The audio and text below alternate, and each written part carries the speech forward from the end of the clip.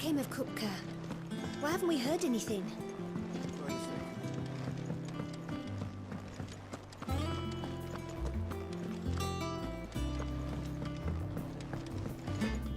Back, are ya? Not saying Fordian, do you?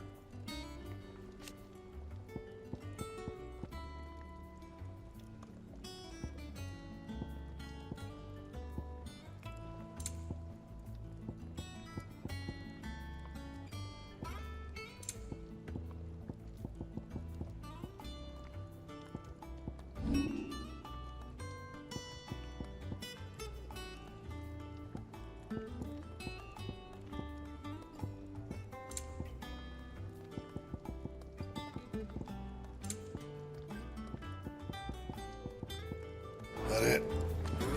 Fine. Well, don't just stand there gawping.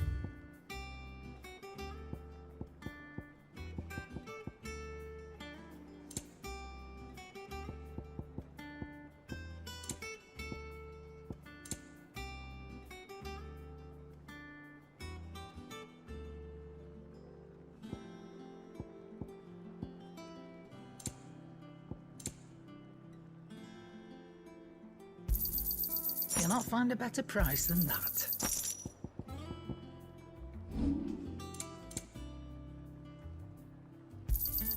You got out else?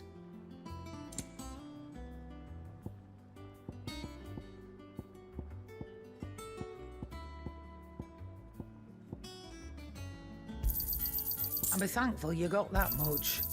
I reckon I can find a buyer.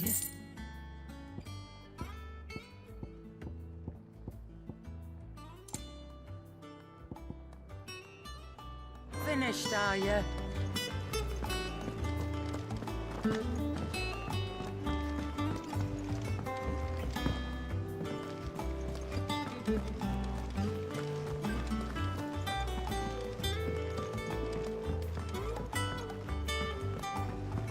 We're seeing troops amassing.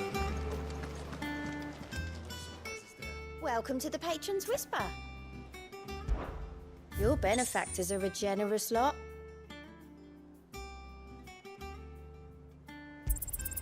Here you are.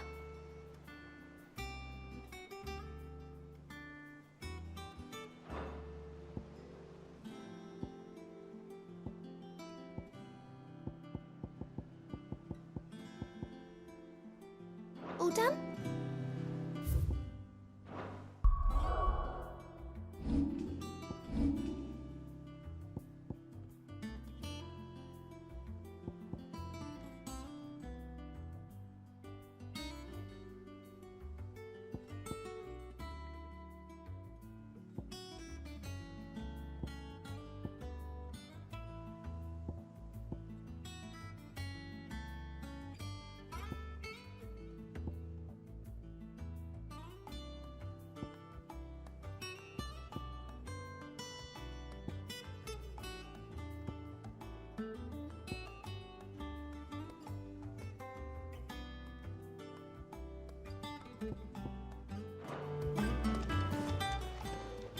How are you doing?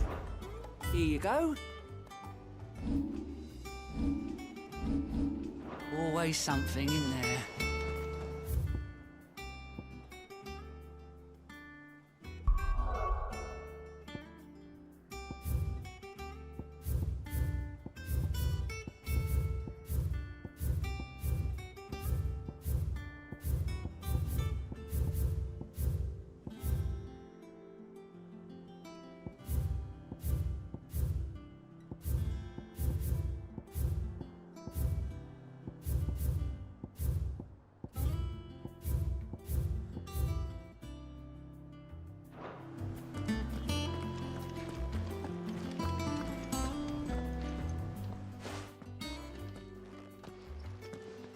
Clive, you're back.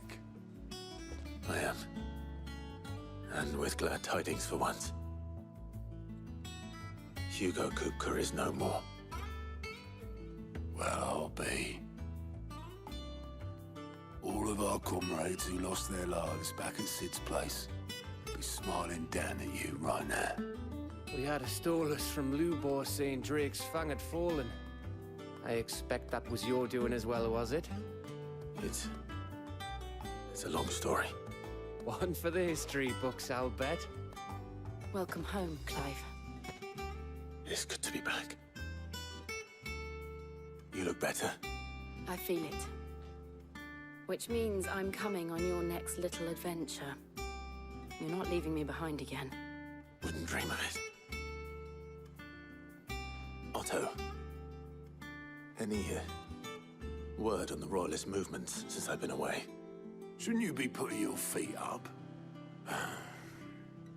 If you really want to know, go and have a word with Vivian. Thank you. I will.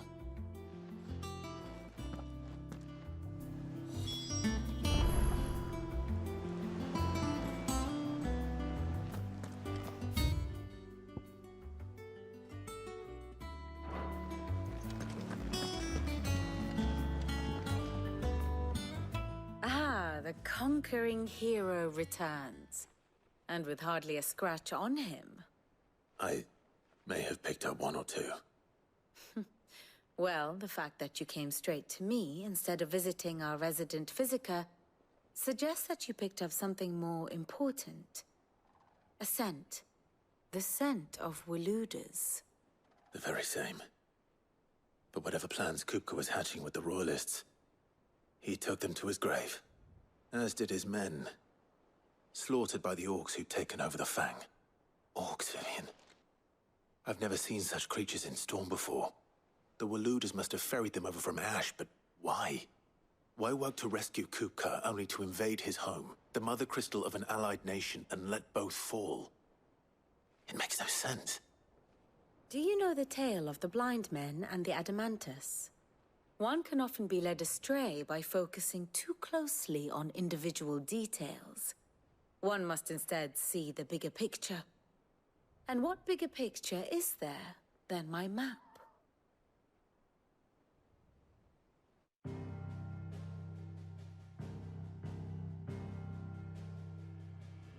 The Kingdom of Waloed claims dominion over all of Ash. It is a nation forged by the bloody conquest of Barnabas Tharm, the dominant of Odin. The Canvarian War of Independence in 849. The Battle of the Twin Realms in 865. The Battle of Belinus Tor in 873. Wheresoever his armies fought, Odin was found where the fighting was fiercest. But of late, the warrior king appears to have laid his sword to rest. Battle rages for control of the crystalline dominion. Yet Tharm sends not a single ship in support of his Dhalmekian allies. Meanwhile, the Blight ravages great swathes of Ash. Yet warlike Waloed shows not the faintest interest in laying claim to untouched lands. So why go to the trouble of sending an army of orcs into the heart of Drake's Fang, only to make no attempt to claim the Mother Crystal for Waloed? It can hardly be for lack of men. Tharm's armies rival any in the Twins. No. We have not seen the last of the Waluda standard. Odin will ride again. It is but a question of when. And on that day, who will be trampled underfoot?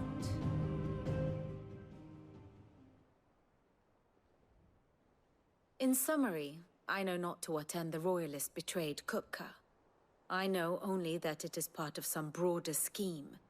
A scheme tied to the ambitions of one man. King Barnabas.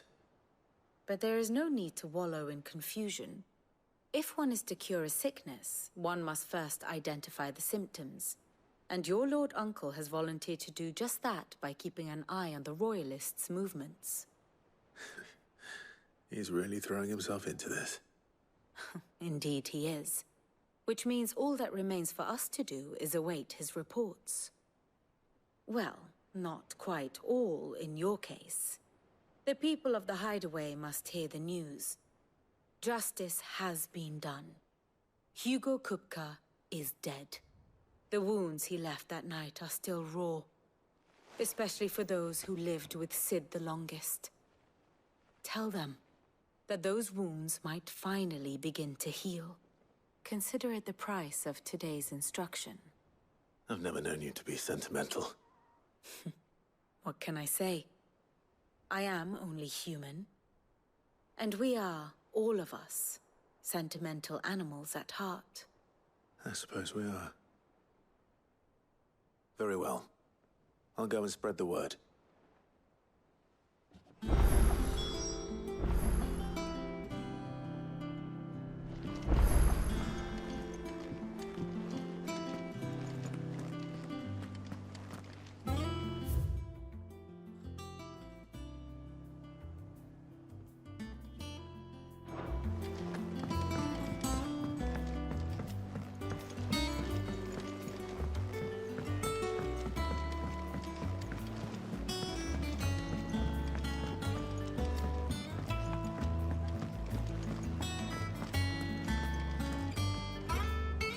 Well, someone looks pleased with himself.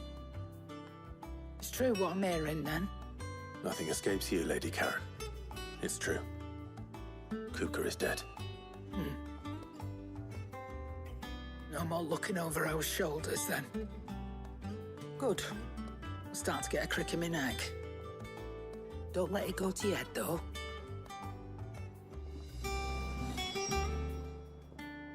Is it business or pleasure? It's a relief. Thank you, Clive.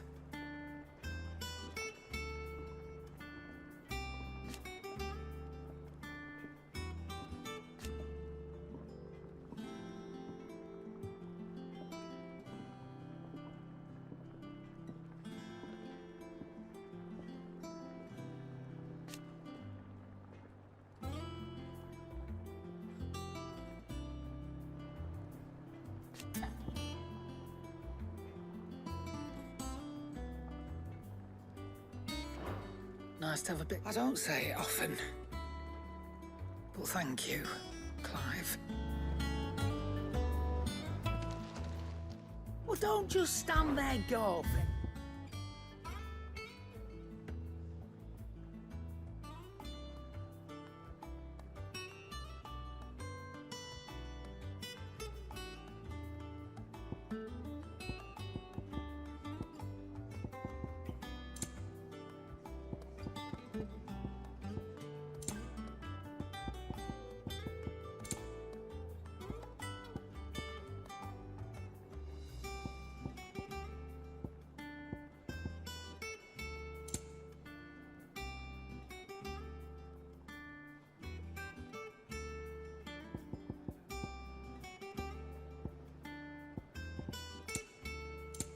Come again.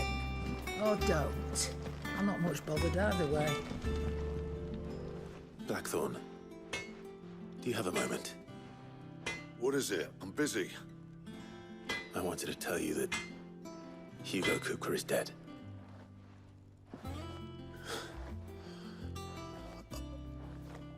I can't tell you how long I've been waiting to hear those words. This is it then. A new beginning under a new Sid. I'll try to live up to the name.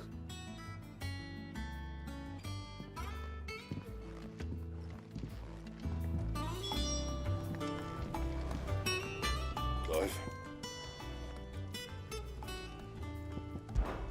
To a bloody riddance.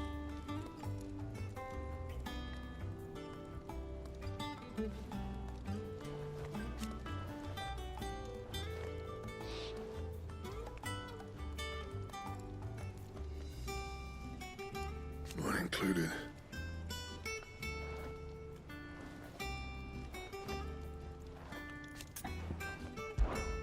What do you want?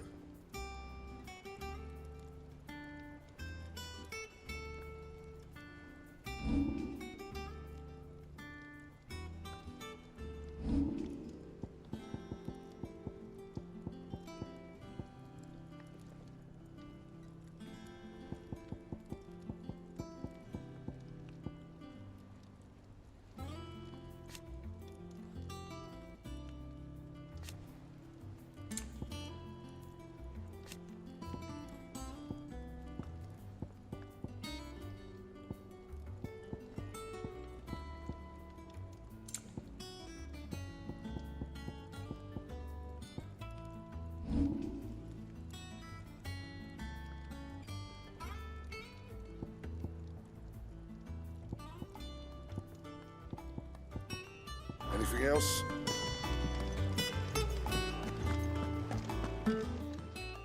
Is it business? Odd? It'd better all be here. Come again. Or don't. I'm not much bothered either way. Back, are ya? So, what'll it be?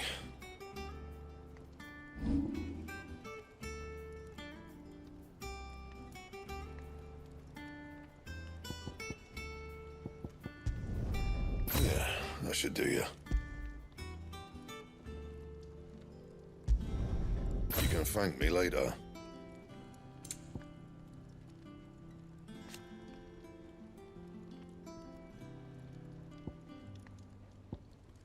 And?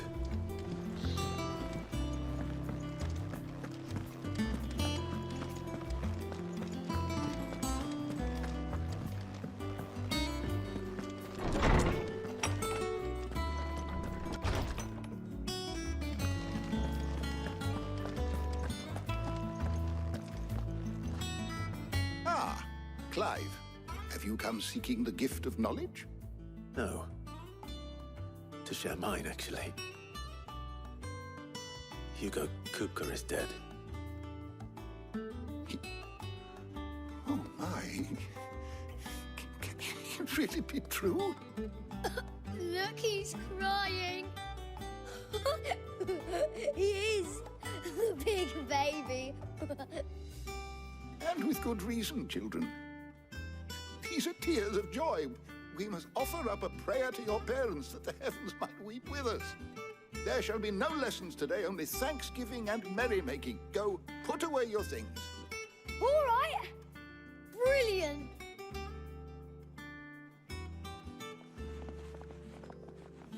Finally, a new dawn has broken. It has. Thank you, Clive. I cannot wait to share the good news. Hippocrates. After Kupka fell, Ultima came to me. I need to know what he is. Have you learned anything? Alas, no. And not for want of trying. I have scoured nigh every historical tome in our collection and found nothing. Not even the sort of conspicuous absence that might suggest a concealment of fact. One is almost tempted to conclude that such a creature never existed.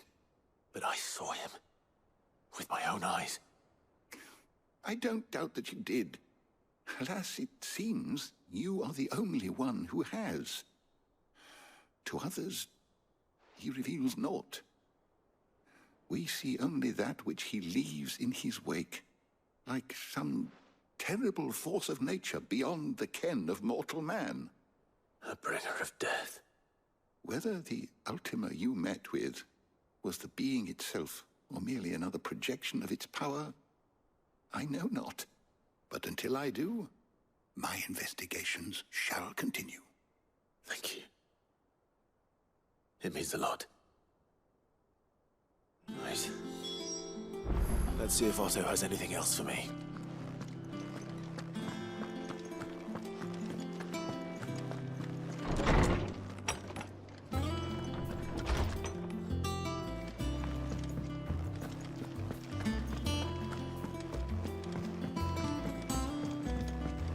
I'm telling you, it's true. I heard it from Otto's own lips.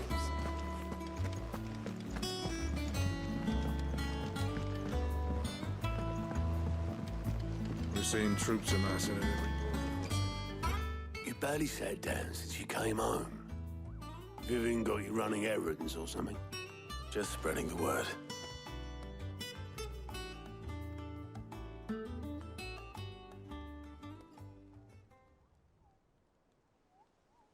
So, the Professor's got a soft side, has she? I'd never have guessed. No. She was right, though. Everyone was glad to hear the news. Ah, but you ain't told everyone. I can think of plenty of friends back at the old hideaway who'd sleep more peacefully for knowing. Not least of all Sid. You should tell him. You're right. I should. And I will. Well, when you do, be sure to take Mid with you. She's been going at it hammer and tongs down in that workshop of hers, trying to do her father proud. But I can't remember the last time she visited the old sod's grave. Very well. I'll suggest it.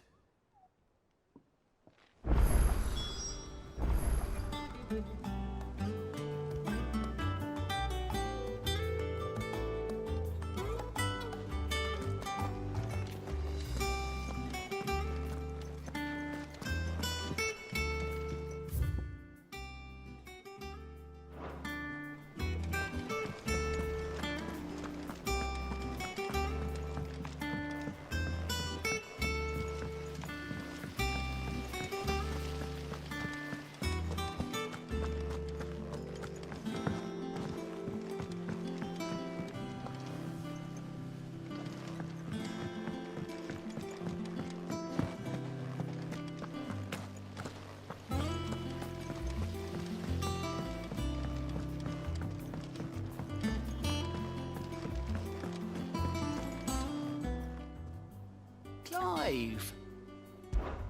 Anything catch your eye?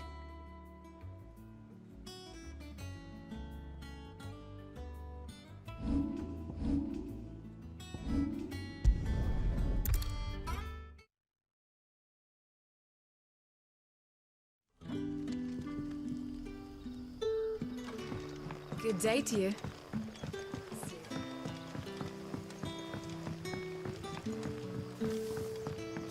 The crystals went over it. We had to dig a new cellar. Ah, Clive. Your timing is exquisite, as always. I have a concern which you may be able to assist me with. Go on. There are whisperings afoot of shadowy figures having been sighted outside the village. Rustlings in the undergrowth, suspicious noises. My people fear that they are being watched. It may be no more than a surfeit of nerves, understandable in the current climate, or it may be the prelude to something altogether more dangerous. Given what I hope you'll forgive me calling your nose for trouble, I wondered if you might investigate. Of course. Excellent. You might begin by speaking with the good citizens of Lostwing. Listen to their tales, and make what you will of them. All right. I will.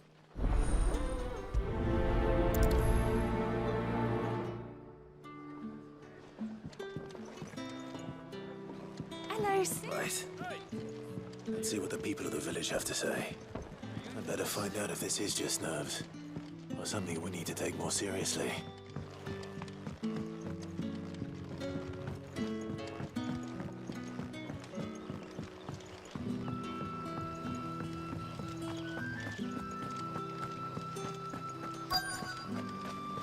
Word is, the Black Shields took a hiding. Excuse me. Quentin mentioned strange figures having been sighted near the village. Have you seen anything? Nah, not me, Gov. I heard the rumours, though. I'm here most days, right next to the gate, and I ain't seen nothing out of the ordinary. Don't worry. Any shady characters try and slip into town this way, and I'll soon come running. And shouting, most likely. All right. Thank you.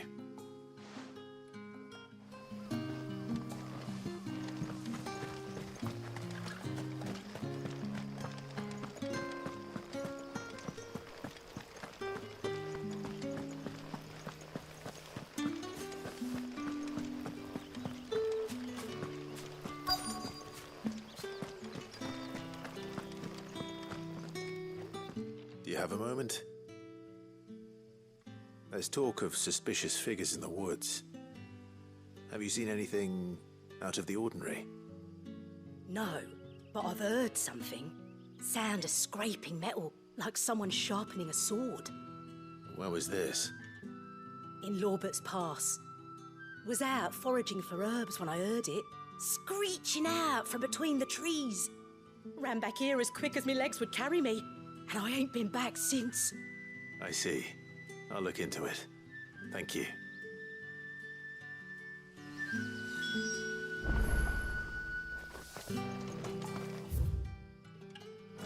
Seems Lorbert's Pass is our best bet then. What do you say, Torgal? Shall we go and investigate?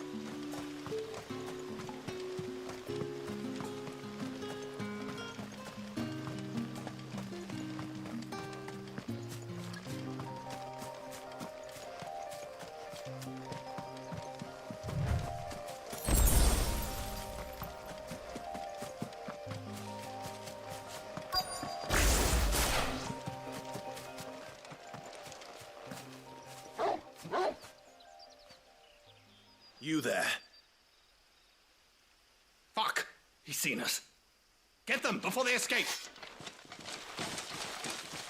Black Shields. Here. What the hell are you doing here? What is it to you? Should we give a damn? All that matters to us is that you don't leave here alive.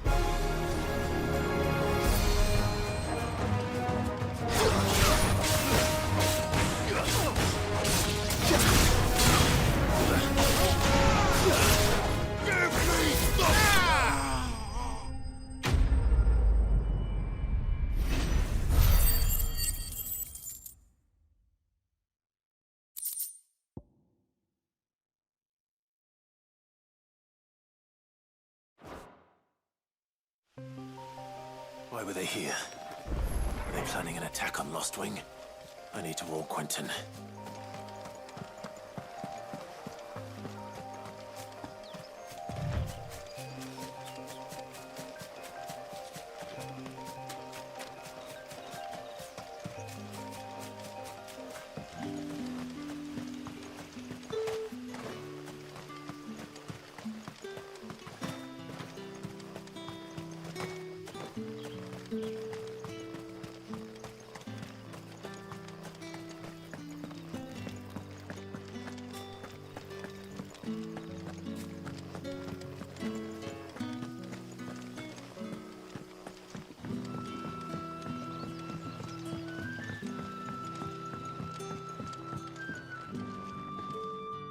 Clive, how goes the hunt for our sinister figures?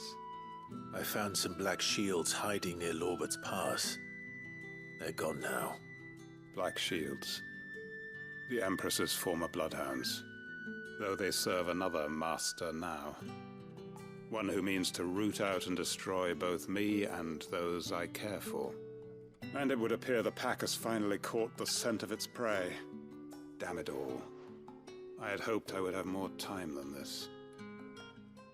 More time to prepare.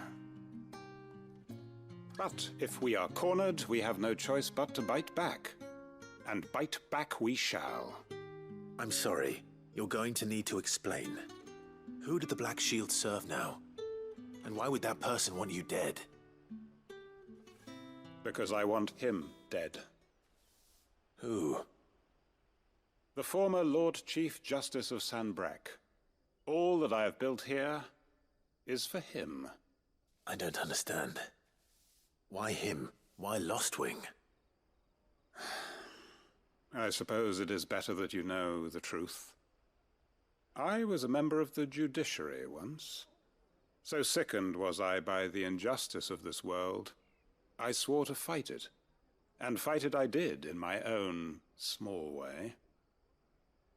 I saw more than a few corrupt officials condemned to the very cells into which they had thrown blameless innocents.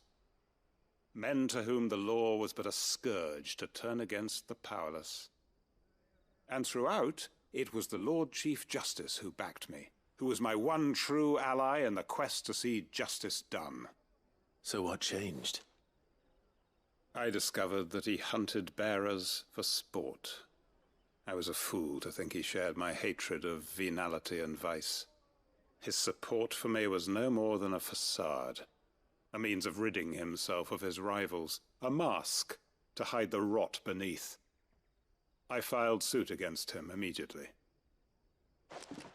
His response, however, was rather more visceral. He had my entire family slaughtered, and he faced no punishment whatsoever. I lost everything. My loved ones, my livelihood, my position, the faith I had once held that any modicum of justice might be achieved through the courts. So I set about enacting my own. I tracked down every soul who served him, and slit their throats myself. But the man himself proved an altogether more difficult target. With money and power come protection, and so I saw that I would need an army of my own. I came here to Lostwing and began recruiting like-minded individuals. And everyone here knows this is why you do what you do. Of course. They too have lost loved ones to the bearer hunts. Seen faultless friends sent to the gallows to spare the guilty. All under the watchful eye of the Lord Chief Justice. Our wounds are the same. And our cause is the same. We are comrades, and our revenge is already in motion. We know where he hides, how numerous and well-trained his guard. What we did not know until now, however, was that his plans may already be in motion too. Quentin. Our time is short. He may move against us at any moment, unless we move against him first. My friends and comrades, it begins. Make ready for war.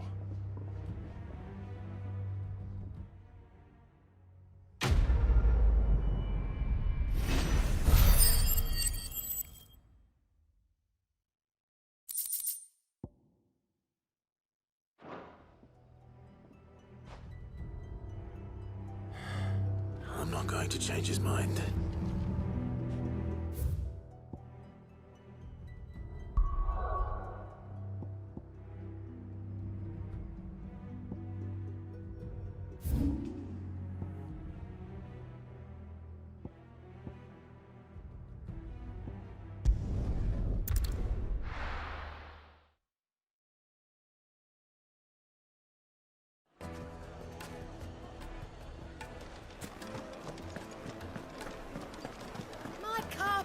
The most fragrant herbs and spices.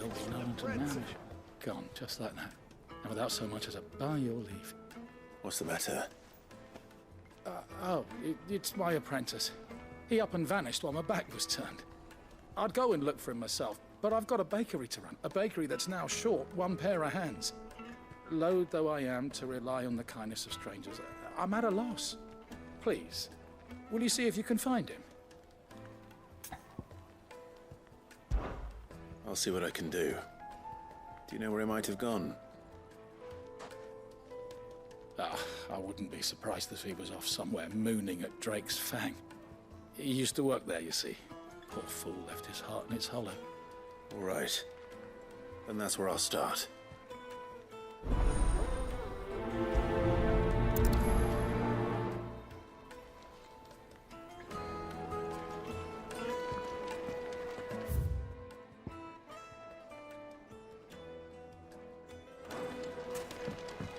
Oh, where did all Plates and pots!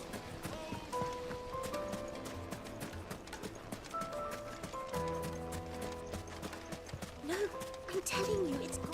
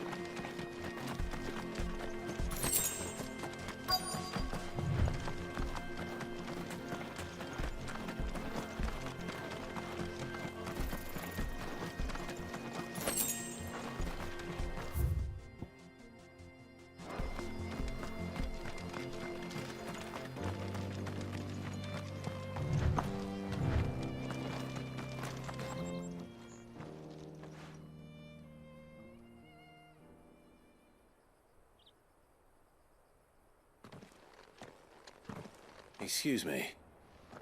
What do you want? The baker sent me to find you. I am a sorry, selfish sod, aren't I? Certainly not a baker. Master must have ruled the day he took me in. Time was the sight of the Fang used to calm my nerves. But now look at her. I take it you missed the Mother Crystal. I hated her, but she was all I knew. Worked her mines for years. And when she shattered, part of me shattered with her. I had to trade my pickaxe for a rolling pin, but I'm no good at baking. Every loaf I touch collapses. My bread's as hollow as I am. She was the only thing that could fill the hole inside me. Oh, I loved her, damn it. But now she's gone. She's never coming back. What am I supposed to do? I ask her. How does a shell of a man learn to live again?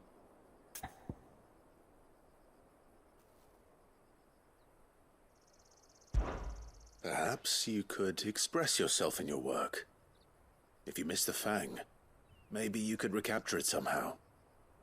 Recapture it? I'm a baker, not a... You know, you might just be right.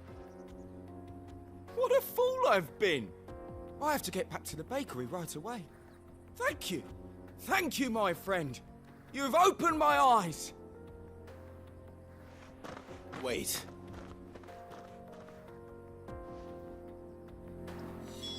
Suppose you won't be needing an escort then.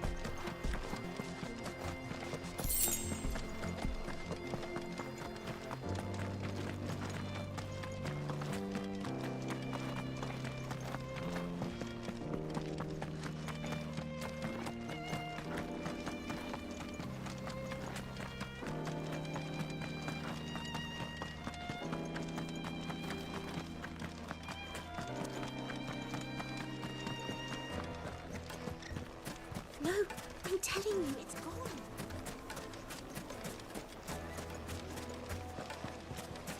Just look at the detail. Oh, well, the juiciest meat from breeze-fed birds.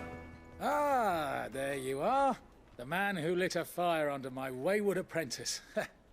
Though I worry you might have stoked the flames a little too high. He damn near ran me down trying to get to my oven. Master, it's ready. Behold the Drake's Balm. A truly unique creation. I dare say it is. Just look at it. A perfect likeness of the Fang herself. Her steepled peaks, her fulsome spurs, her inviting hollow. True, my loaves collapse more often than not, but what's the Fang without her crater? Why, no Fang at all. And look, inside. She's filled to bursting with a bounty of beautiful crystals. Salt crystals! Master, I have found my purpose. I must use my work here to preserve the memory of the Fang. Well, if it tastes half as unique as it looks, I'd certainly say you're onto something. Not only is my apprentice back, but he's finally pulling his weight. With any luck, I might even have a new delicacy on my hands. I don't know how you did it, but you have my thanks.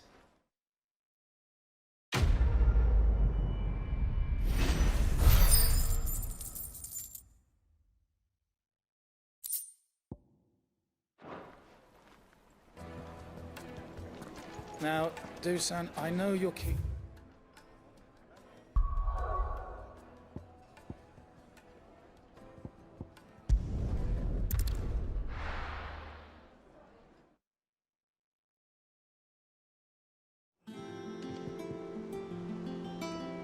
I'm telling you, it's true.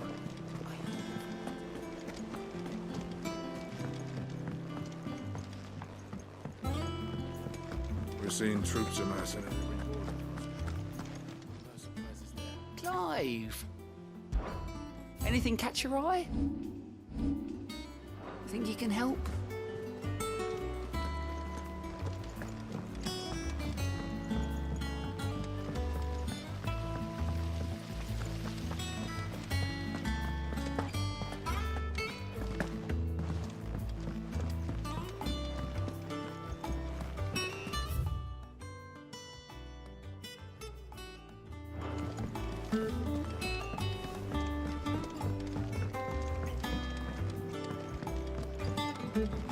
If I don't come up with something soon. All right, Clive? What do you want? I'm going to visit Sid, and I thought you might like to come with me. Sorry, I'm too busy for all that right now. I've got to get this thermal displacement stack sorted. Thermal... Displacement stack. Here. And this is for... Only the fastest, finest ship the world has ever seen. The Enterprise. Me and my dad designed it together. Where other vessels rely on the fickle winds to drive them through the water, ours is fitted with mithril engines. And those things have got more push than a behemoth in a bad mood, and more heat than all the hells put together. Which is where the stack comes in. I may have already talked some tight-lipped shipwrights into putting the hull together for me in a little dockyard in Canva. But the stack's a bit more involved, so I'm building it here. Thing is, it's so involved that I'm running behind and it's starting to hold things up over at the shipyard. I'll come and see my dad, though, when I'm done. Whenever that is. Is there anything I can do to help? Good old Clive. I were hoping you'd say that. First things first, I need some parts meching. The stack will be made up of 3 major components. There's the plating, here, that channels hot vapors away from the engine. The helm over the top, that disperses all that heat into the air. And the shielding around the sides. That stops the rest of the ship from going up in flames.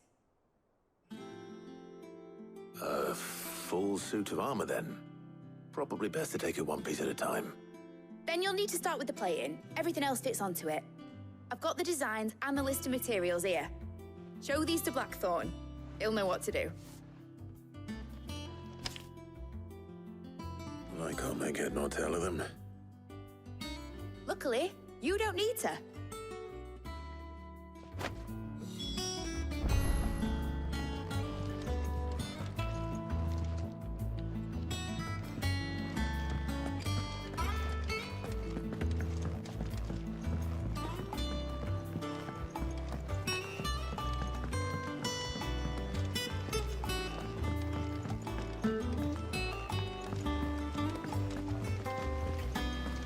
Editors started reading books that don't have any.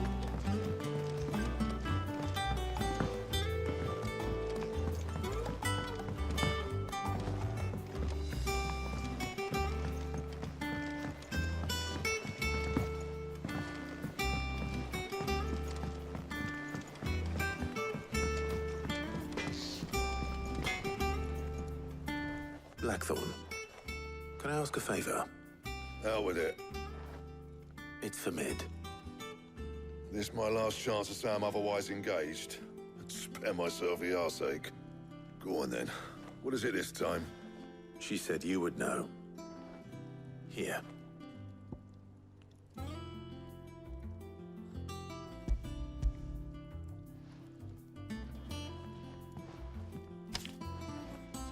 Krieger's Teats. Well, I don't know what the hell you'd want this for, but I can make it. Won't be easy, though. And I'll need help. Get Gav and Otto in here, will you? All right.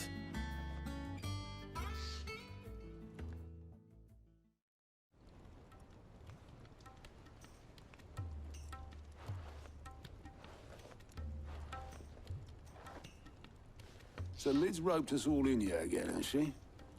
Typical. Still, if that's what it takes to get her to visit Sid's grave, I'll do what I can. And, what is it we need to do, exactly? Take a look at this. It's this plating. The usual sword grade steel won't work. We need something that can get very hot, very fast, and still keep its shape. That means an alloy. Something that won't break or buckle at the temperatures she's talking about.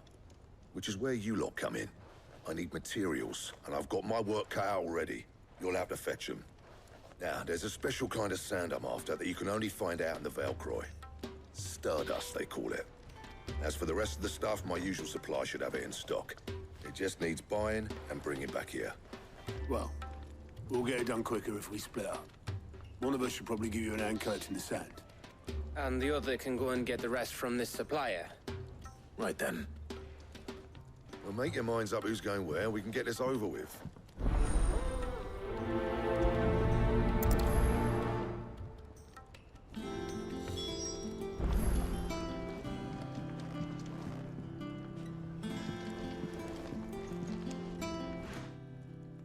You going after the Stardust then, are you? Which one of these two lucky souls is going with you?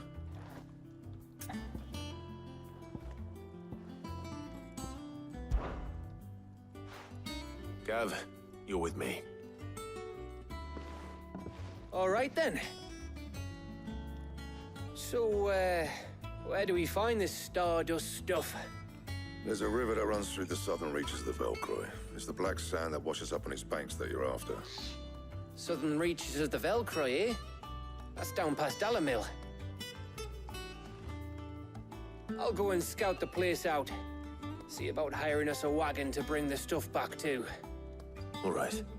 I'll meet you by the river. While you're off having a paddle, I'll pick up the rest of this stuff from Blackthorn's supplier. Take care. You two, eh? Don't go letting them fleece ya. Fleece me? I like to see him try.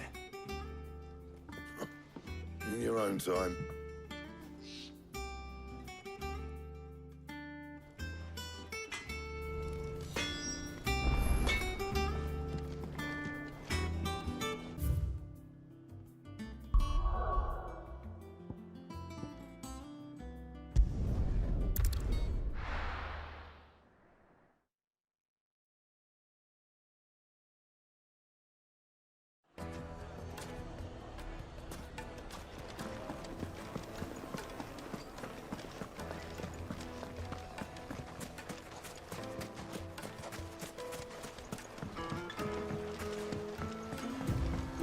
Looks like I found the river.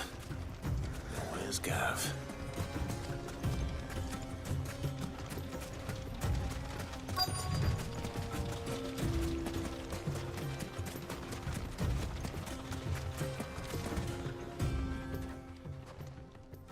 Sorry to keep you, Gav.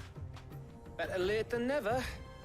I've had a quick scout about, and I reckon round here's our best bet if we want to grab as much of this Stardust stuff as we can. Don't know what Blackthorn's planning to do with it, though. I asked over in Dalamil, and they seem to think it was worthless. But if Stardust is what Blackthorn wants, Stardust is what he'll get. There's plenty of this stuff lying about, just begging to be bagged. Then let's get bagging, shall we? We shall. Race ya.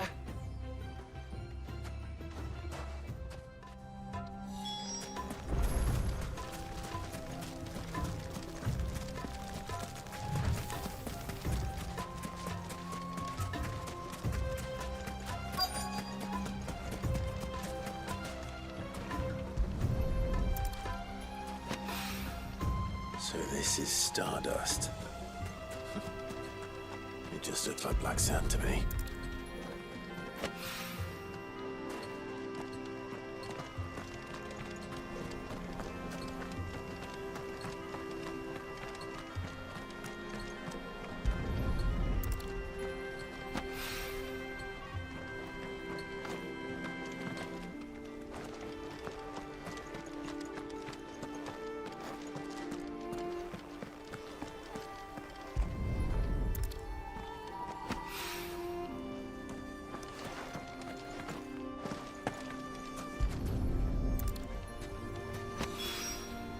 That should be enough for now. Let's see how Gav's getting on.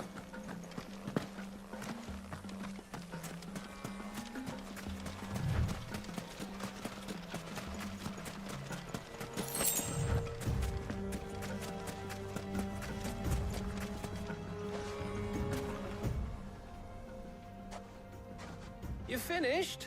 How much did you get? Enough. I hope.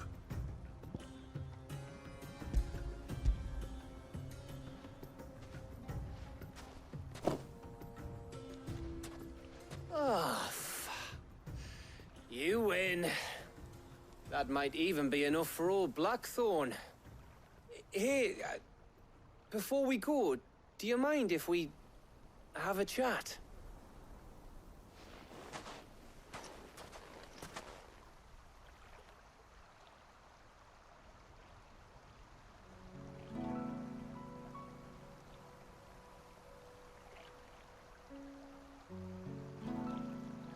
Feels like ages since we had the chance to talk. You know, man to man like. It does, doesn't it? Back when you first took Sid's name, we were talking all the time. Working out what to do in that. There was a lot to work out. And there still is. Those shoulders of yours starting to feel the strain. Hardly ever see you around the hideaway nowadays. Always on some errand or other. You can take a day off, you know. Well, says the man who spends most of his time behind enemy lines. Only 'cause you keep sending me there. I know I can count on you, Gav. Likewise.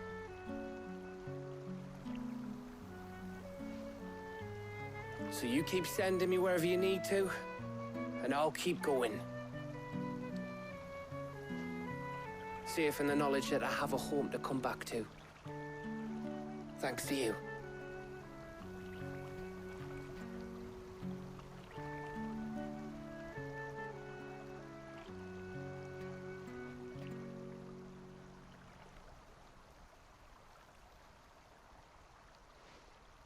Right. That's enough soppy shite for one day. We'd better get this lot back to Blackthorn before he slings his hammer at someone. You go on ahead. And try to get some rest once you're there. Oh, I plan to. Believe you me. After Blackthorn gets what he needs, of course.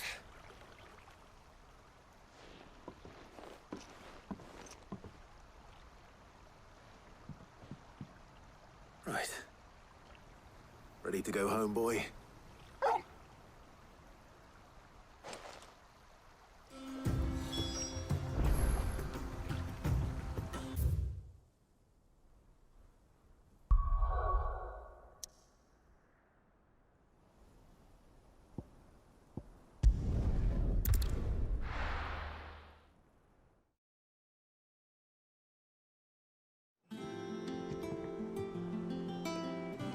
Let's hope this is all Blackthorn needs.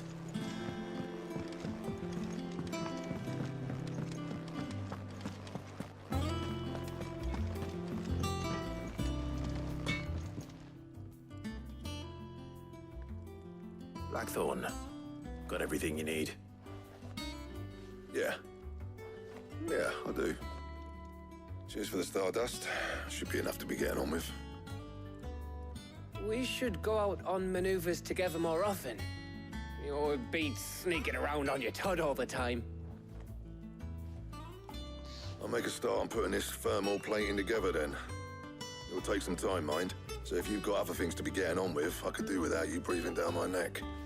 Thank you, Blackthorn. I'll I'll let Mid know construction's underway.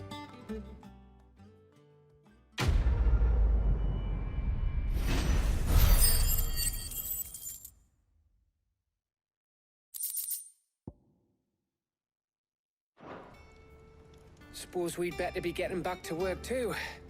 Give us a shout if you need anything.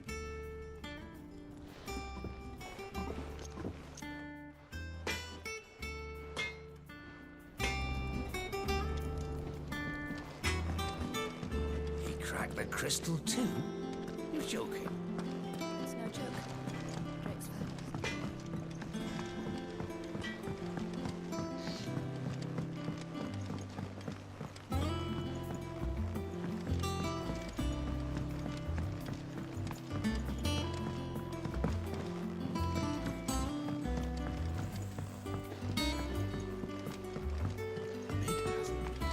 Editors started reading books that don't have any pictures in.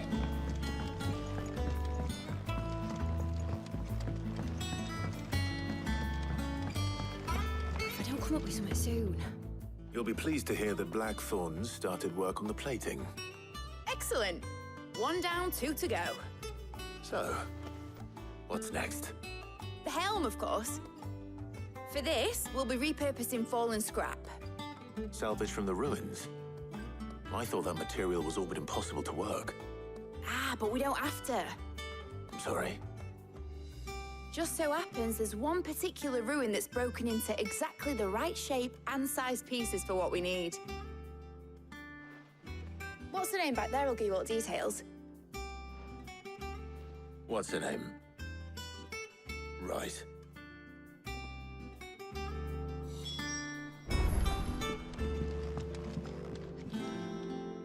Oh, Sid, is this about the helm?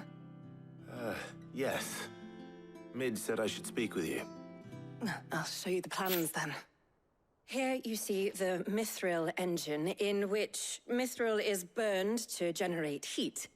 That heat is then harnessed to produce motive force. Excess heat is dealt with by means of the thermal displacement stack, which disperses it into the surrounding air. Now, were we to rely on thermal plating alone to achieve this effect, the rate of excess heat buildup would far exceed the displacement coefficient of the plating. In other words, the reactor would overheat and eventually explode. This is where the helm comes in. It connects to the plating, you see, and serves as a sort of thermal sink to absorb all that excess energy. Our experiments have shown that fallen ceramics are remarkably thermophilic. They can withstand and absorb levels of heat far above anything we are able to make today. And not only that, they're also waterproof and immune to rust, making them the perfect material for our protective hood. Why? If sea or rainwater were to enter the reactor proper, it would vaporize instantly. The forces produced would tear the ship from stern to... You can stop there. I understand. Mid said we might be able to use parts of a fallen ruin. Where would I find it? Ah, yes. It's in Lorbert's Pass, near Lostwing. The thing is, well, I probably should have arranged to have the pieces we need brought here sooner. You see, a certain unwanted visitor has taken up residence there. It's no longer a matter of just walking in and taking them. It's, going to be considerably more dangerous than that. I see. Then I suppose I'd better deal with this unwanted visitor for you. Would that help? Oh, very much. Thank you, Sid. I'll gather my team and head there right away. We'll meet you outside the ruins.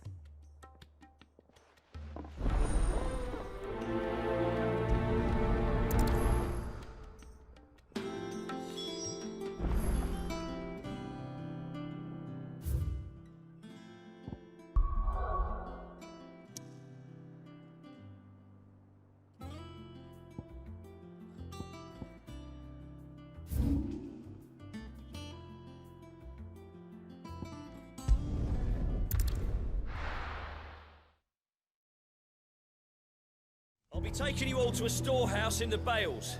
Leave anything you don't...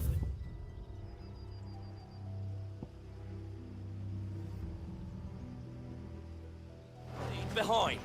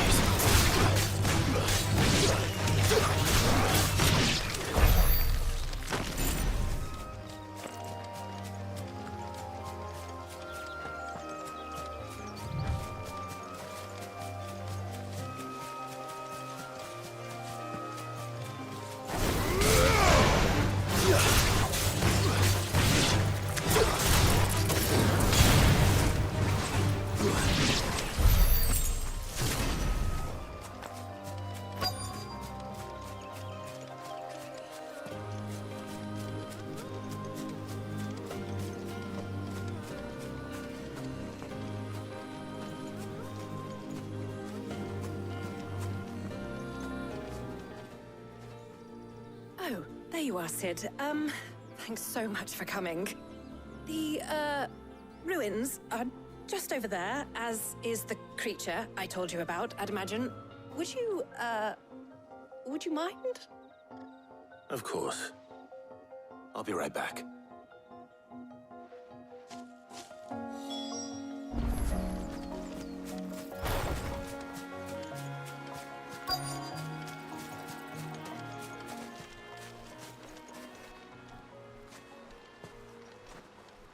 Anybody home?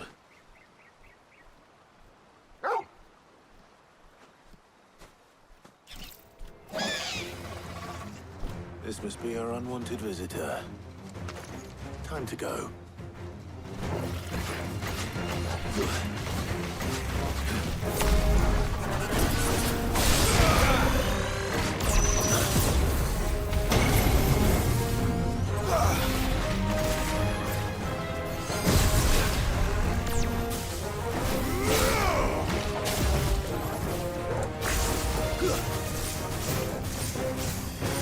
Nice try.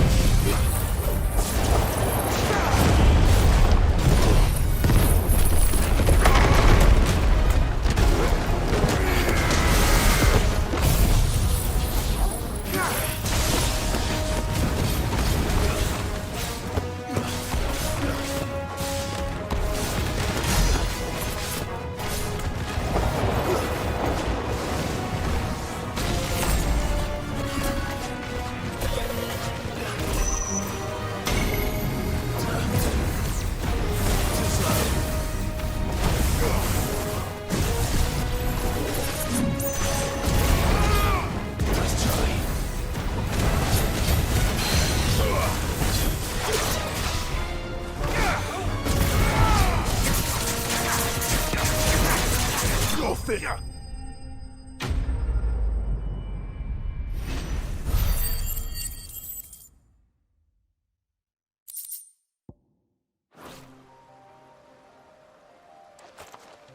The things I do for you, Mid. Sid! Oh, thank goodness you're safe. You shouldn't have any trouble now. Indeed. Well, don't let us keep you. We'll, see that everything is transported safely back to the hideaway. All right. I'll let Mid know you're on your way.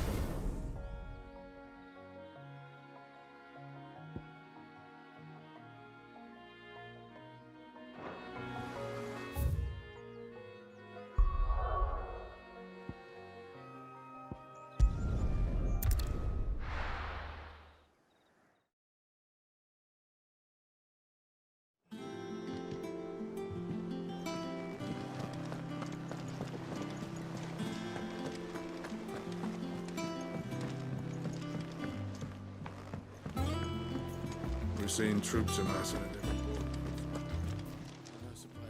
Oh, I wasn't expecting you back so soon. Come to claim your just desserts? You earned this.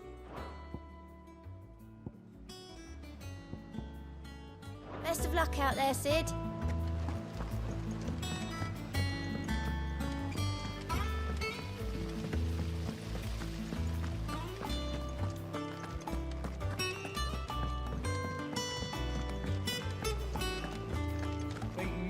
might need some help.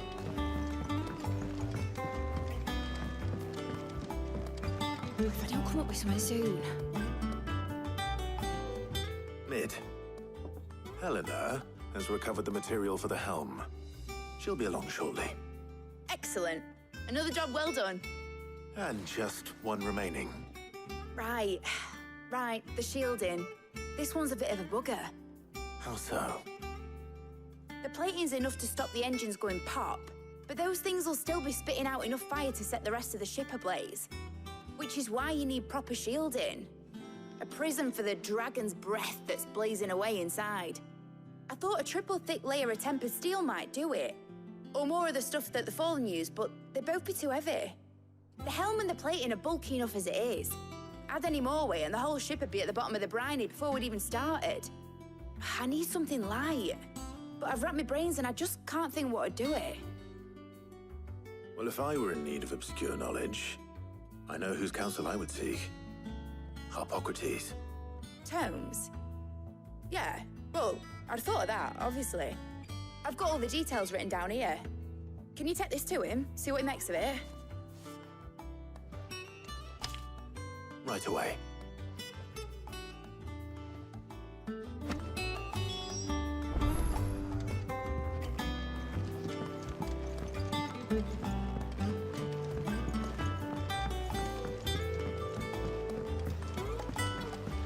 Editors started reading books that don't have any...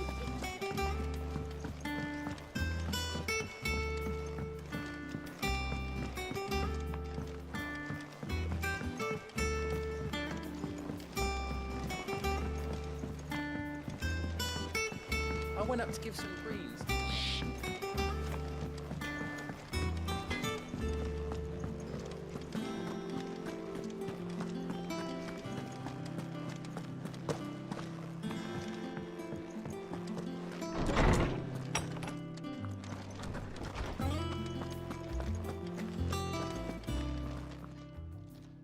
Harpocrates, do you have the moment?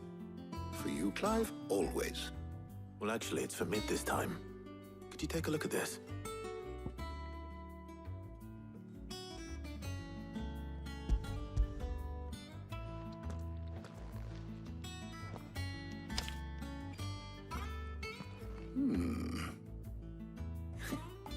Shielding for a mithril engine.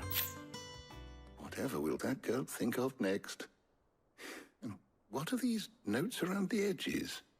She has some specific requirements for the materials.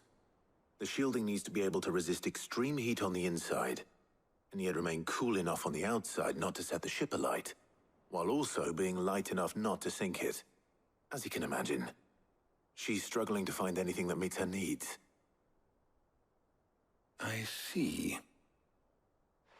I wondered if you might know of a solution, or if you might be able to search the records for one. Perhaps it is not a different material she requires, but a different approach. What do you mean? Consider the lake we have made our home. Its blighted waters eat away far more quickly than fresh water or even brine, at timber and steel alike. And yet, we have made a home here from those very materials nonetheless. We have. But Bardolph must varnish every board twice over to keep it from rotting. And Obelus complains that without a constant supply of...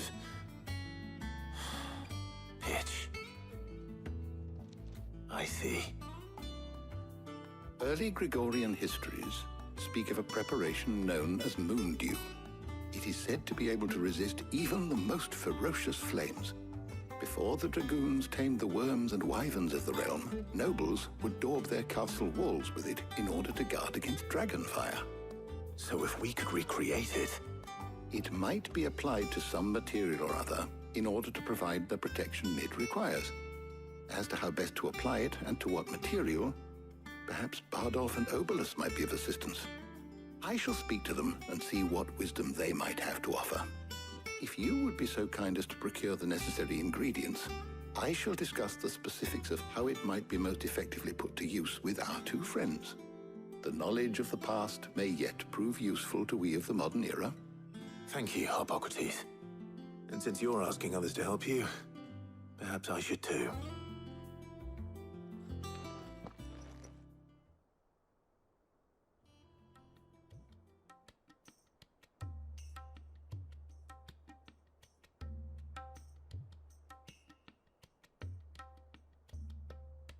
So you need a hand, do you? We do. I'll be heading to market for the ingredients we need. I could do with some help. And some company, too. The other can assist me in researching how best to prepare the shielding itself. Can we count on your aid? Always. Well, if Jill's game. Thank you. I am sure either of these fine young minds would prove indispensable in my research. I leave the decision as to who will go with whom in your capable hands, Clive.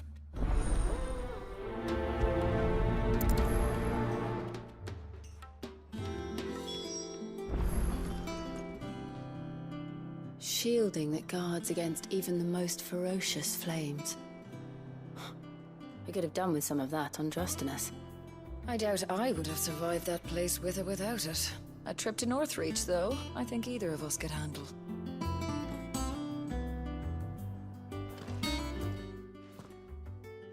So, Clive, have you made your decision? Who will accompany you on your little excursion? Very well. So then, what do we need to find? I have taken the liberty of preparing a list. Here. White chocobo eggs. Pepio nuts. Are you sure this list is right? Everything on here seems very edible. I would have thought the ingredients would be a little more exotic. Though these items may seem mundane, they have potent effects that are rarely exploited, effects for which they were once highly prized. So much so, in fact, that they were harvested almost to extinction, hence moon dews having fallen from favor. Now, of course, they can be obtained with ease. You should be able to find everything you need at the market in Northreach. Is that so? I've been meaning to visit Northreach anyway. I'll set out now. Join me there when you're ready. I will. Until then. You two enjoy yourselves. You too, Talia.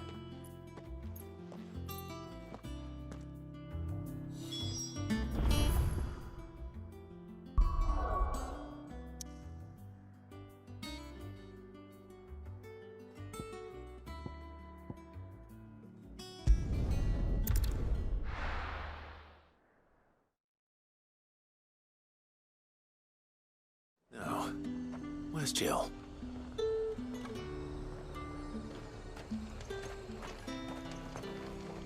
Do you see anything you like?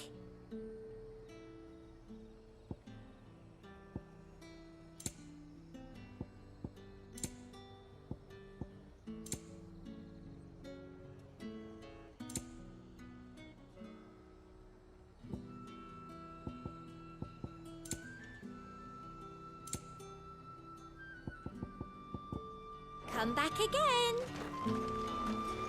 Keep them pilchards nice and chilled. Are those Pepio nuts? Can have a tap. How goes the hunt for ingredients? I've only just started. I'm sure everything we need is somewhere amongst all these stalls, though. Why don't we split up and see? We'll take a couple of ingredients each. All right. What am I looking for? How about you look for the Pepio nuts and some garlic? I'll find the other things we need. We can meet by the gate when we're finished.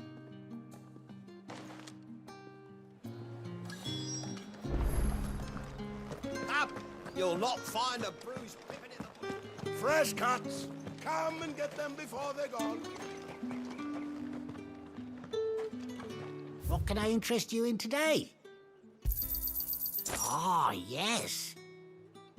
You're always welcome here in Lostwing.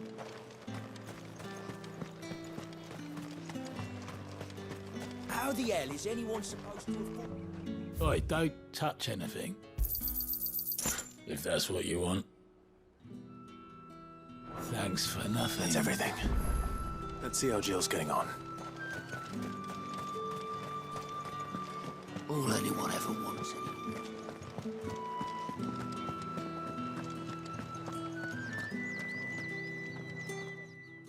find everything?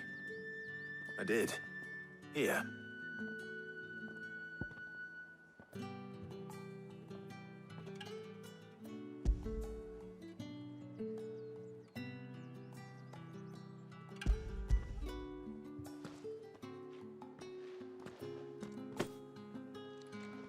Garlic and pepio nuts. Perfect. Now all that remains is for Harpocrates to somehow turn all this into what Mid needs to keep her engine cool.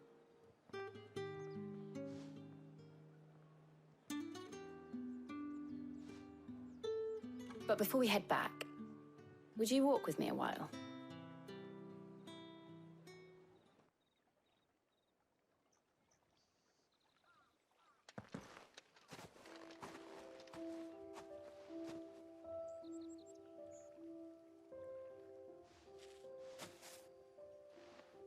Thank you for asking me to help you today. It makes a nice change. It does. It's good to get away from all the battle and bloodshed for once. Just being here reminds me of when we were children. Do you remember? Walking down Market Street in Rosalith, taking in the sights and smells. How could I forget? What with Torgal's antics. Remember how his nose would prick up at the scent of sausages? He'd go racing away and we'd have to go running after him. We wouldn't catch you now, would we, boy? Was there anything you wanted to buy for yourself while we're here? There was, yes. Well, sort of. Molly in the kitchens told me about a place that sells particularly good pies. Thought you might like to share one with me. I would. Thank you. And I saw some bread.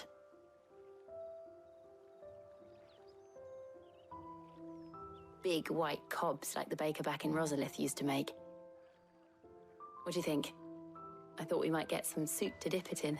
But then I tried a slice of the butcher's dry-cured ham and it was just... oh. You all right? Sorry. It's just...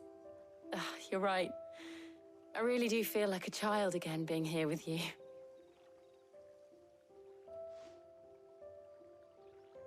Clive.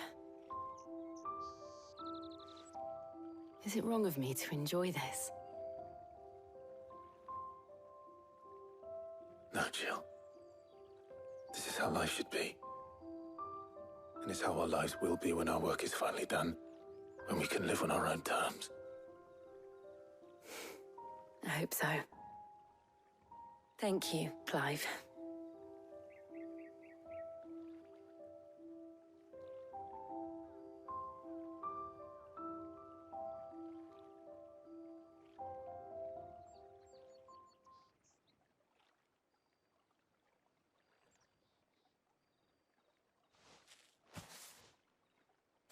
Well, I suppose we better be getting back. I need to give these ingredients to Harpocrates and Tarja. I'll see you at the hideaway. Take care. I will. You too.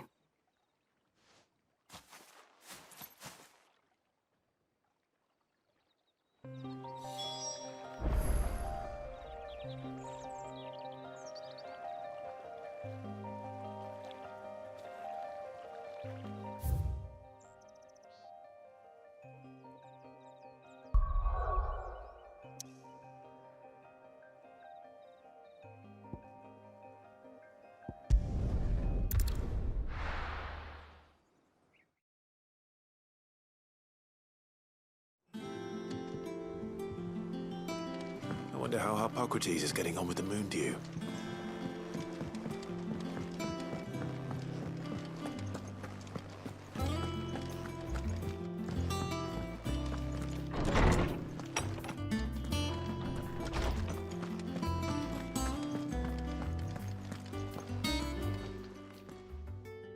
How's work on the shielding progressing, Harpocrates?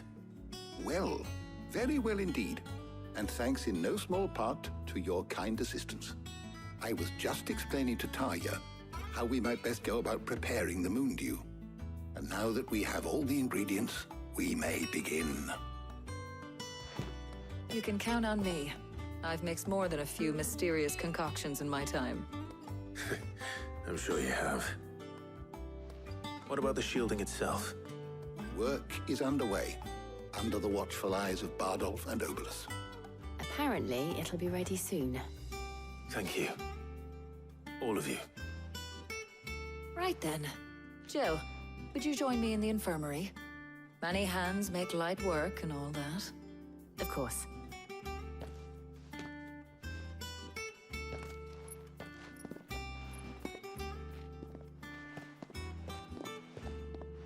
Oh, and Clive, thank you. It was nice just being with you.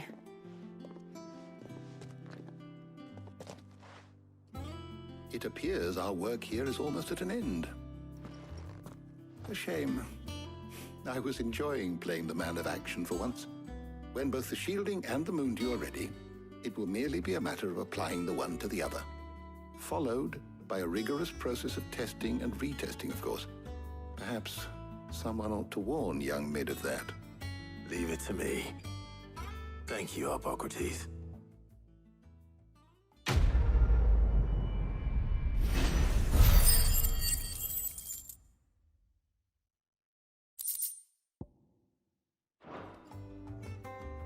Well, I better go and give Mid the good news then.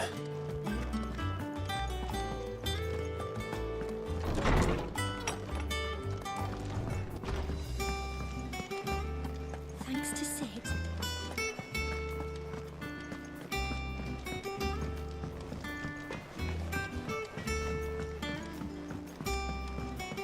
I went up to give some grease to the...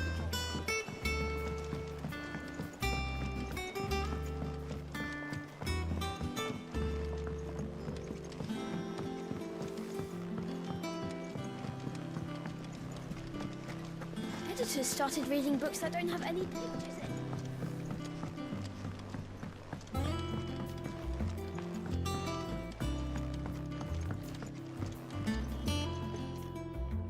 Sorry to keep you waiting, Mid. But you'll be pleased to know that work on the shielding is underway. You found something for it? In a manner of speaking, Hippocrates knew of a substance that's highly resistant to heat. A coating that should provide the protection you need. He's supervising the construction and testing of the shielding as we speak. Brilliant! I knew you wouldn't let me down. Don't thank me. I'm just the errand boy. Right then, better start working out how to bolt all these bits together. To the Black Hammer!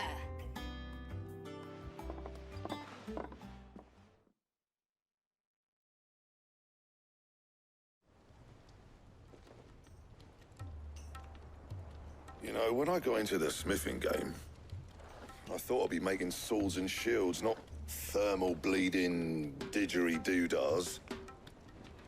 Displacement stacks. Same difference. Whatever you call it, I ain't putting it together in here. It's cramped enough as it is. Let's take this outside. Mid, you get all the parts lined up on the deck. I'll take care of the rest. On my way! Oh, and bring me the biggest hammer you can find. This is gonna require some precision walloping.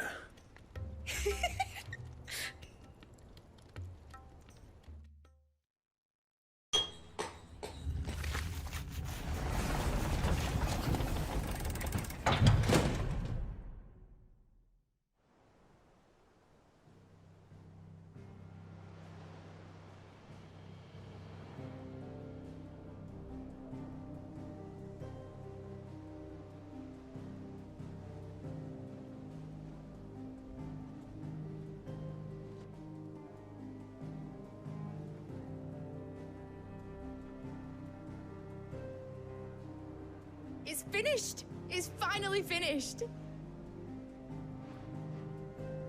Thank fuck for that. I'll be feeling my hammer arm for weeks. Thank you, Clive, Blackthorn, everyone. That's one down and just 3 more to go. I'm sorry. Oh, didn't I tell you? The Enterprise has 4 mithril engines and we'll be needing a displacement stack for each. You don't mean... Don't worry. Now they've got a finished one to work off, my gang in Canva can build the rest. Good luck to them, I say. Right, I'm off to get a sling for this elbow. Any other work comes in, keep it to yourselves, eh?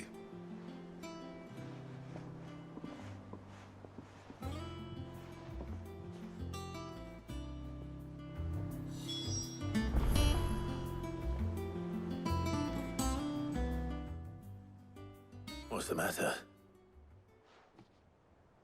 Nothing. Just daydreaming. Thinking about the Enterprise sailing off over the horizon to shores unknown, searching for a land untouched by the Blight, just like me and my dad planned. So if the worst came to the worst and every scrap of soil in the Twins turned black, we might still have a chance. That's what she was meant to be. You see, one last chance just in case we needed it. But now she's so close to being finished, I've realized I don't want her to be that. I don't want her to be just a lifeboat for us to cling to if things get desperate. I want people to sail aboard her by choice, not from the lack of it. In a world where we're not just trying to survive, but where we can actually live. I'm working on that. And I'll do everything I can to get you what you want. Don't you always? All right. My mind's made up. As soon as the Enterprise is fit to sail, I'm putting her under your command. Sod our plans, I'm trusting in yours. Are you sure about this? Something tells me it's what my dad would have wanted. He'd be proud of you. You were gonna visit his grave, weren't you? I was. And you can come too now that your little project is finished. Right. There's just one thing I need to finish up first. Won't be a mo. All right. I'll let Otto know you're coming. Meet us in the mess when you're ready. Aye, aye, Captain.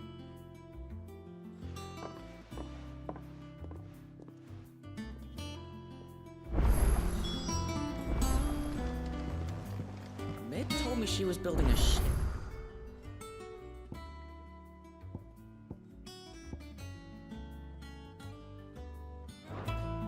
Really?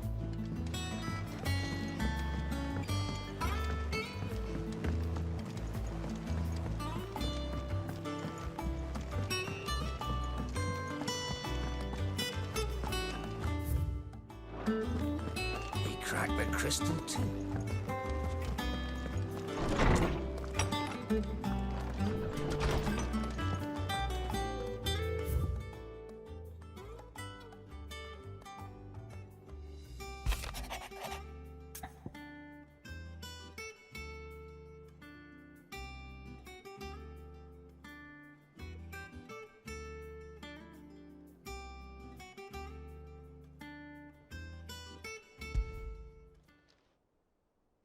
Hopefully it's nothing.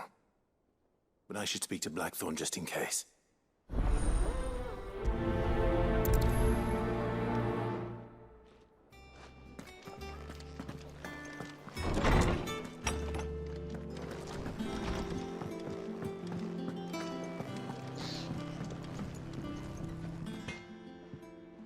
Blackthorn, do you have a moment?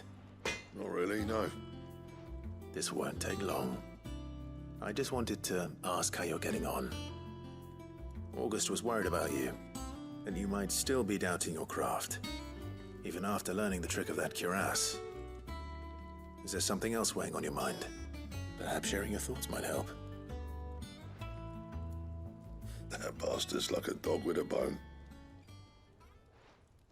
Still, he's got a keen eye, I'll give him that. He's just, well, Karen showed me something. Something I've never seen before. And that was? A sword. An odd-looking thing with a single-edged blade. The metal itself wasn't anything to write home about, but fuck me. The edge on it. You could slice a man clean in two with a weapon like that, and he'd be halfway home before he even realized he'd been cut. So that's what's troubling you? Nah. Not troubling me exactly. More distracting. Can't stop thinking, how do you get an edge that sharp? It's driving me mad. And if you knew how to do it, we could arm the curse breakers with even better blades. That's about the size of it, yeah. I'll see what I can find out. Sharper swords are always welcome. And we can't have our master blacksmith being distracted. You're a soft touch, you know that. But I can't say I'm not grateful for it. Good luck, eh? Thank you. Let's see what Karen knows about this sword.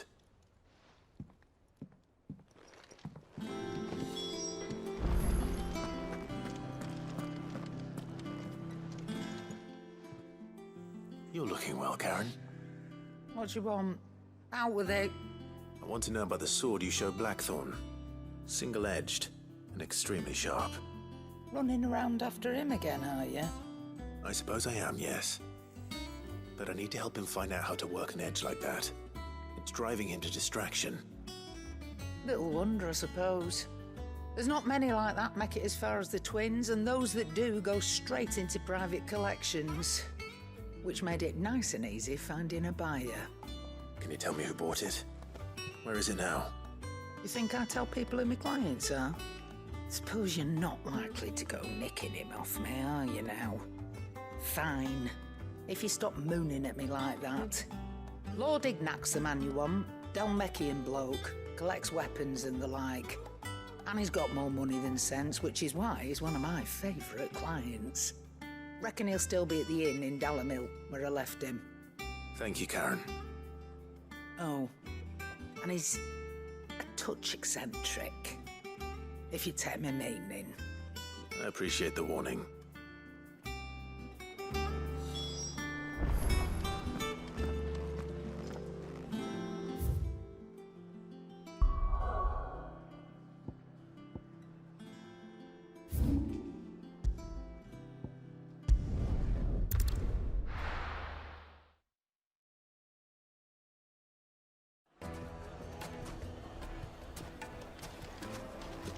People take notice of wealthy men.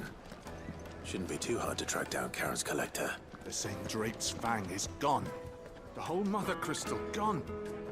What are we gonna do? Calm yourself.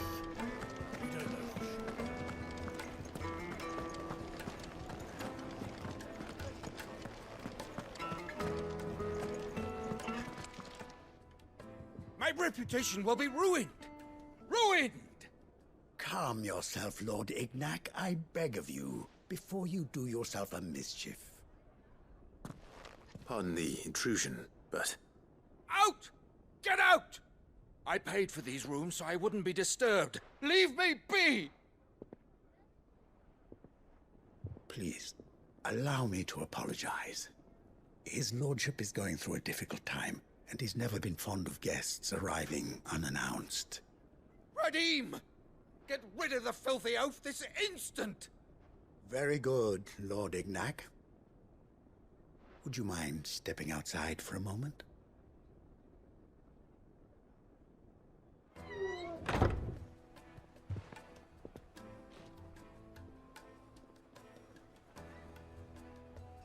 I'm sorry if I've caused you any trouble. That? Oh, no. That's just how his lordship is. Though the morning's events have left him somewhat fractious. He has been dispossessed of his luggage, you see. The thieves also made away with a considerable amount of coin. Coin the innkeeper will soon be keen to collect. I don't suppose a certain blade was among the stolen items. A single-edged sword. It was purchased from a merchant friend of mine.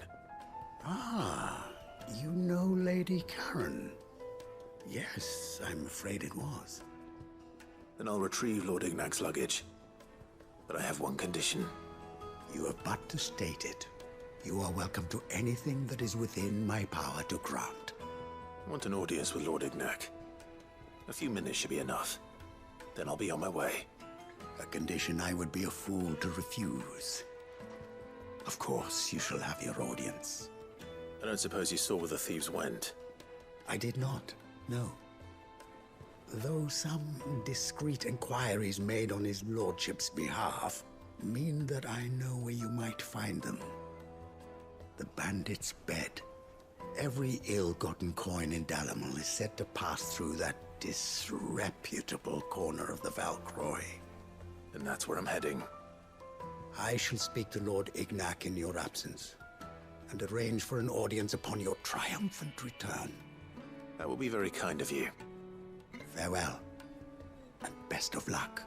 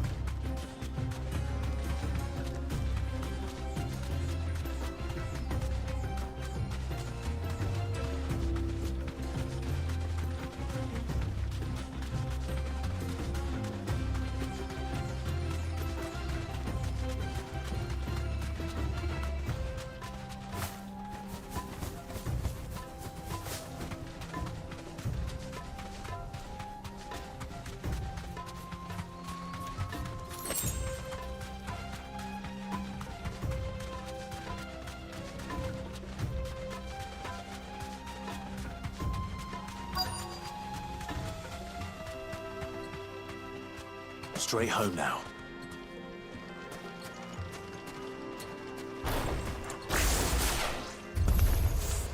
We've got company! Come on, lads, let's tear the bastard's head off!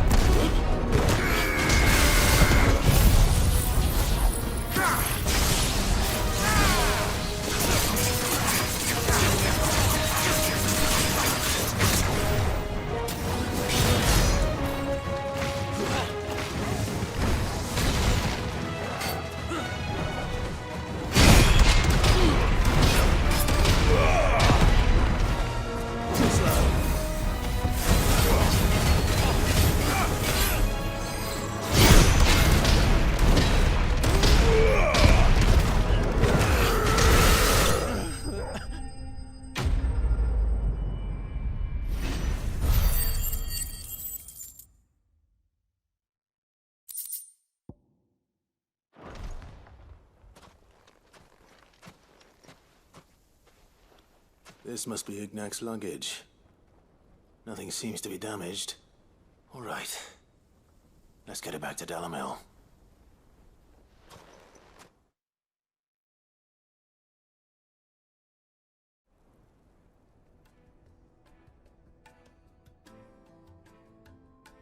I hear I have you to thank for the return of my effects. What shall I call you, my good man? Wyvern. Glad to make your acquaintance. A formidable name indeed.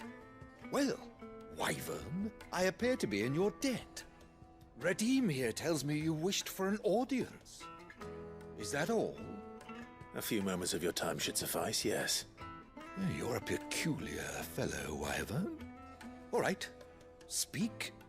Master Wyvern was wondering if you could tell him about a certain single-edged sword you recently acquired. Oh, a true work of art, that one. Karen drove me hard on the price, but I would have sold her Radim here to get my hands on that sword. It was made in the Outer Isles, far beyond the Twins, and is used exclusively by the practitioners of a unique school of swordsmanship. They believe no combat should ever exceed a single strike, and hone their blades to such perfection that none ever does.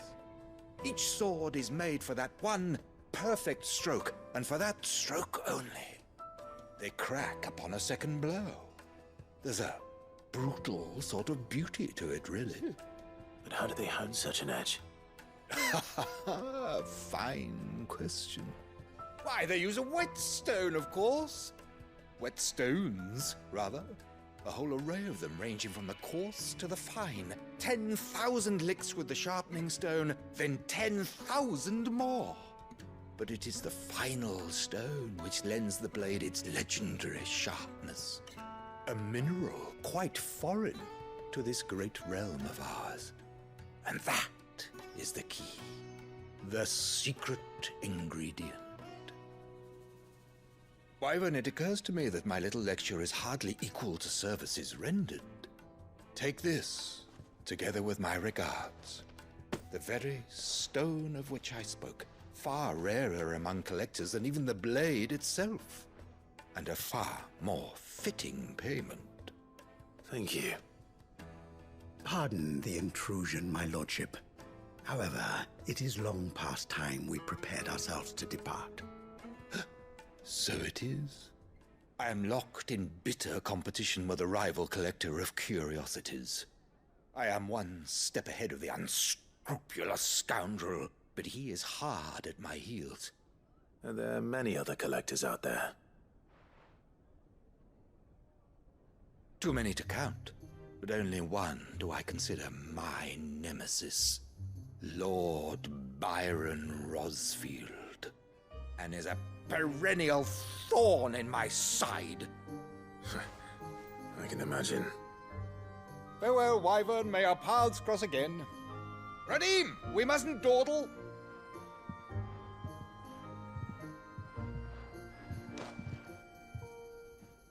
I think his lordship is rather taken with you, Master Wyvern. Thank you again for your assistance. Coming, my lordship. I'll be right there.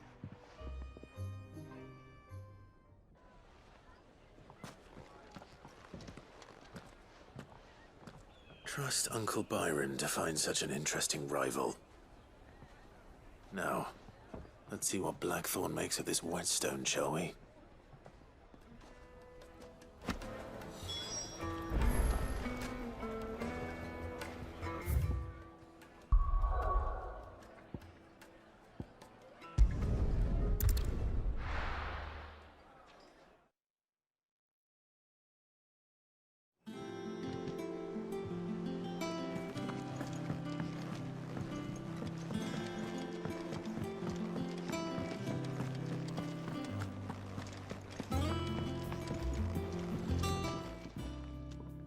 Sorry for the wait, but hopefully you'll agree it was worth it. You learned something about that sword, then? I did better than that.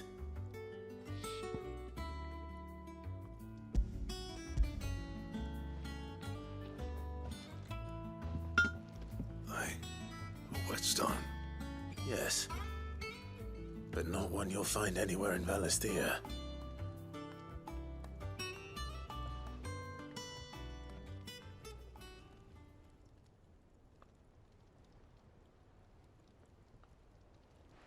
No wonder I couldn't get the same finish on the grinding wheel. One hit and all done, eh? Might not be so bad if all you ever fought were duels.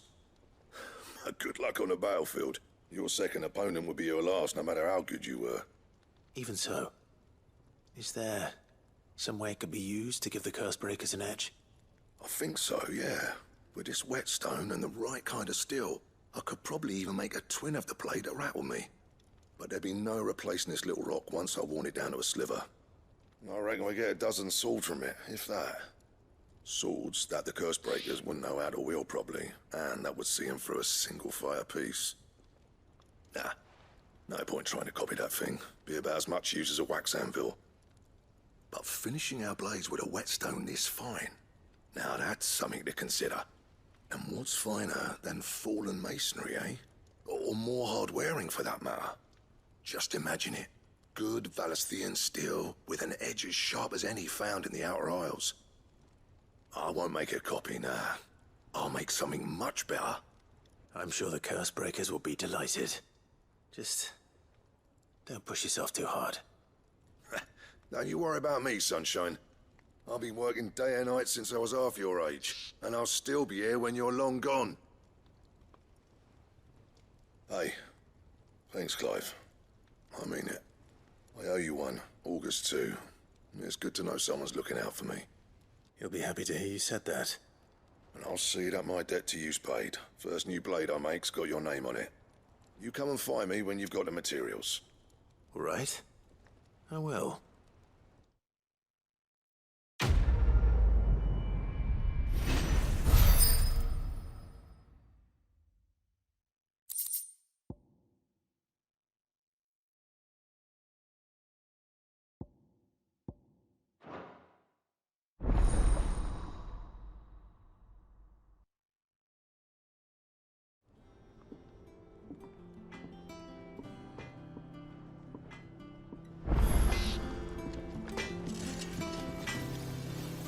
What do you need?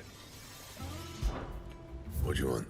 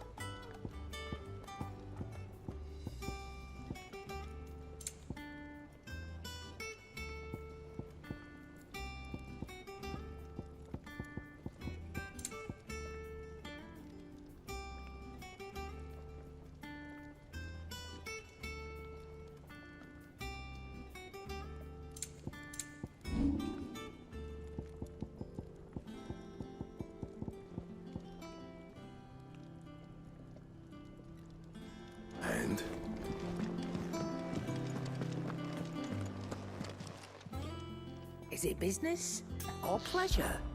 Coin purse weighing you down?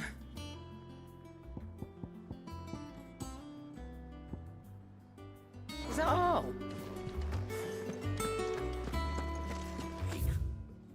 Like the crystal too.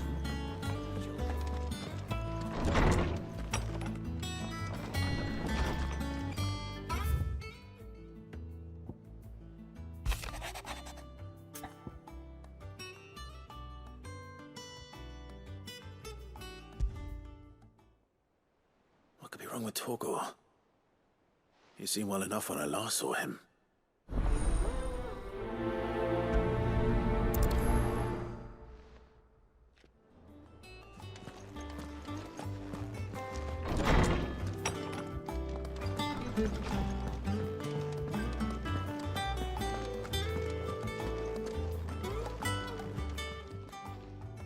I got your note. You think something's wrong with Torgor? So you can read. Congratulations. But I didn't say I were wrong with him. I said something weren't right. He's not been eating me treats. He used to love cracking the bones from Molly's boiled brown, but now he won't so much as look at them. Didn't like him. Which is why I'm of a mind that his mind's on something else. You've not been working him too hard, have you? No harder than usual. Is that it, boy? Do you need a rest? What was it you said he was? A frost wolf? That's what the lawsman seems to think. Then maybe this all has something to do with whatever it is that's woken inside him. I suppose things have been different since Rosalith. Perhaps Hippocrates knows something. Instead of everything, you mean? Perhaps.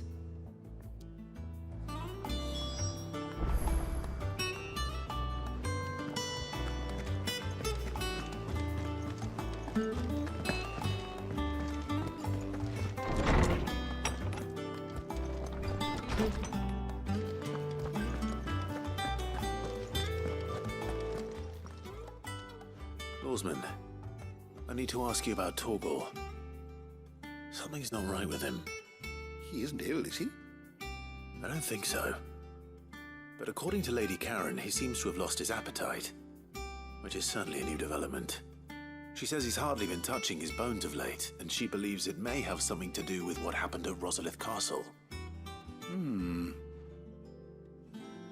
I rather think she might be right, though not about his appetite. All canids are instinctively inclined to crack open bones for the rich marrow that resides within, and I see no reason why a frost wolf should be any different. Accordingly, I suspect it is not a lack of appetite that afflicts Torgor, but a surfeit of it. If we assume that his newfound magics require additional nourishment to sustain, it may well be that the bones Lady Karen is accustomed to providing are no longer sufficient. Frost wolves, after all, habitually prey upon far larger animals, whose bones may yield altogether different nutrients. As to where one might find a suitable substitute, some antelopes that graze the meadows of eastern Rosaria have been known to grow to a size more than double that of their lesser cousins. I don't recall ever seeing any that large. And little wonder. The oldest and largest such creatures rarely leave the safety of the highlands for fear of predators. The last elder antelope sighting I recall hearing about took place near Cressida, and that was long before the village was abandoned. Even so, it seems like a good place to start. Good hunting, Clive.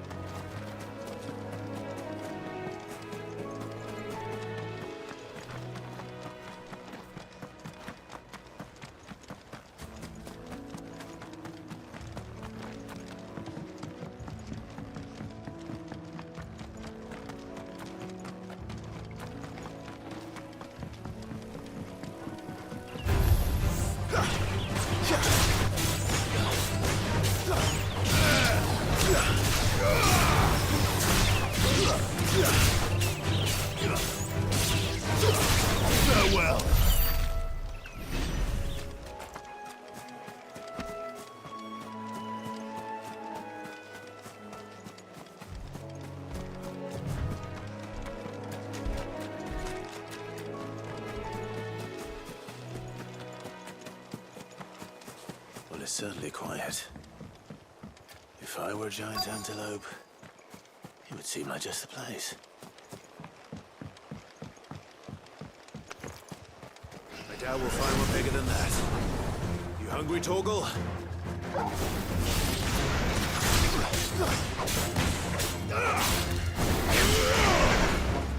Stay down.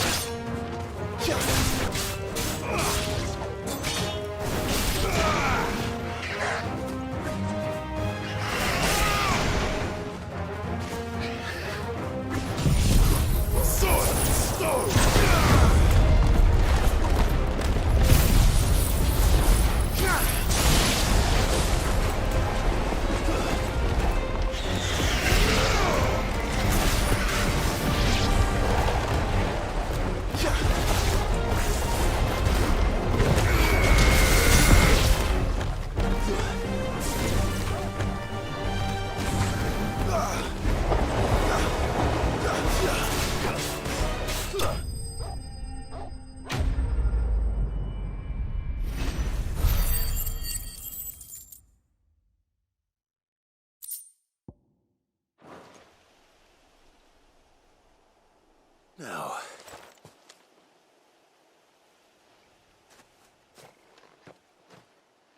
will it be enough, I wonder?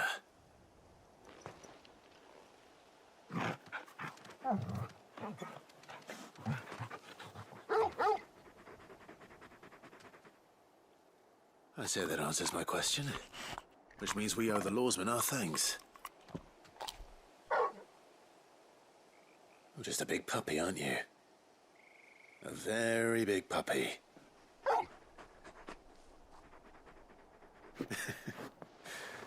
You do know you can take that with you, Torgal. Lady Karen will be relieved to hear you've got your appetite back. Come on, boy.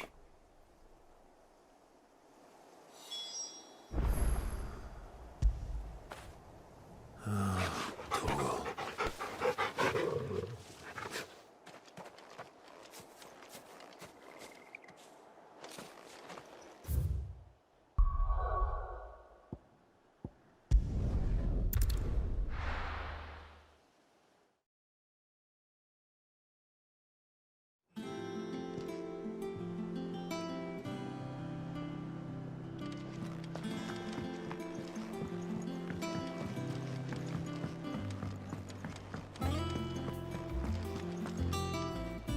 I noticed you and Torgal had gone off somewhere. Take him for a walk, did you? You could say that.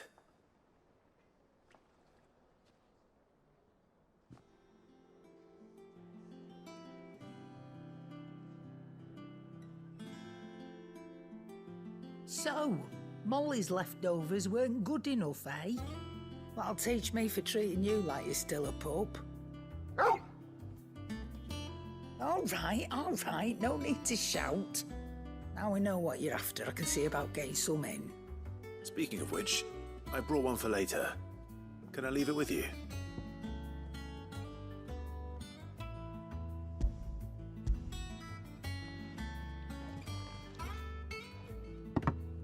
You can, aye. I'm nice like that. In return, you can thank Tomes for me. The bloody know-it-all. I was just on my way to see him.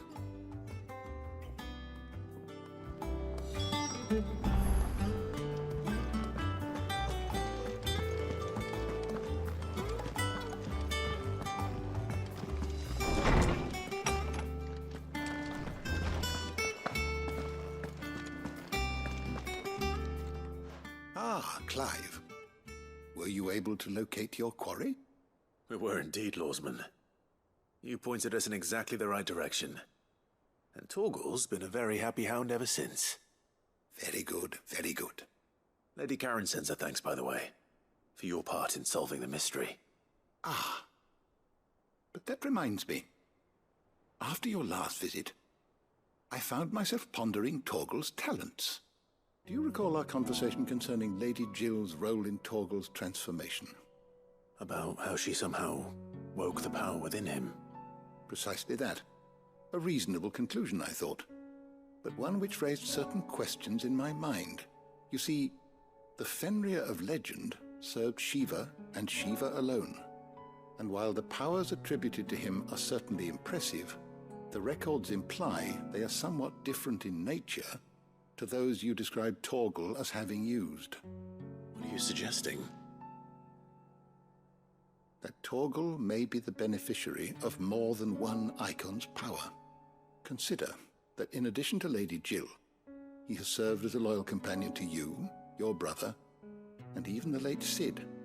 In short, the icons hitherto near at hand, or should I say at paw, have been diverse and plenty, and that number has only grown as the realm's dominance have fallen to your sword.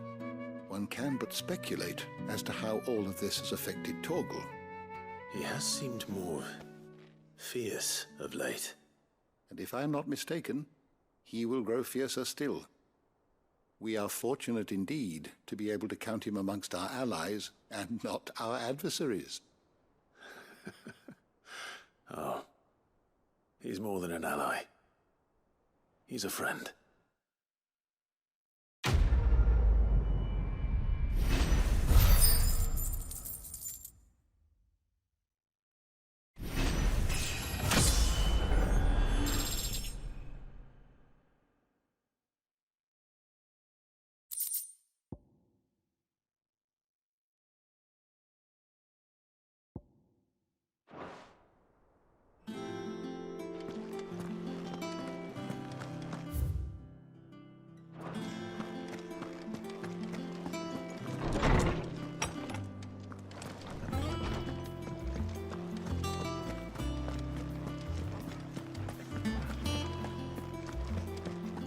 Crack the crystal too.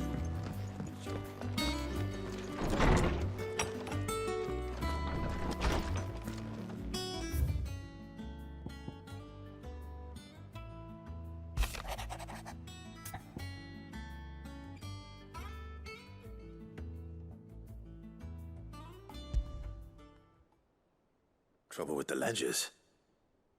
Shouldn't he be asking Otto for help?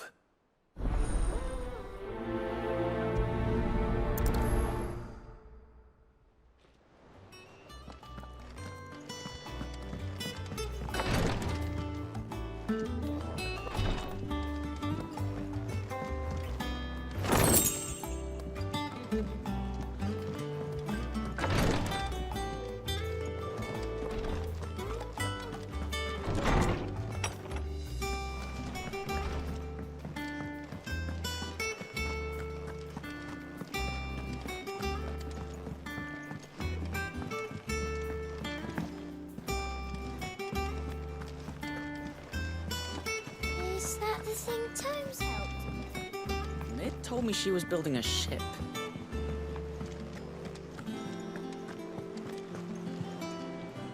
Clive, did you get my letter? That's why I'm here. Shh. Otto might be listening. Is this better? A little. Listen, I've some bad news. It turns out the hideaway may be slightly behind in its payment to certain lenders, and it may be my fault. But I swear to the goddess, I thought I had the numbers square. Sadly, that square turned out to be more of a circle. Zero, you might say. I can straighten it out, I swear, but it's gonna take some time, and I'm gonna need help keeping it from Otto. Bit late for that, I'd say. There you are! What a surprise! So let me get this straight. You forget to pay our lenders what they're due, and instead of coming straight to me, you get Clive to come to you. And I hope he'll dig you out of the hole you've dug for yourself. Clive, the man in charge of the place you've been cheerfully trying to bankrupt. And you thought this was a cunning plan. Why? Well, who needs paying? Oh, just Martha. And the dame. And, well, Lady Karen. But only 500 talents. We owe 3 of our most trusted friends 5 million gil? Each. 5 million each. They lent us the bulk of the money we used to rebuild the hideaway, you see, and, well, I must have made some sort of oversight. Those ledgers were my responsibility, and it was my decision to entrust them to you. This is my fault. Do we have that much to hand? I can always ask my uncle. No, we don't. And no, you won't. We've lightened Lord Rosfield's purse enough. After the king's ransom we had off him, he deserves better than to see our begging bowl. Besides, we'll need to learn to stand on our own if we're gonna make this work. All right. But that doesn't mean you have to shoulder the burden yourself. Is there anything I can do to help? There might be. How'd you fancy taking these to Martha and the dame? Rocks. Rocks, he says. Worth 1,000 talents apiece, these are. A little something Sid and I set aside for when times got lean. And I reckon 15 million in overdue debt probably qualifies. I just hope our associates' eyes are a bit more discerning than yours. I'm sure there will be. Should be me making the rounds, really. But you know how it is with this place. Orders to bark, arses to wipe, and all that. I know. Which is why I don't mind going in your place. Go. Do you know why I only gave Master Clive here 2 star rubies? Because you'd rather Lady Karen killed me. Because I'd rather Lady Karen killed you. Yes. Well, I suppose this is goodbye then. Don't worry. I'm sure Karen will understand. Really? Do you think so? No, I don't.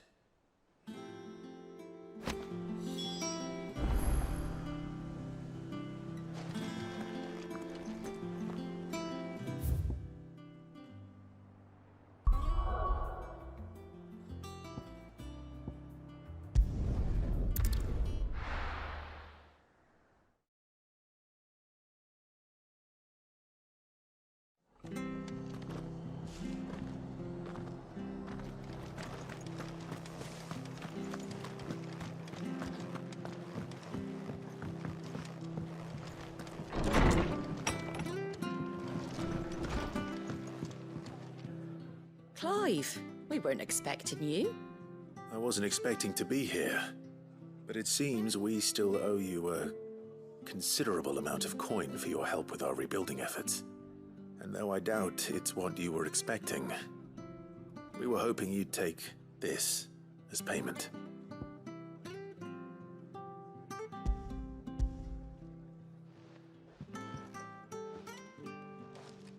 A star ruby? I can't accept this. It's worth at least twice what you owe me. More if you can find yourself the right buyer.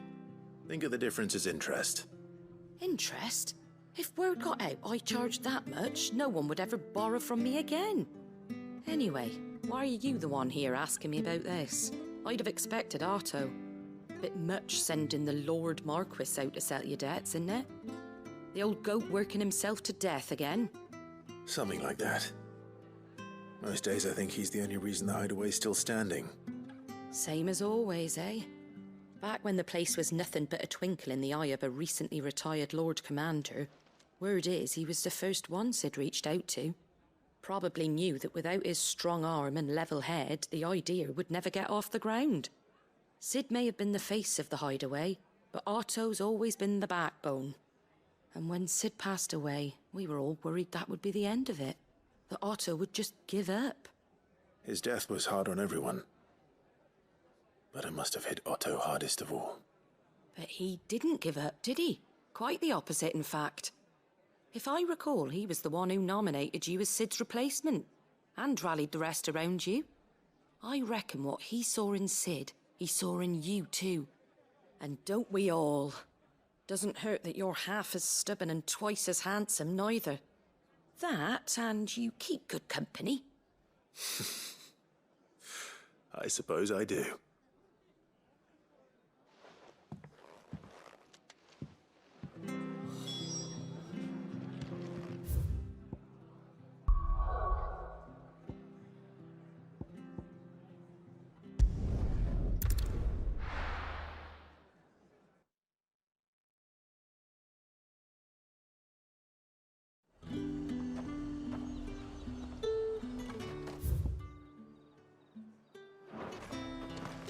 There's talk at the glass.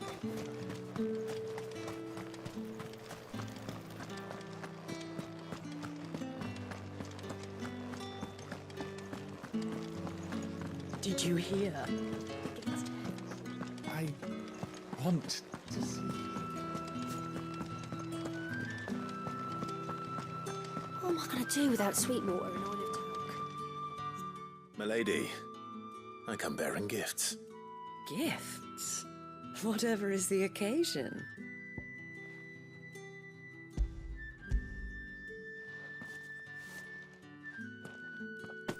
Oh my. Clive, you really have outdone yourself. Otto asked me to give it to you. To settle the Hideaway's debt with the Veil. And to compensate you for the time it took us to do so. You disappoint me, Clive. I thought you might finally be warming to me. Tell Otto he can keep his baubles. I tried to tell him as much the first time around. The man owes me nothing, nor does the Hideaway. My contribution to the restoration effort was made freely and willingly. It was the least I could do. You once told me Sid did you a kindness. I'd like to do the same. Please, accept it. For my sake. And for Otto's. For all of us. For all you've done. It is rather fetching, isn't it? Very well. Otto is lucky to have you, Clive. I doubt anything could ever replace his son. But you and the others at the Hideaway are the closest thing he has to family. Otto had a son. Long ago, yes. Sid told me Otto lost him when he was just a boy, and blamed himself for not being able to stop it. I don't know how it happened, whether there was anything he could have done, but it was clear that it weighed heavily on him. I didn't know. How could you have? I doubt anyone did. Besides Sid, I've never met a man more keen to bear his sorrows in stoic silence. An ill habit, given that both have always been surrounded by friends desperate to help them. I'm beginning to see that.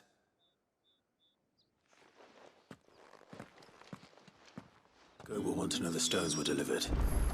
If he's still with us.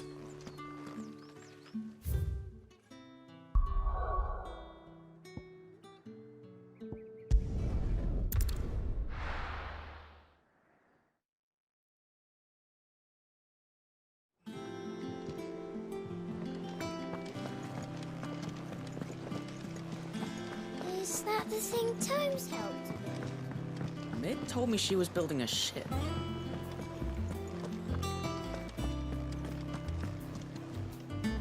Goat. Still alive, I see. So Lady Karen accepted the ruby. Ah, about that.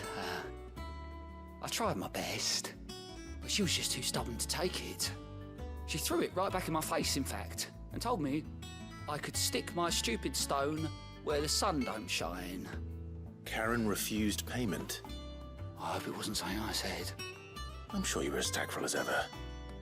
Let me see what I can do. Oh, wonderful. I hope you have better luck than I did.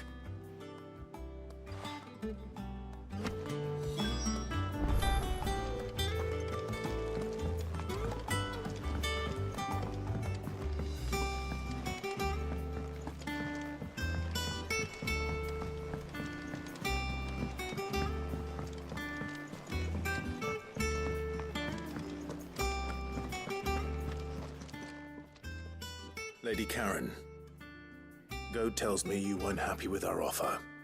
Would you prefer the debt was repaid in coin? What debt? I don't recall lending any of you lot me hard-earned gil. I may have tossed a talent or two in the Hideaway's coffers, but those were donations, and you can hardly call it charity if you go asking for it back. Of course not. But one good turn deserves another. And our circumstances have changed. Surely you wouldn't shun the gratitude of a pauper who happened to have become a prince.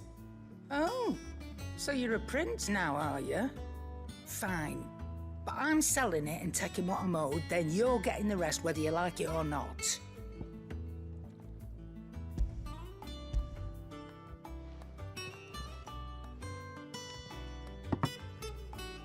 Where'd you even get this?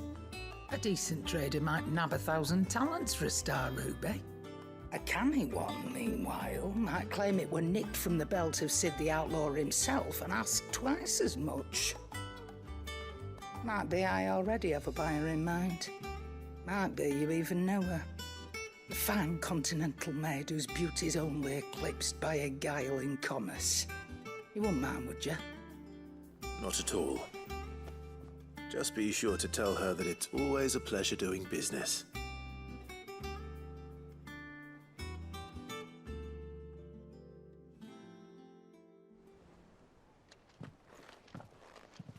I hear you ended up delivering all 3 stones. Thanks to this lump. I sometimes wonder what I pay you for. Speaking of which, I still haven't been paid last month's wages. Oh, so you remember what's owed to you then? Get your ass behind that disc of yours and don't get up before those ledgers are square. Right away.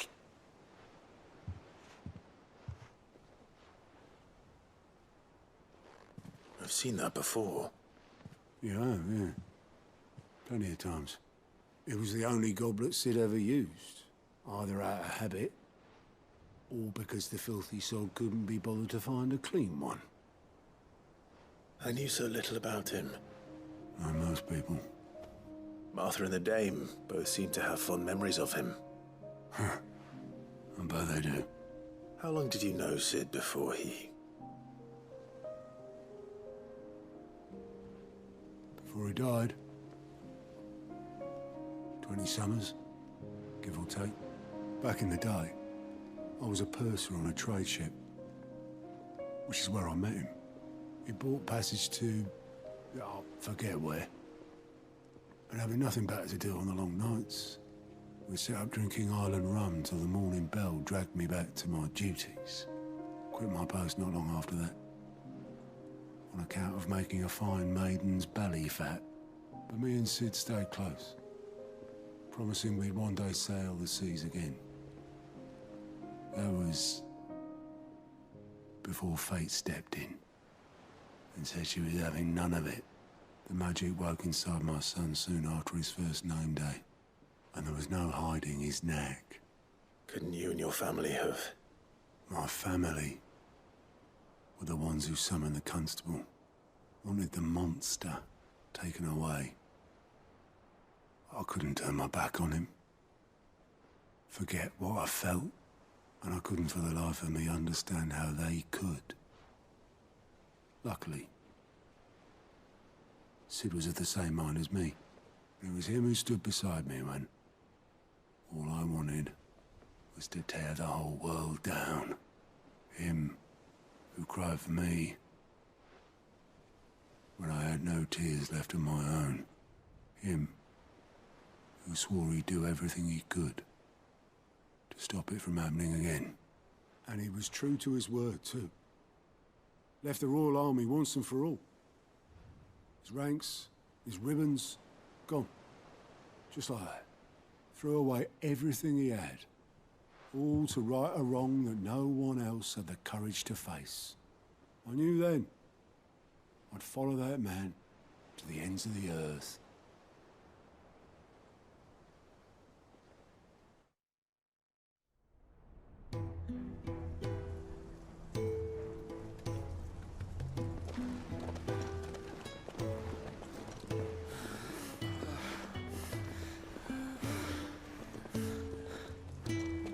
was always too clever for his own good, was Sid. Saw the world for what it really was, while the rest of us were content to go along with the lie we were shown. And it can't have been easy, bearing that burden alone.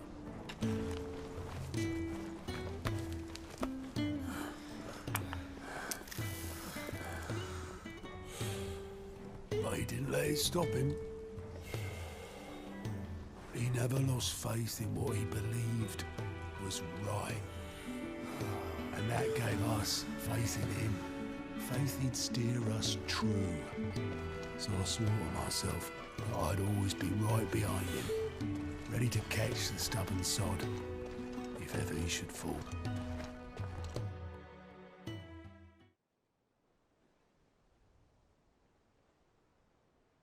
But I couldn't even do that.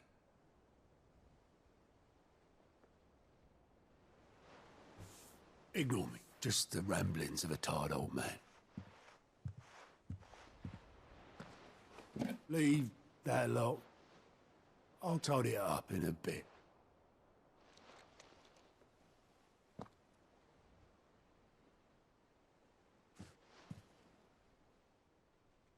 This is Sid's handwriting.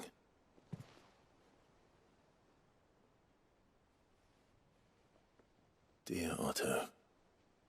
I may be drunk, but I wanted you to know this place would be fucked without you. Love you, you grumpy old sod.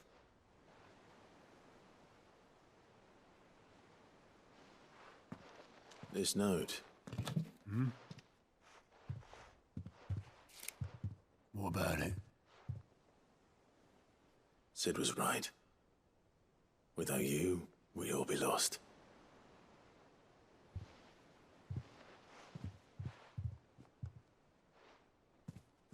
He should have bloody well said so then. Just once. Before he went. But then, why would he? Him, or anyone?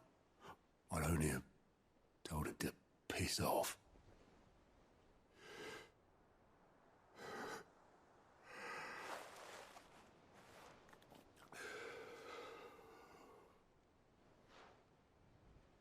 You're wrong, though. Both of you. It was never just me keeping the hideaway afloat. It was all of us. I just shoved people in the right direction. I barely seem to be able to do that anymore.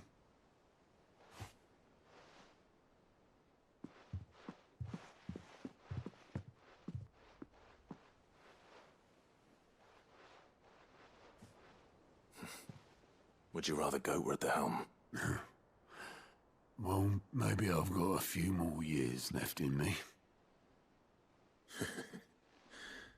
I'm going to hold you to that, Otto. Before you go, Sid would have wanted you to have this. But that's... This'll do me just fine.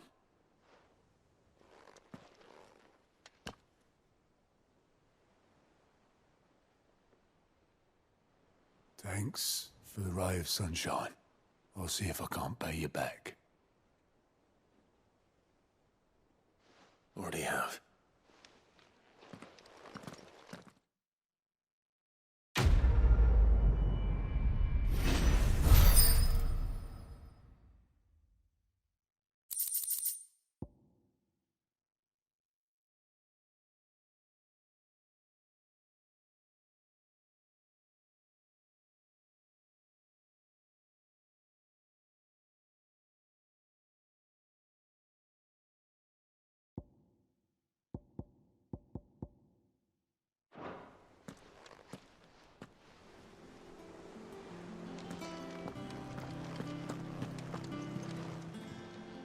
How may I help you today, Clive? Come to claim your just desserts? Best of luck out there, Sid.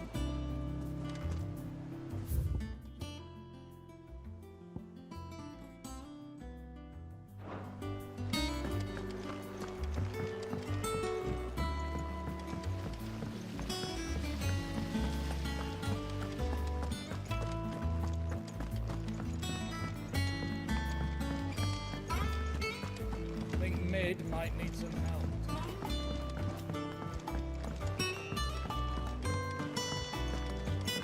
Well, that's it then. Here, Sid. Reckon you might be just the man to help me out of a bit of bother, if you've a mind to. Let's hear it. Well, it's about this alembic the chief's got me making. Lovely bit of kit it is. Bung in a solution you want splitting, and it will separate it out, just like that. Problem is, it won't always get rid of all the impurities. And with some of the stuff we need it for, that ain't good enough. Which is why I've been looking for something to filter the liquid we'll be cooking off. And that's where I was hoping you could help me out. I imagine Ty could get some use out of this alembic too. Distilling medicines and the like. All right. Why not? Proper job! So what exactly do you need for this filter? Nothing but bomb ash'll do, says the chief. Gave me a sample she'd obtained from the university stores. Couldn't believe my eyes. You pour the blackest blight water through it, and it comes out clear as a mountain stream. So, I did a bit of reading about where I might be able to get hold of some. And do you know what I found out? It's only the blimmin' bones of a bomb king. They leave them behind when they die, see? I take it that's where I come in.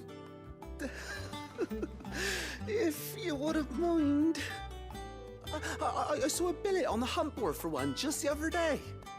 Would have gone myself, but, well, fighting dirty great balls of flame ain't exactly my forte. You, on the other hand... All right. I'll see what I can do. Thank you kindly. And a good hunting, eh?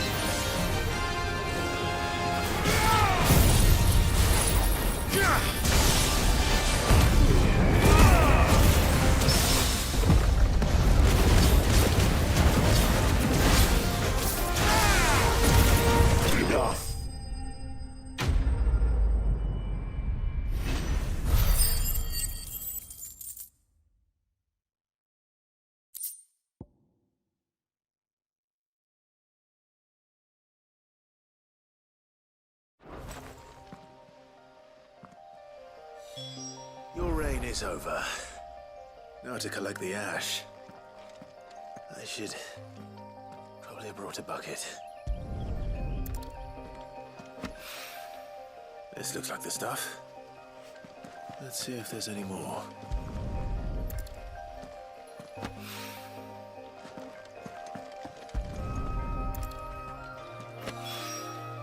That should do it. If the wine needs more than this, he can fetch it himself.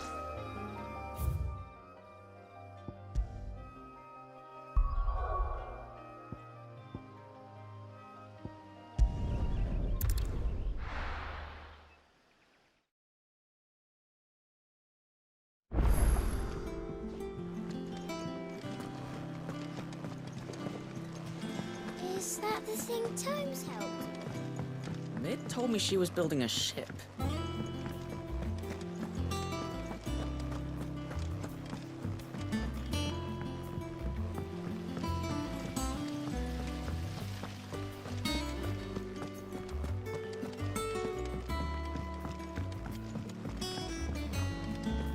I think Mid might need some help.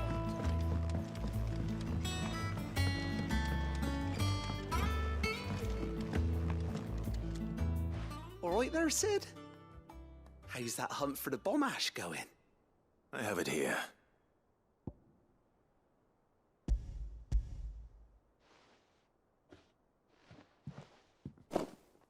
That's the stuff! And plenty of it, too. Enough to keep the alembic bubbling away for a good old while. You're a gent, Sid. Let nothing say otherwise. Right then, let's get this contraption up and running.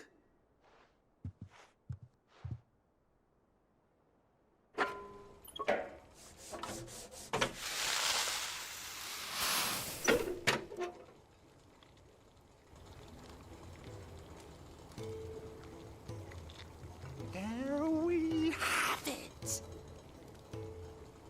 The Telemon Alembic. And it works just like the chief said it would. Very impressive. Says the man who cut down a burning boulder. Speaking of which, I still haven't returned the favor. There's no need. The good it will do for the hideaway is reward enough. Don't be silly. Why don't you let me take a look at that bag of yours? The one you keep your potions in. Reckon I could work some magic on that, huh? What kind of magic? Well, we happen to have isolated a substance in our test run of the alembic that I reckon will make even the toughest leather supple as anything. Thought we might use it to breathe new life into old boots and the like. Save the hideaway a few gil. Ah, I reckon if we slap a bit on your bag, it'll loosen it up enough for you to squeeze in a bottle or two more. Well, it can't hurt to try, I suppose. That's the spirit. Leave it with me. I'll only be a mo.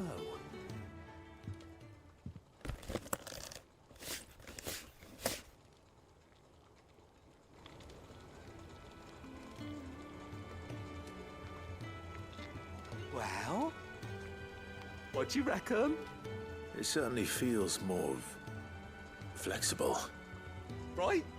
Told you. Thank you. I think. No. Thank you for supporting Mid and the rest of us in our endeavors. Without you, we'd never have been able to discover wonders like that stuff I rubbed on your bag. And I'm telling you, there's plenty more where that came from.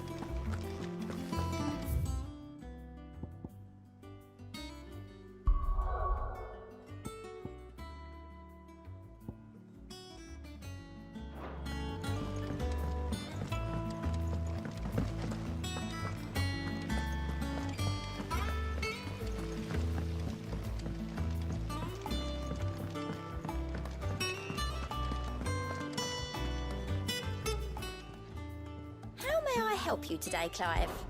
Is everything we've received and everything promised?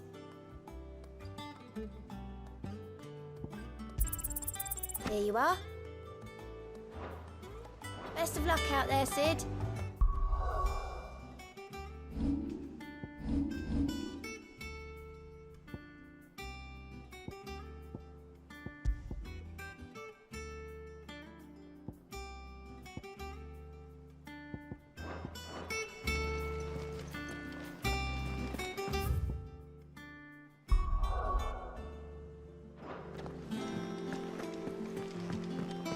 They told me she was building a ship.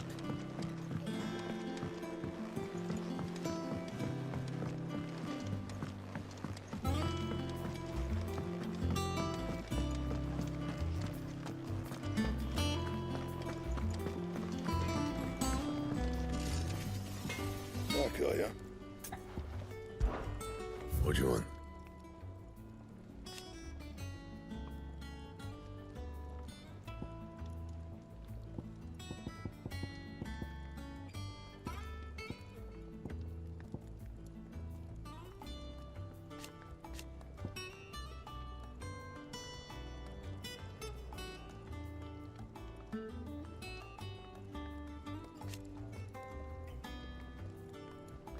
On it.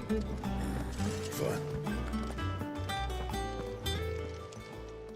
Well, don't just stand there gawping. Finished, are you? What do you need? What do you want?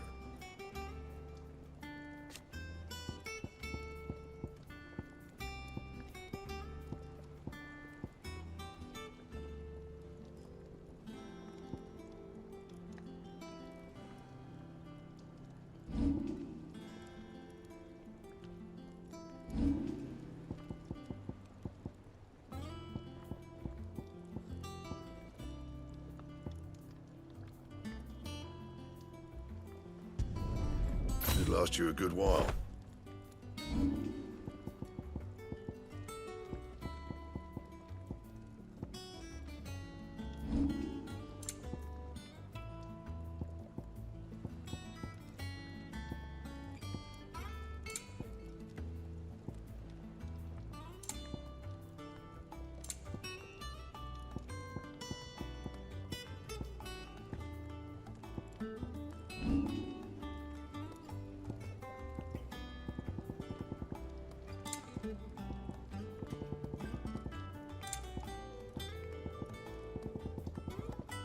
On it.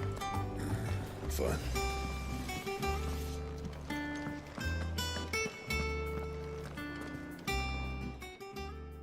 And what can I do for you? Go on, then.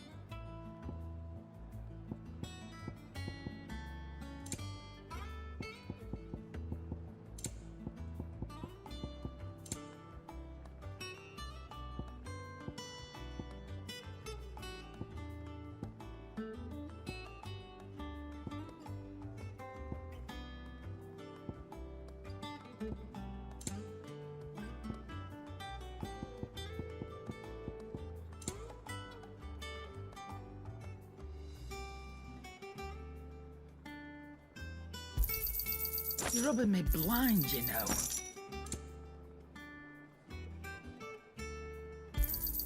You'll not find a better price than that. It'd better all be here.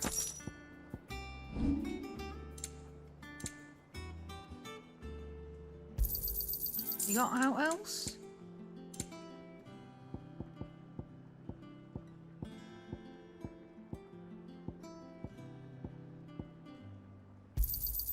I'll be thankful you got that much. I reckon I can find a buyer.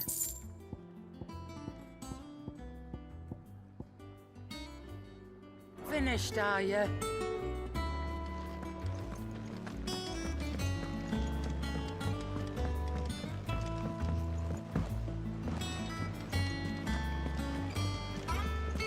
Is that the thing Tomes helped with?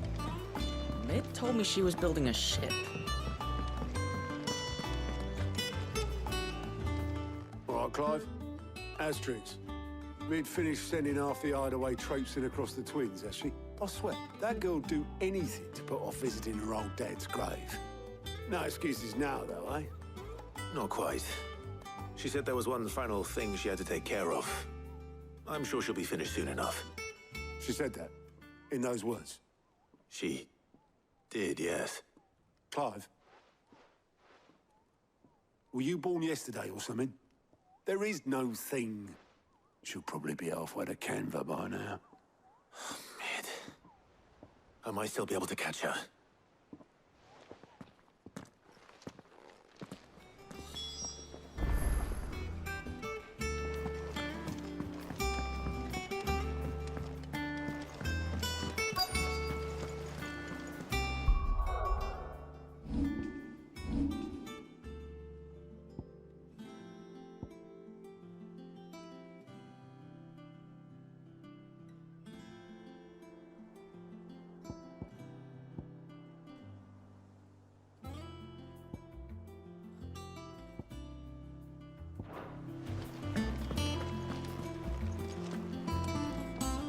Obelus, have you seen Mid? Yep. In a boat, going that way. Then I'm too late. You in a hurry and all, are ya? Oh, I offered to take her across, but she wouldn't wait. Just paid for a dinghy and rowed off. Oars going like the clappers. Got some life in her, ain't she? But anyway, I was on my way up to see you, as it happens. Got a letter for you. Urgent, by the sound of it. One of your uncle's men said I was to hand it to you in person, post-bleeding haste. And you're here now. Thank you, Obelus. Don't mention it. What tidings, Uncle?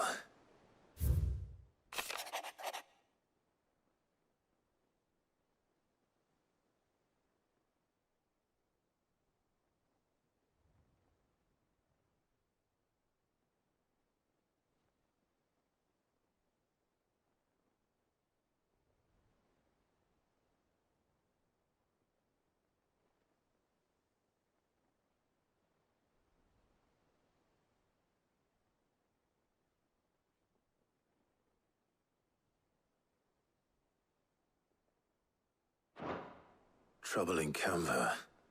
Well, I'll need someone to keep an eye on Mid.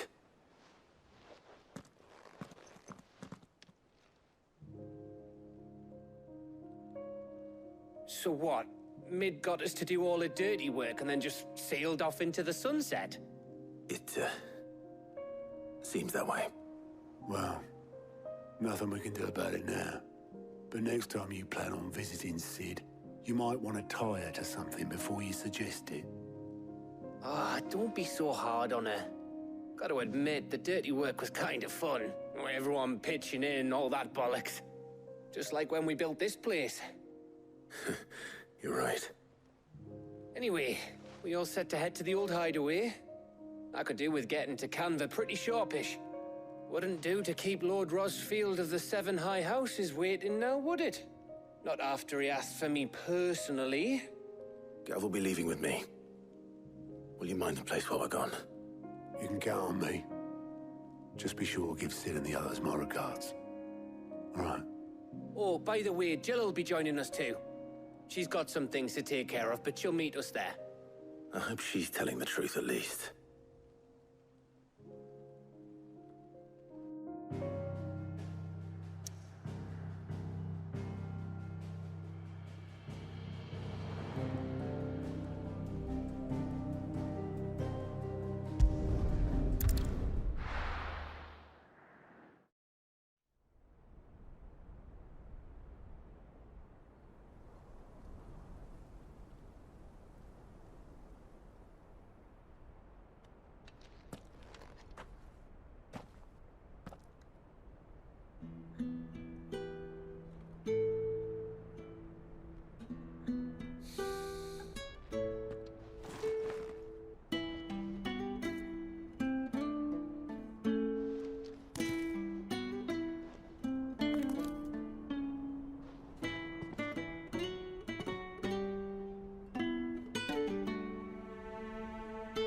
Well, Sid,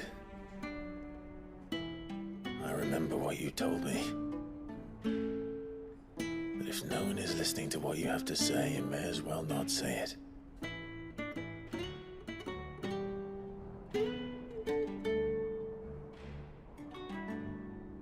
But I will say this, old friend. Hugo Cooker is gone. His shadow looms over us no longer. It's a pity the Phoenix can't be in two places at once. If he'd have been with us, maybe he could have done something for the lost. But even the Phoenix can bring people back from the dead. Life has a beginning and an end. So we must live while we have the chance. And not as slaves to the crystals, but as free men. May we join you?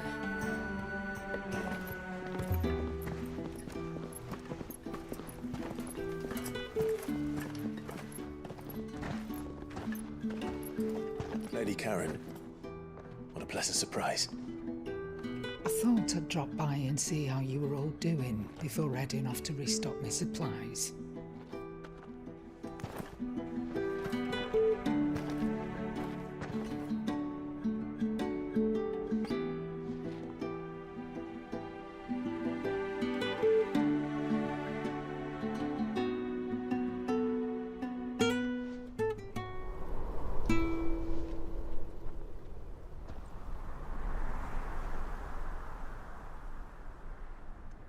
It wasn't the most scenic view back then, but it were never as bad as this.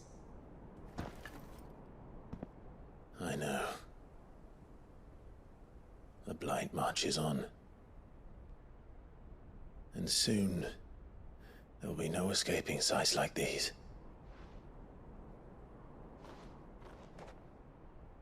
So our mission remains unchanged. We cannot stop until every Mother Crystal is gone, and their thirst for ether with them. The only one that remains in Storm is Drake's tail in the Crystalline Dominion. Our next target. We're going to Twinside. It's the capital of the Empire these days. I wouldn't like to think how tightly guarded they've got the place. Not that that'll stop you, but we do well to scout it out before you go charging in. We would indeed. If you're off to the Dominion, you can take this great lump with you. Goods. Oh, I am sorry. Have you forgotten you're the most wanted man in the Twins? I thought you might like to disguise yourselves as the attendants of a travelling trader, assuming you've no better ideas. You wanted to buy yourself some tools, didn't you? Well, now's your chance. You're letting me go with them? Oh, thanks, Nan. Stop that! You'll break me bones, you great galoot.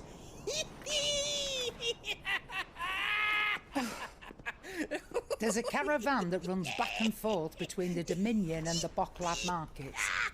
It's managed by the Merchants Guild. Just show them Goots' traders pass and you'll be on your way. It'll be a damn sight less risky than footing it the length of the Crystal Road. That's for sure. Thank you, Karen.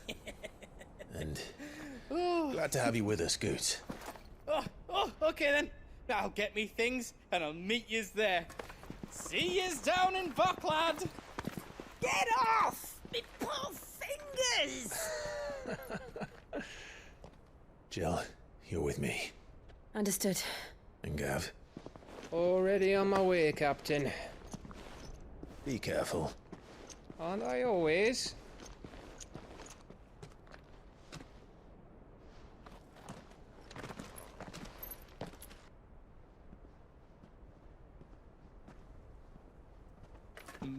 Do you see that, Sid? Your protege's making a proper little outlaw of himself.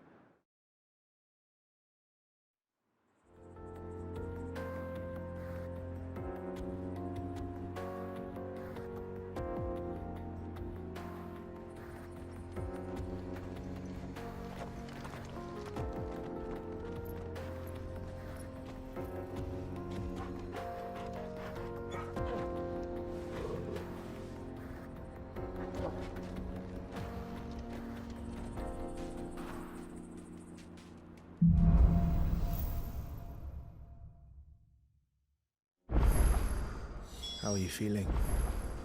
Better. Thanks to Taya. I'm glad to hear it. And Torgal helped too. Didn't you, boy?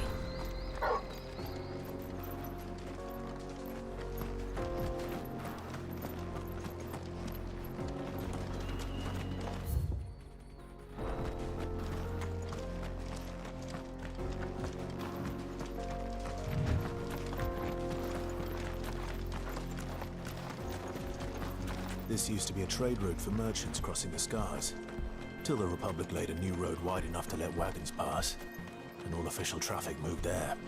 Leaving this one for those living outside the law. Indeed.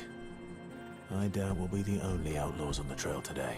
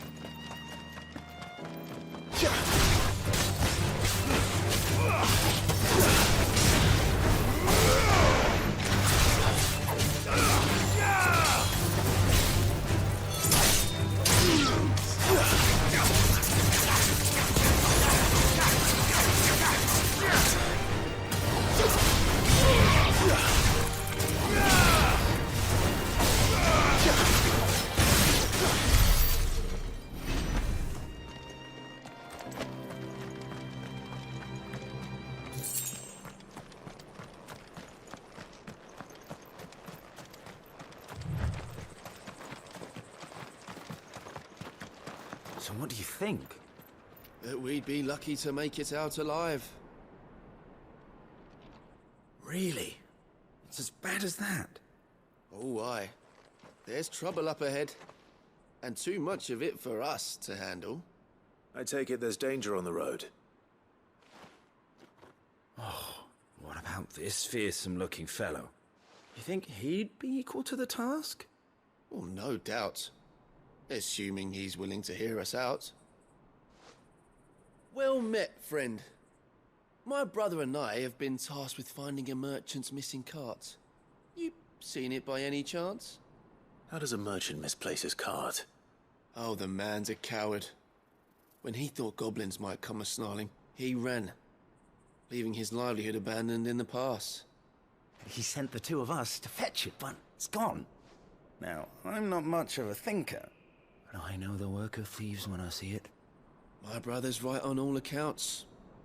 And by my estimation, the bastards are lying in wait just down the road.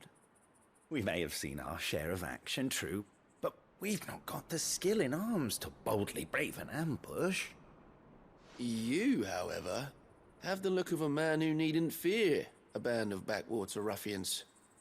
What do you say? Will you help us out? Chances are they'll come for you either way. But if you promise to lend us a hand, at least you'll pocket a reward for your troubles. Well, if I'm going to have to deal with them anyway. You've clearly got a fine head on those broad shoulders. We're lucky you came along. Now, hoping to make a heavy purse in Boklad, our merchant friend loaded his cart with as much as it would carry. Reckon he won't be forking over the rest of our fee if we don't find those goods. So, while you're seeing to those bandits, you keep your eyes open. All right. Just don't expect me to drag the cart out of there myself. No. You can leave the cart to us. You just put an end to those bandits and point us in the right direction. You do that, we'll take care of the rest.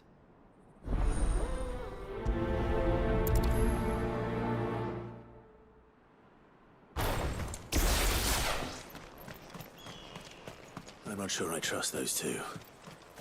But if there are bandits lying in wait, I should probably take care of them. Look lively, you lot. You've got rockets. These must be our bandits.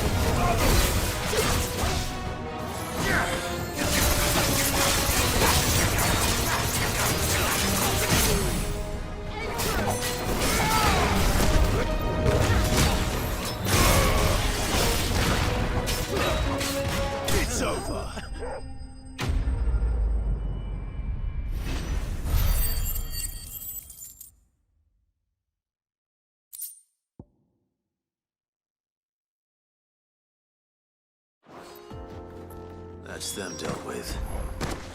Now, where's that cart?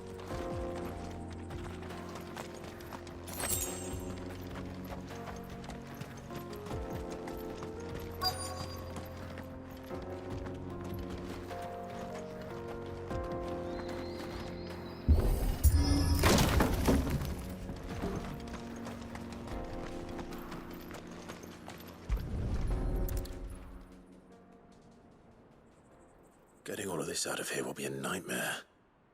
Seems we found ourselves the right man for the job, wouldn't you say? Found the cart and didn't leave a single bastard breathing. Our merchant friend will be delighted. And how exactly will he be getting his goods out of here? You leave that to us. After all, it'd be wrong to make such a fine warrior haul cabbages to market. You've done your part. And that's all you need to worry about. Here.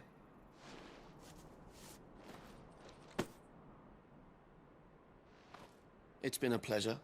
Now piss off. There's no need to be so rude, brother. What if we want his help again next time?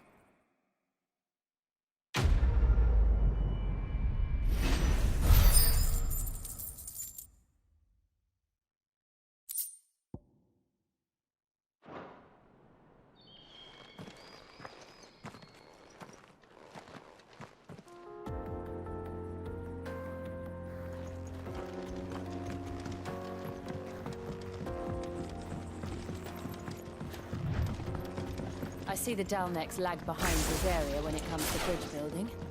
The fallen ruin should hold it. The path continues on the other side.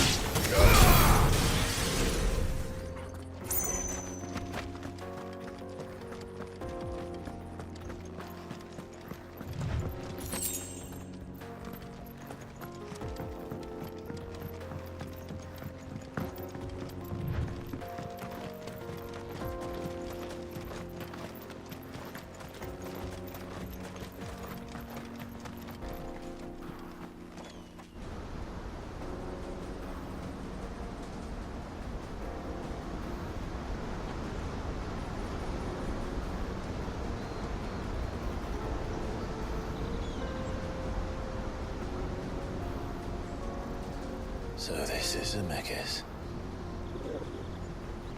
The land of the gods. It's even more impressive than I imagined. I remember being captivated by the story as a child. Long, long ago, man was overcome by avarice and challenged the gods in a bid to win their power. The final battle took place here, at these falls. Or so the legend goes. If anyone ever manages to plumb those depths, perhaps we'll learn if there's any truth to the tale. That the gods emerged victorious and punished man for his defiance by visiting upon him 2 curses. Dominance and bearers. To tell the truth, I always thought it strange that the dominants and their icons were deemed a curse. Back home, the dominant inherited the throne. They were admired and exalted, not spurned. Whenever I got to that part of the story, I always assumed there must be something I'd misunderstood. You had a lot of storybooks, didn't you? In your room, I mean. When we were young. The old legends were always my favorites. Epic battles between gods and men. Father encouraged me to read as much as I could. He thought it good for my education. You really were a boy like any other, weren't you?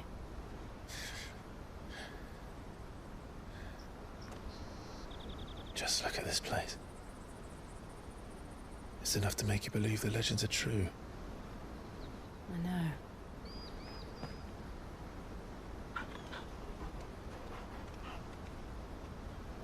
We're not far from Boklad.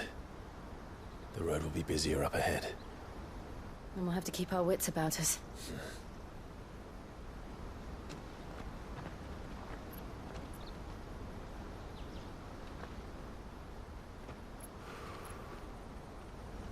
Clive? Something wrong? Nothing. It's nothing.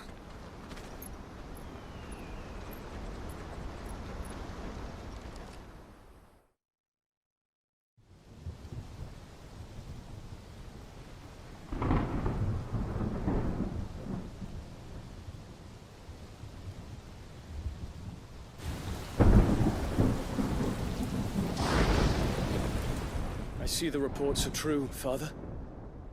You have surrendered the throne to Olivier. I have. Emperor Olivier shall rebuild the Holy Empire of Sanbreque.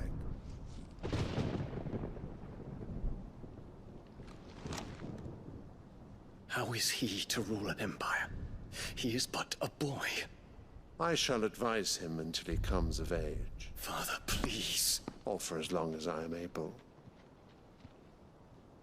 The empire we seek to build needs young blood to rule it, and I can think of none better suited to the task.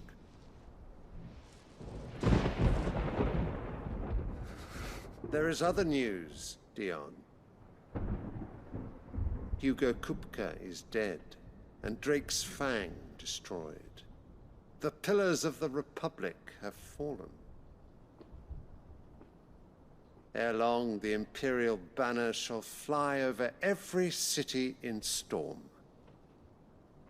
And then, Valisthea. All shall bow before their Emperor. Father, these are the words of a tyrant. They are the words of a god. The Emperor whom I gladly serve. Great Greeker, made flesh.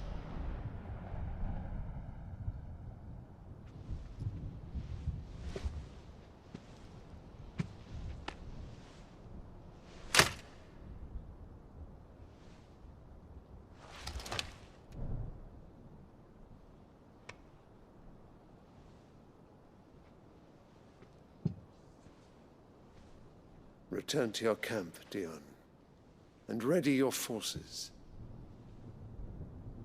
It is time to show the world the true power of Sanbreque.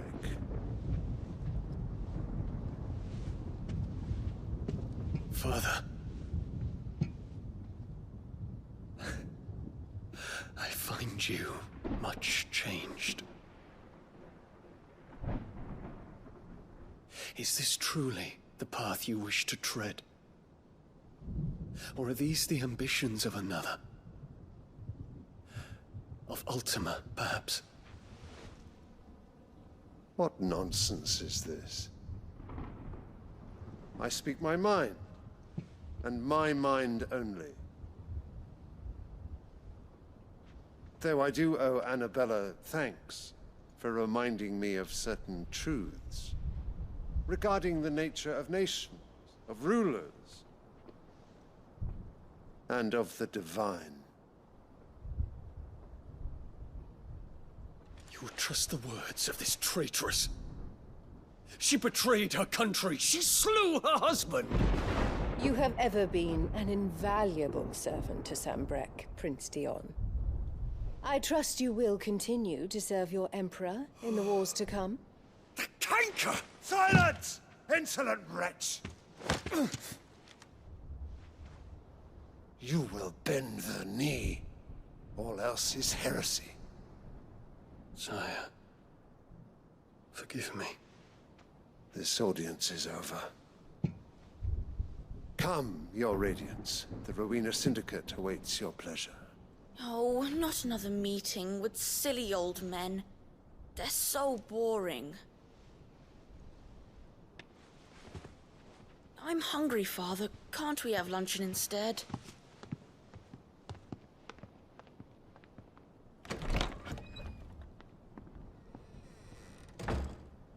Does it pain you that you will not inherit your father's throne? I have suffered worse.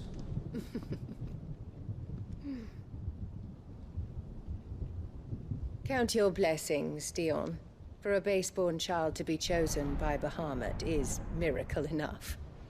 You have risen high on his wings, but you shall rise no higher, lest your impure blood stain the throne. What do you know of my blood?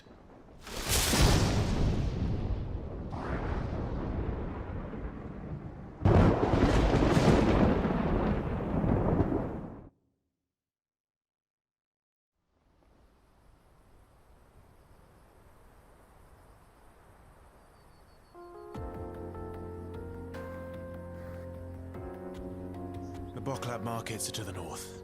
We just need to hug the coast.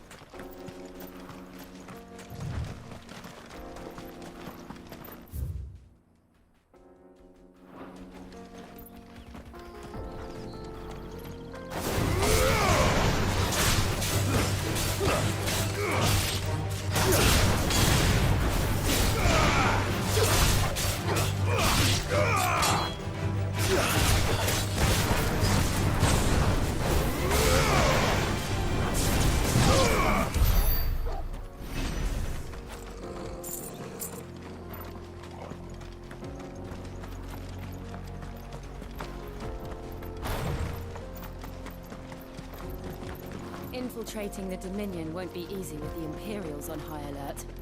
No. His Radiance has lost one capital already. We can be sure Sylvester will do everything in his power to hold on to Twinside.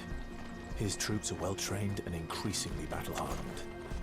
But it's not as if we can wait for the siege to end.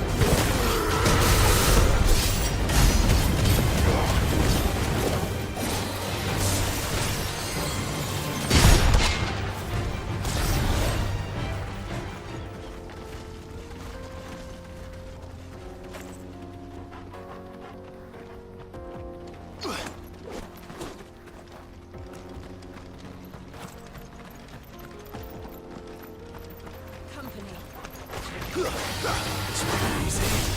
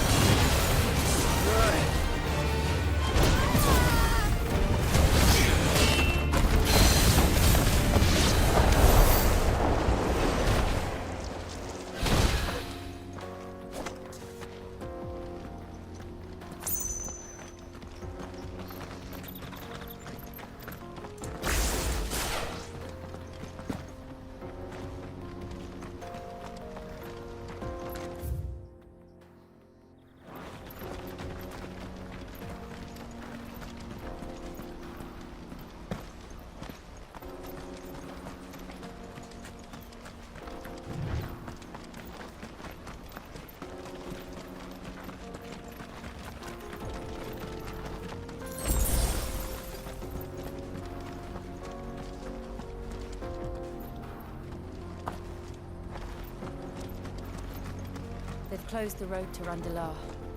If the siege breaks, they'll need more than this to stop the Imperial legions marching on the capital.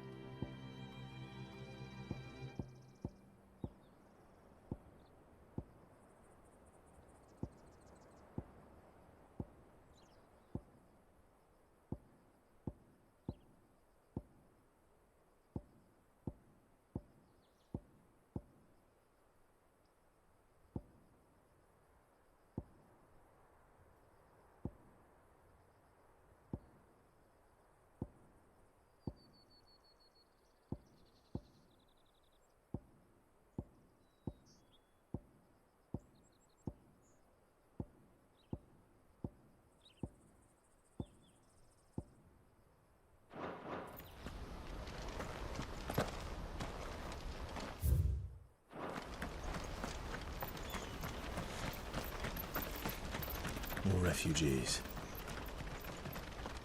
And they're all making for the crystalline dominion. Because they don't know how to live without the crystal's blessing.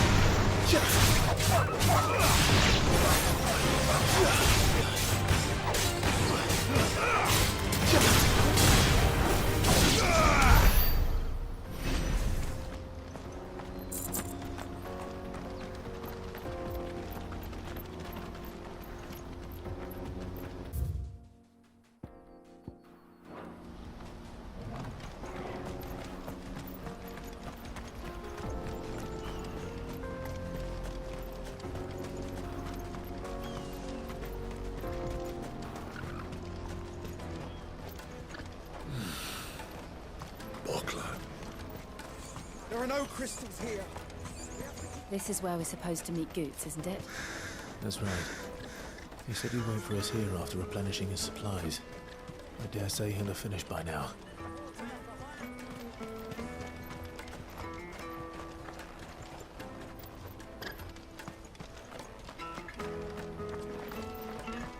Hurry, man. Bloody crimson caravans scooping up all the best customers.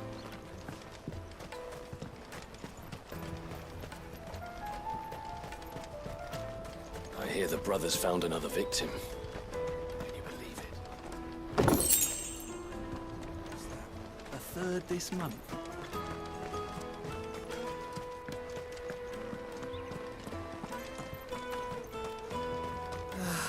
If I knew arrivals.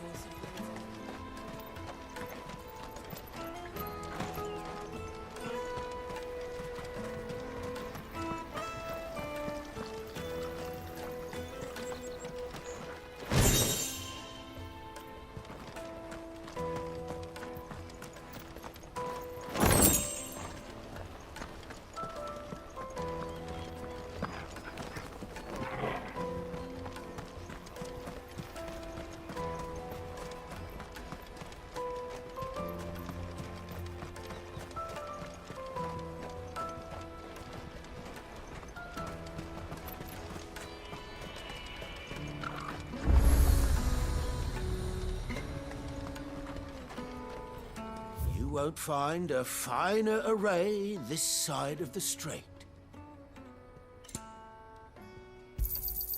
You've a discerning eye. A fine choice.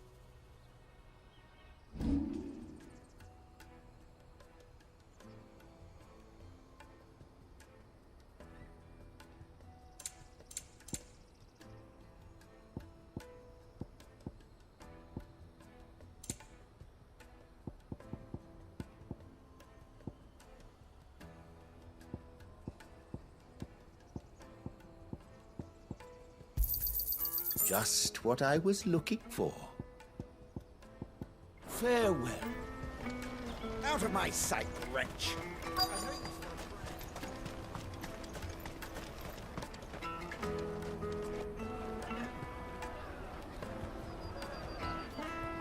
Wonders from across the water. Come one, come all. Feast your eyes. Good sir, can I interest you in...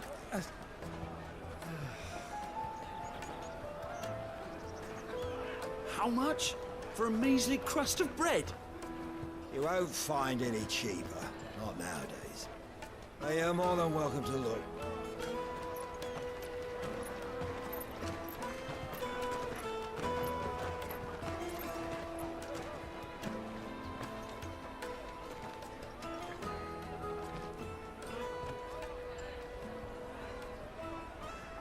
The Empire's unlawful and illegitimate occupation of the crystalline dominion is still in effect.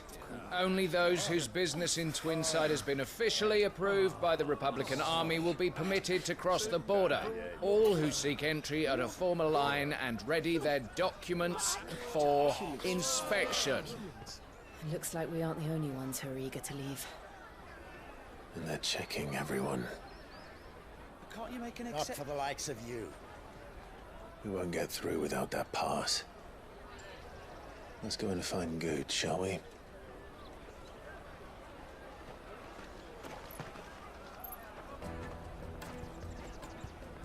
He must be around here somewhere. Come, taste my peaches! They're sweet as nectar! I'll take the large one. Excellent. Ah, Good. There you are. Clive, I'm so sorry. Don't tell Nan, will you? Slow down, Good. Just tell us what happened. It's me trader's pass. It's gone. We cannot ride the caravan without it. We won't even be able to get through the flipping checkpoint. Do you remember when you last saw it? It was in my pocket a minute ago. Then a bairn bumped into me and... Yeah. You don't think that they might have nicked it, do you? It wouldn't surprise me. A busy market like this is prime territory for pickpockets. So, to get the pass back, we need to find this child. Where would we even start? I know where! I've got a pal in Bock lad who might be able to help us. No one knows more about what goes on round here than she does. Where do we find her? She's the owner of the Crimson Caravans, up that way. Sign's got a red chocobo on it. No time like the present. You two go on ahead. I'm gonna check the rest of my stuff, make sure naught else is missing. All right. We'll meet you there.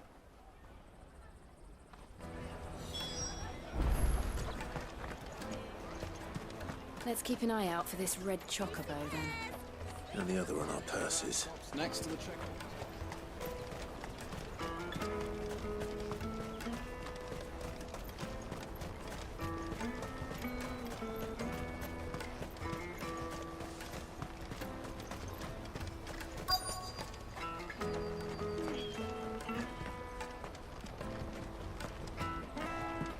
Bloody Crimson Caravans scooping up all the rest of us.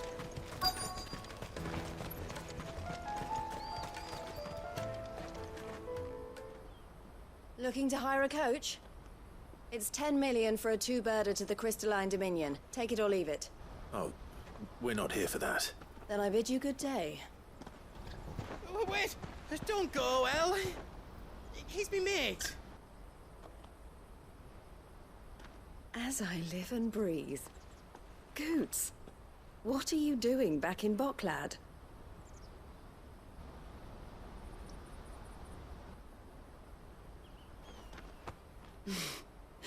I gather Lady Karen didn't send you.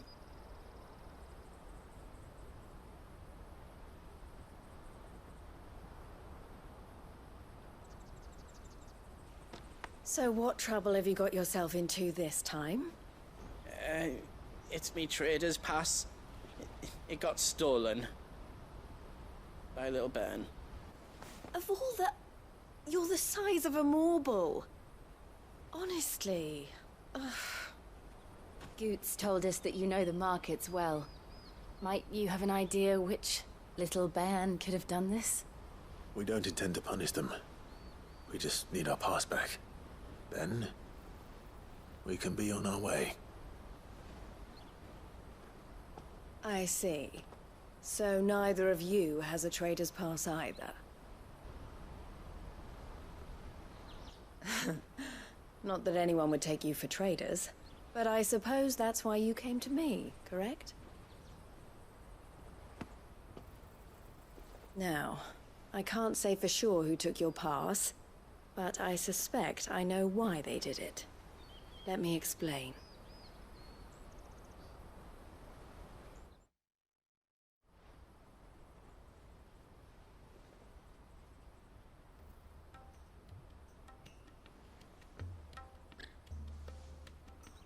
Ever since the Fist marched on the Dominion, The Republic has been clamping down on any commerce that might aid the Empire more than it does us. Which means traders' passes have gone from being merely a way of easing one's progress to being essential if one wishes to cross the border at all. And with demand outstripping supply, they've become a precious commodity, leading some to seek to acquire them by less than legitimate means. So the children are stealing passes to sell on the black market? Yes and no. Passes are inscribed with the names of their owners, and yet none of the victims' names have appeared on the register of those passing through the checkpoint. Which means? That someone is doctoring the stolen passes. The same someone who is encouraging the children to steal them. And the same someone who has Goots' pass, no doubt. Whoever they are, they're ruining the livelihoods of honest merchants, which is why we've decided to take a stand. Will you stand with us? You want to get your pass back, and we want to ensure that no more are stolen. Catch whoever's behind it all, and 2 birds shall be slain with a single stone. Is there any other way of getting to the Crystalline Dominion Goots? They won't let you in if you're not with the caravan. It's that, I don't know, try swimming across the strait. But the guards will definitely spot you if you try and do that. Like, we don't want to get spotted, right? So either we find the people who took the pass, or give up all hope of entering the Dominion. All right. We'll help. Thank you kindly. But I don't know your name. Eloise at your service. Clive. A pleasure doing business with you, Clive.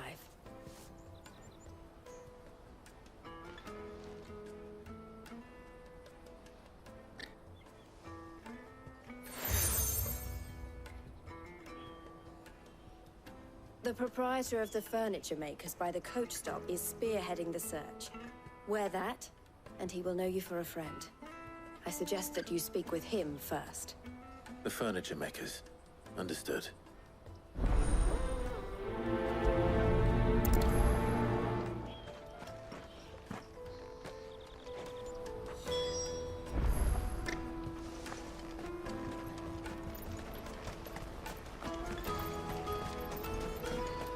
Out of my sight, wretch!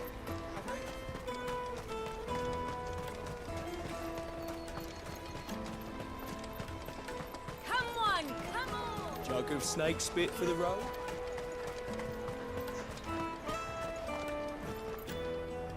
Are you the furniture maker? Looking for something in particular? Ah, Eloise collared you too, eh? Then I expect you want to know more. She told me you were leading the hunt for the pickpockets. What have you learned? For one, that they're targeting the traders carrying the biggest packs. Harder to watch your back, see? And less chance of the mark giving chase if they're spotted. Not that they'd be likely to catch them. Those imps know every inch of this warren like the backs of their hands. Their eyes must have lit up when they saw Goots. The fishmonger round by the gate's been trying to track down the children involved. You should go and have a word with her. Thank you. We will.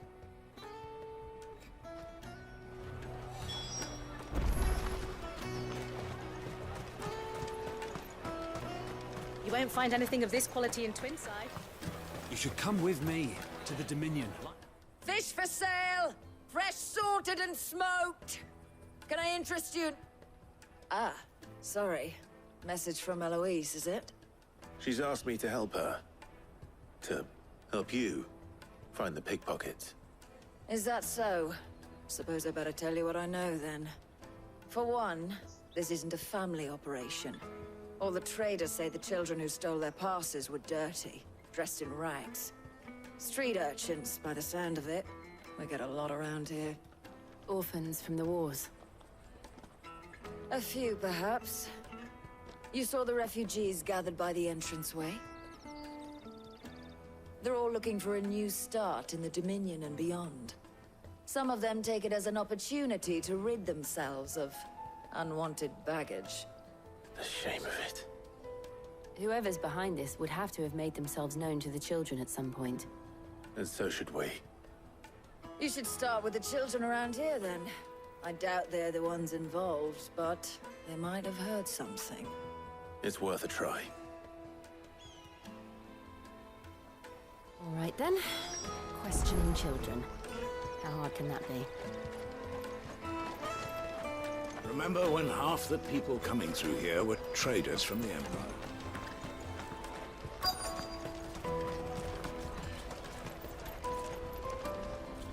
Excuse me.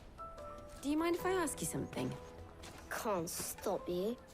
I was just wondering if anyone has asked you to do anything out of the ordinary recently. Anything you grown-ups ever ask us to do is shut up and go away. So guess what I'm about to tell you to do? Sorry. I'll leave you alone.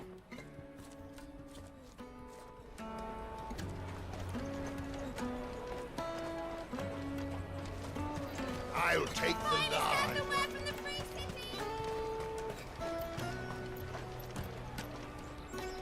Do you have a moment? What do you want? What I want is to know who's asking children like you to pick pockets. I don't know. Nobody's asked me. What's picking pockets? Do you get paid for it? No, you get in trouble for it. So if they come calling, you know what to tell them.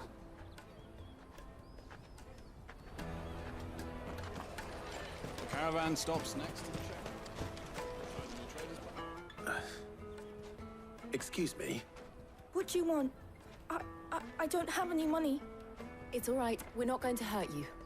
We just want to talk. What about? We've heard that some very bad people are making children like you steal from travelers. We need to know who's behind it so we can stop them. I don't know much about it, really. But my friend, Honza, he said he got a job doing something dangerous. Sounds promising. We need to find him and ask. Do you know where your friend might be? He's usually by the tents outside town. Thank you. You've been very helpful.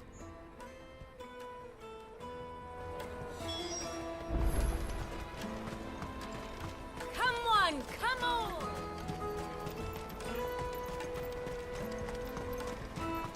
Peaches and pears. Let me carry your goods.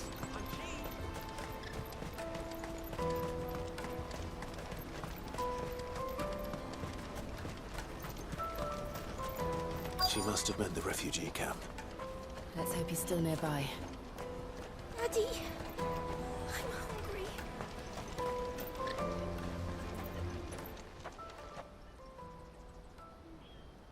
hungry. That big fat donkey was easy pickings. He wouldn't have noticed if we'd robbed his boots off him. Yeah. Wish we hadn't handed over the pass, though. Could use one of those things to get out of this dump. Chance would be a fine thing. The moment they found out, they'd string us up by our guts. Would they now? Perhaps you'd like to introduce us to these charming characters. Shit, we're in trouble now. What do we do? You two get caught if you want. I'm off. Hunter, where are you going? So that was Hunza, eh? Jill, you watch these two. I'm going after him. All right.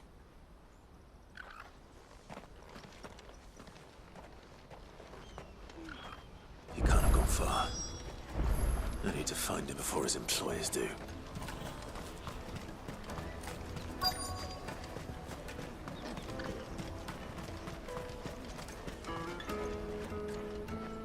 Did you see a boy run past?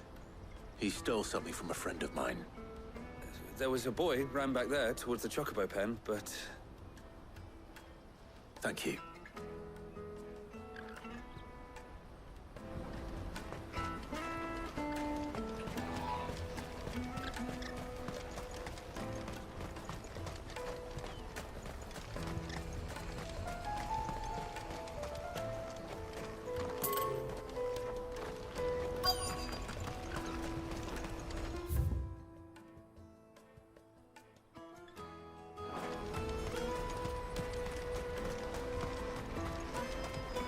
This is everything.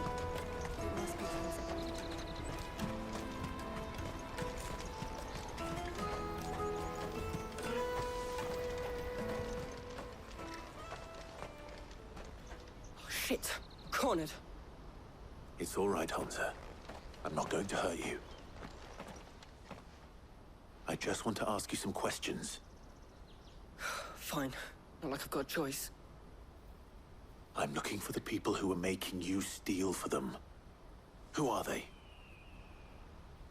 Called themselves the Carstones. They said they'd give me good gill if I did what they told me. I knew they were bad, but bread doesn't come for free. Didn't come at all half the time, before I started buzzing for them. You know, if I didn't do it, they'd just pick on someone else. Someone they could push around easier. Hansa. You found him then? Jill. Where are the other two? Eloise is watching over them. She sent Goots and I to look for you. You're... him! I haven't got your pass anymore, if that's what you're after. I gave it to the Carstones. Whatever you do to me, I can't get it back. Not that I go against them anyway. If it weren't for their gill, me and my mates would have starved.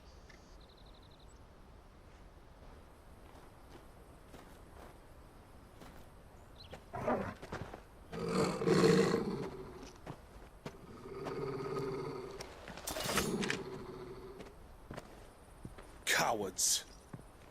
You will not force another child to do your bidding. Wait, we're not... Don't hurt him!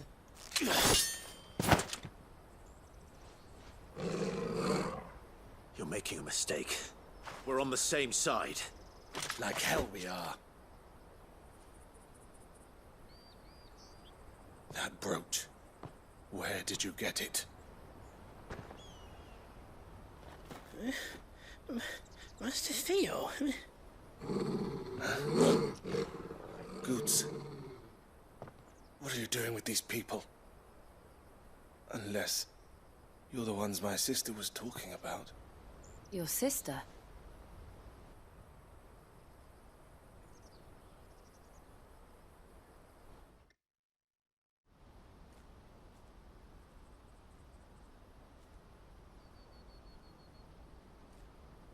Eloise didn't tell us she had a brother. And why would she? I'm just her back and a blade. Theodore, at your service. Sorry about before. Theodore, what do you know of the cast stones? Vultures who have made Boklad their hunting ground. They prey on the desperate, stealing from those with gill and bullying those without it into joining their flock. I'd been looking into their activities in hope of sparing the refugees any further hardship. But it seems they've already stooped even lower than I'd feared. Hansa's a good lad. Don't blame him for what they've made him do. If he and his friends hadn't agreed to work for the stones, some other poor souls would have. On pain of death, most likely. Clive, was it? And my sisters asked you to help put an end to the pickpocketing. Then we all want the same thing.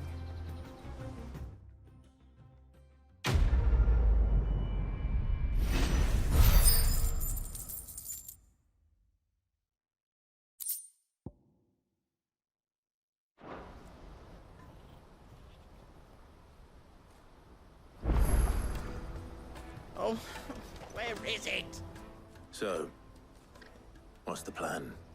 What else? We find the Carstones, and we crush them. You get your trader's pass back, and I make Boklad a safe place again. All right then. All right then. Hansa, where are they camped? Don't worry. They'll never know you told us. Couldn't if I wanted to. They always come to town to collect the passes. Meet us outside the gate. I tried following them once, but they spotted me halfway down the trail. Said they'd string me up. We'll try it this time. Which way were they going? Back down the road towards Lateney's Cleft. To Lateney's Cleft, then?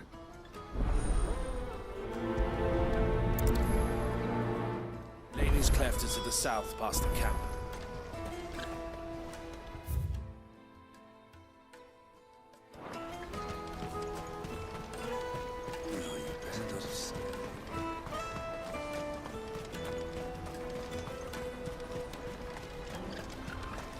that then?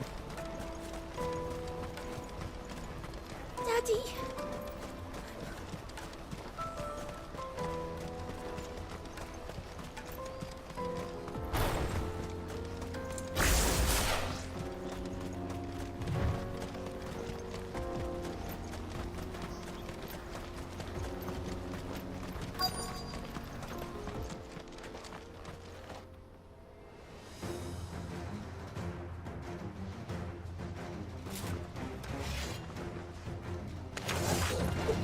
That's the one who's been sticking his nose in our business. You should have minded your own.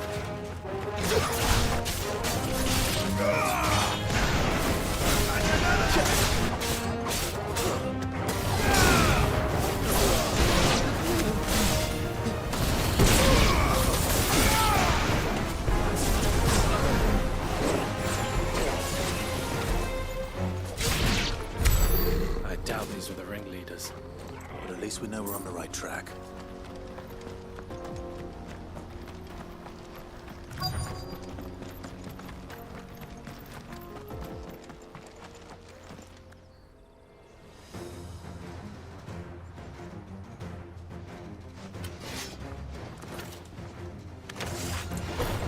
We got company. That's the lot.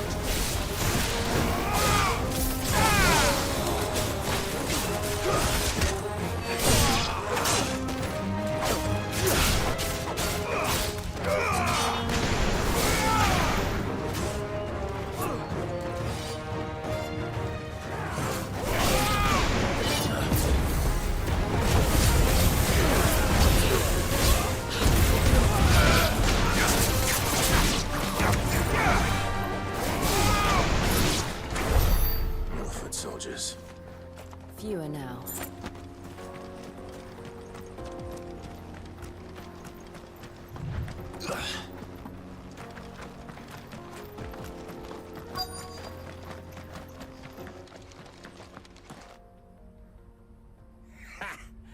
Not a bad haul today, eh? Aye.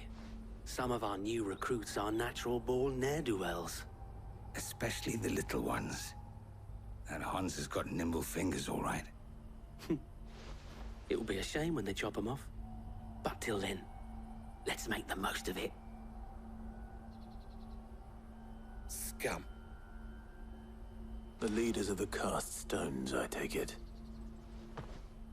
They don't deserve any mercy, Clive. I wasn't planning on showing them any. We're ready when you are, Theodore. Oh, I'm ready.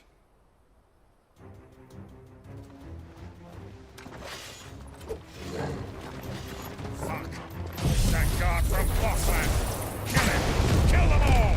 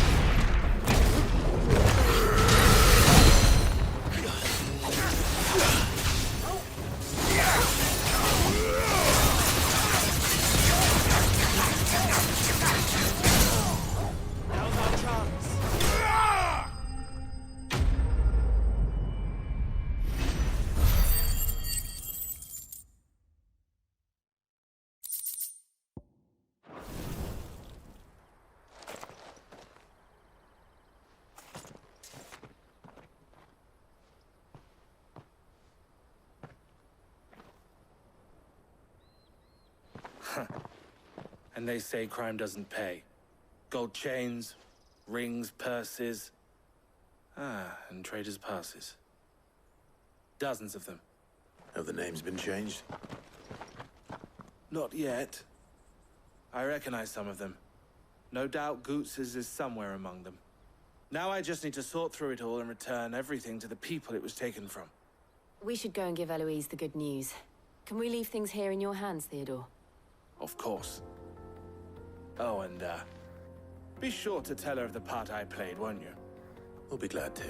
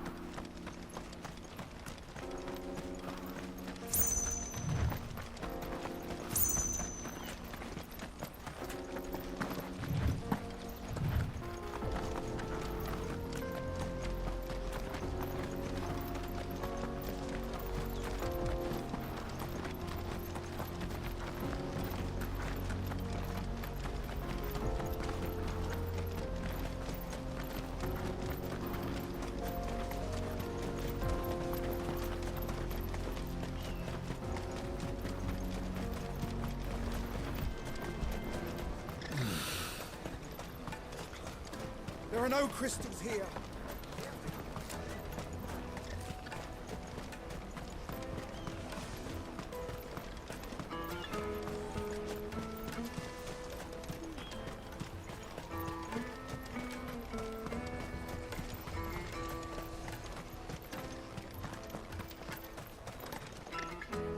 Ah, Clive. How goes the hunt?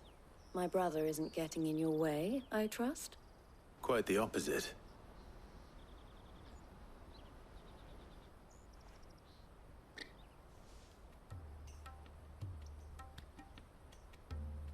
So it was the cast stones who were behind it all.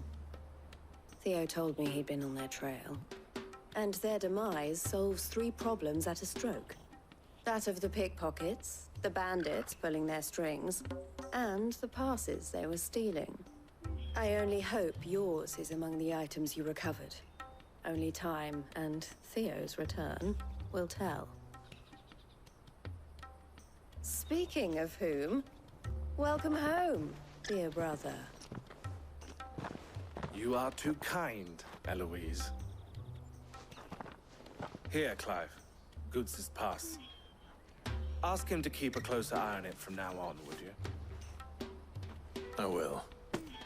Thank you. El, I've asked our boys to carry the rest of the goods back. Can I count on your help in sorting through it all? Of course. I'll make some space in the storeroom. I expect you'll soon be on your way then. But it wouldn't do to leave without introducing yourself properly.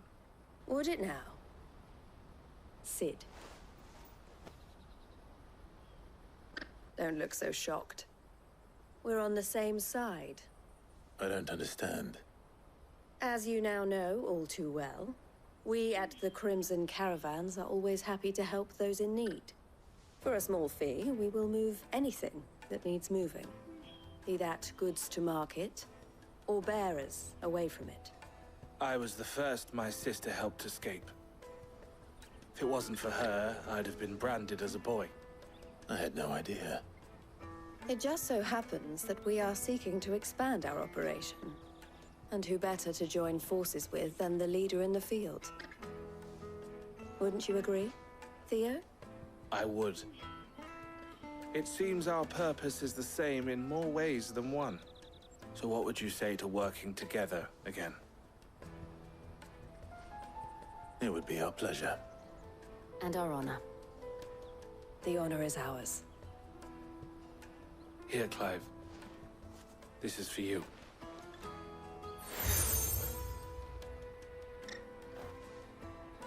What is it? El has friends in high places, while I have associates in, lower ones. That mark is proof that you're a friend to us both.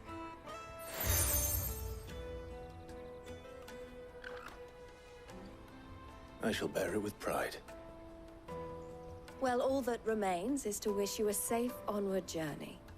Goots's pass should secure you a place on the caravan, but if you encounter any difficulties, we would be delighted to provide you with a coach of our own. For a discounted price, of course. Say, 9 million? We'll try the caravan.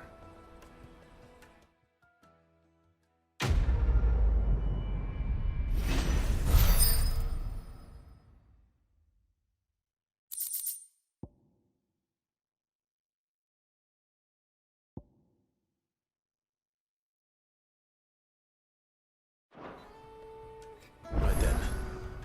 Let's get this back to Goots. And then it's on to the Dominion.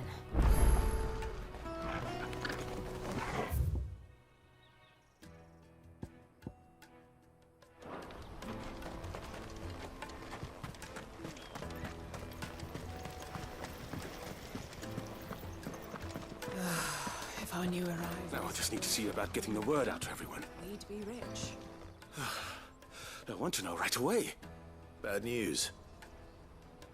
Good, actually. Something worth celebrating for a change. Only trouble is, the serving girl's still new to the job, so I can't leave her while I go and invite those I'd like to celebrate with. What exactly are you celebrating, if you don't mind me asking?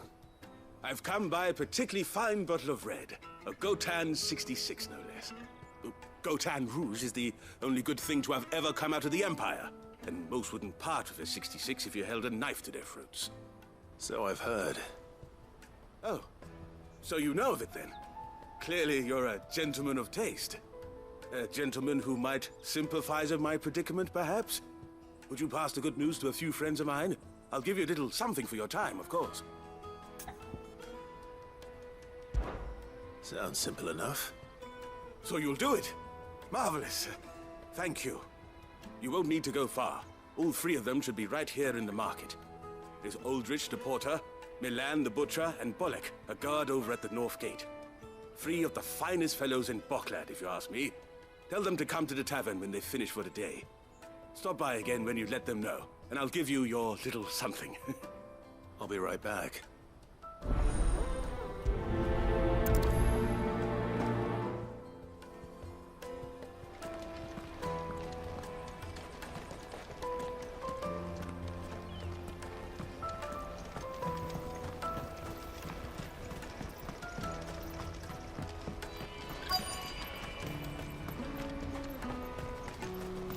Hurry, man. I've been asked to find Aldrich, the porter. I don't suppose that's you, is it? That's me right enough. You need something delivered? The innkeeper sent me. He said there's a cup of Gotan 66 with your name on it when you're done for the day. A 66? Bugger me. If he's just got hold of it now, it must have been in the crates he had me carry down from Sambrek. From the Empire to Boklad. You must be a braver man than most. That's a treacherous route at the best of times. Such is the porter's lot. There's not a patch of storm these feet haven't traipsed across. It's Oriflamme one day, then off to Canva the next. The farther you're willing to go, the fatter the purse. Which is why there's no shortage of competition for some of the longer routes. I'd say I've done enough for today to earn myself a cup of something tasty. Thanks for letting me know.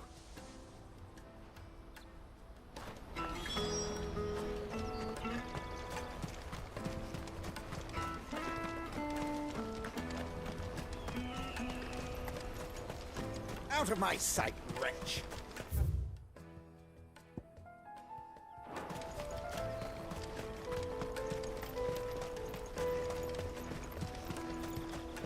Come on, come on! Jug of snake spit for the road. Caravan stops next to the check. Are you Milan, the butcher? That's me. What can I do for you? The innkeeper's just had a special delivery. He thought you might like to join him for a cup of wine after you pack up for the day. He knows me only too well. And I've got a ham here that will go handsomely with a nice drop. Wine and ham to spare.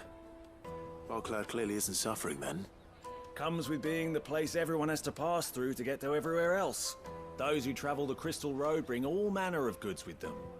We get meat from Sanbrek, herbs from Rosaria, Why, sometimes we even see curiosities from across the Narrow. My old man knew what he was about when he set up shop here all those years ago. Anyway, thanks for the good news. Oh, you know what? Maybe I'll shut up shop early. Wouldn't want to keep our friend waiting.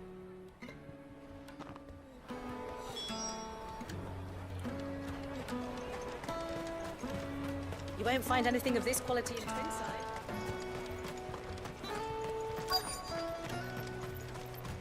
The Empire's your enemy, not us.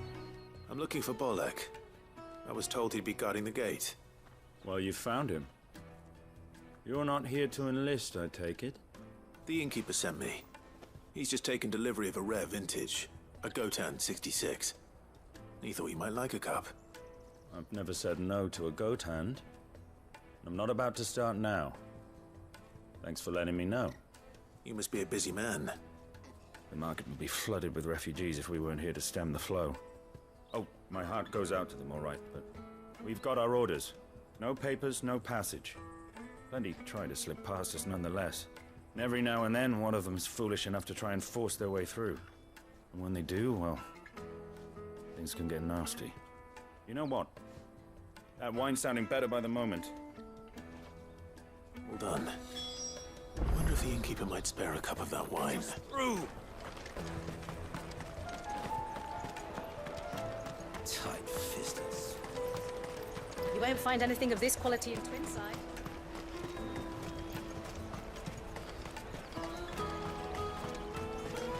Jug of snake spit for the road? Come on, come on!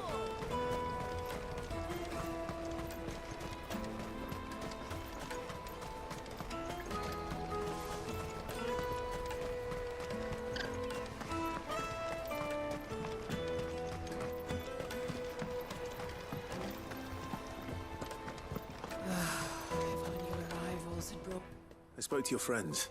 They'll be along soon. That's fantastic news. Thank you kindly. It's been a while since we all sat down together. And the way I see it, that wine is as much theirs as it is my own. How so? Well, I wouldn't be serving anything but slops without Aldrich to go and fetch the good stuff for me. And then there's Milan, who always sends customers my way. And Bolek, an even-handed keeper of the peace, if ever there was one. Those three are the backbone of Boklad. Lose any one of them, and the market would soon fall apart. And without the market, I wouldn't have a single customer. I'd say that's worth a bottle of 66, wouldn't you? And more besides. Everyone needs a shoulder to lean on. Be they world-weary innkeepers or brooding swordsmen. Right, I'd better prepare for my guest's arrival. I hear you had me carrying a bottle of Gotan 66. If I'd have known, I would have sold the thing and lived like a lord. I'll settle for a cup, though, if you're in a sharing mood. A Gotan 66. Just as well I had something special of my own set aside. A bottle between the four of us might not be enough to drown our sorrows, but it can't hurt. Here they are, the three pillars of Boklad. Sit yourselves down, gentlemen.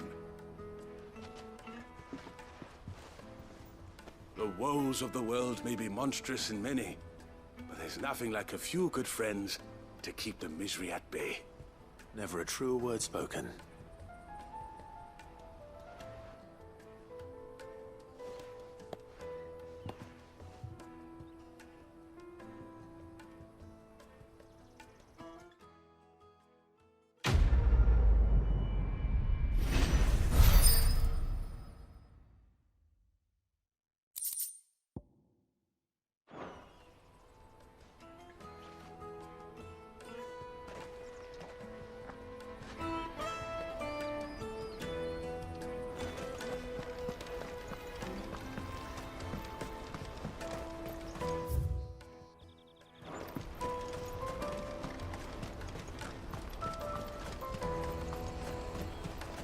Me carry your goods. Pardon me, but would you happen to... That well-notched steel and impressive physique. I have need of a sword for hire, and yours looks to be a weapon well worth the coin. Might you be convinced to offer me the use of those formidable arms? How exactly do you intend to use them? Well, Being something of a scholar of Zemeckis history, I wish to investigate the ruins near the city. And I require a rugged companion, lest I find myself waylaid by ne'er-do-wells or the beasts sent to roam the area. Should you accept, you will not only earn yourself material wealth, but partake of the true treasure that awaits us there. The rich and storied history of Zemeckis. Well, will you ever party to a finer proposition? My arms are yours. Wonderful. Then come. We must away. But where are we going? Along the old Zemeckis Road, and from there, onward to discovery. Quickly! There is not a moment to lose. Wait. Good luck with your ne'er-do-wells.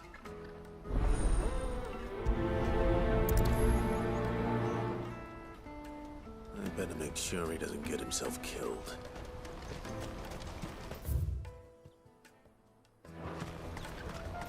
Water for hire? That's that then. Daddy!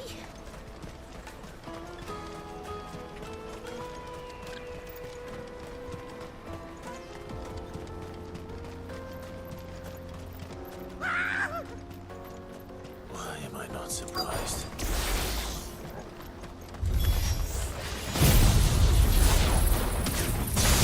You'll hand over your coin. It's good for you.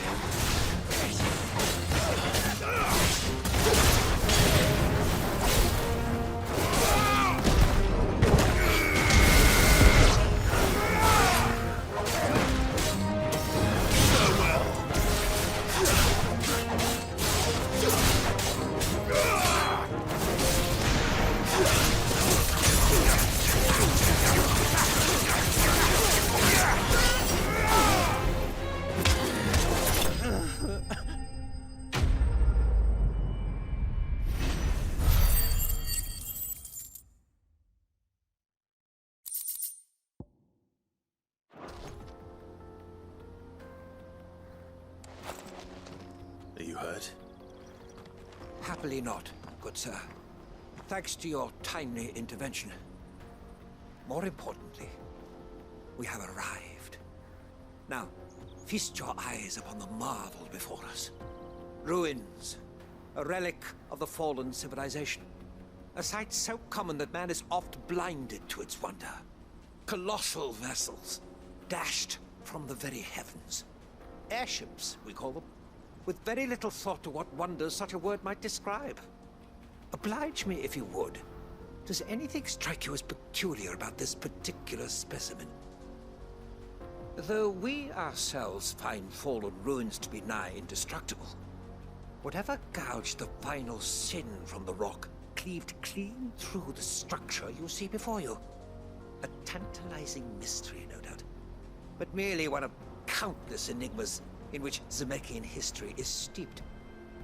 Come, good sir. Our expedition continues, and we still have much to learn.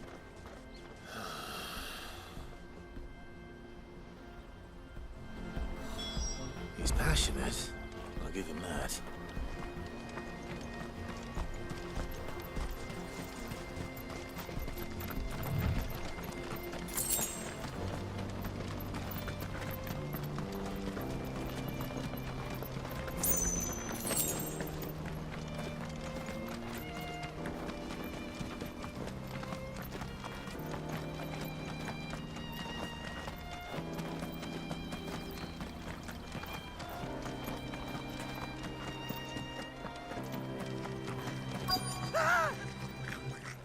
No. All right then.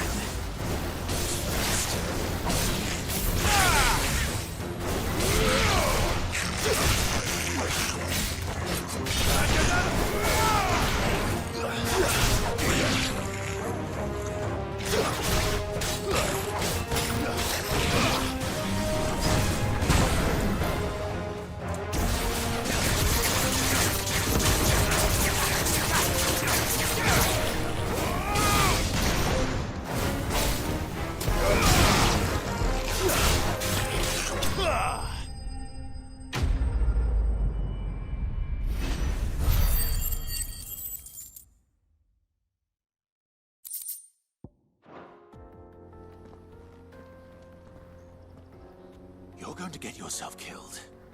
Oh, that would not do. That would not do at all. Not when such majesty stretches out before us. Behold, the final sin in all its glory. As Moss tells us, a battle was fought here in ancient times. A battle of such ferocity that it tore a great crater in the very land upon which it was waged. In reaching for their holy sanctum, did man enrage the gods, and great was the vengeance that was rained down upon him. Alas, the full truth of the matter is lost to time, though I live in hope that I might see it discovered.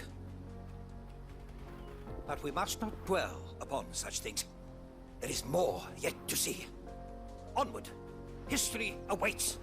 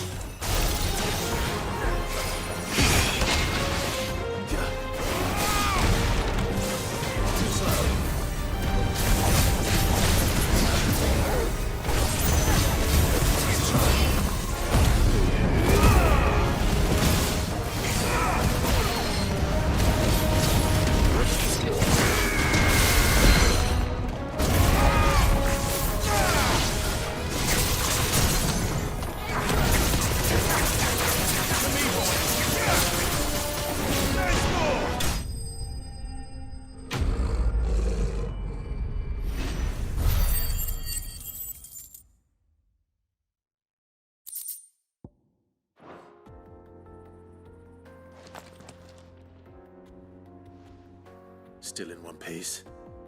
It would seem so. Once more I am in your debt, and once more you impress me with your prowess. These were no ordinary foes, but ones we in the field call echoes. Though Moss the Chronicler concurs with the legends in attributing the fall of Zemeckis to a wrath wrought upon mankind by the gods, he offers little in the way of explanation.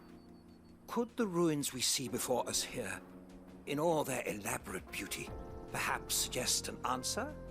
Could the construction of such miraculous edifices have been considered an encroachment upon the province of the divine?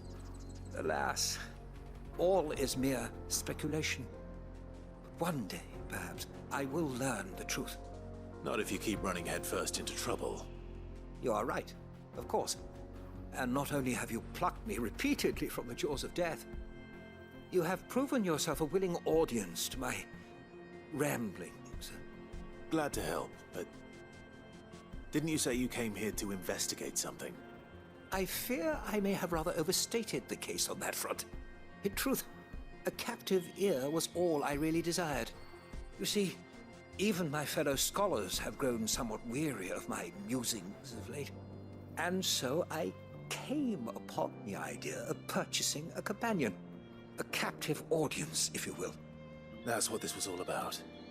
I am afraid so.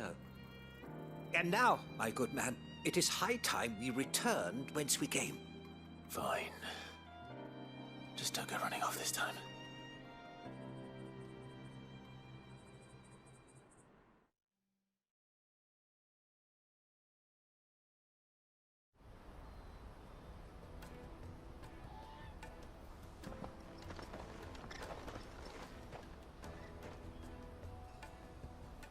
And so ends a delightful day.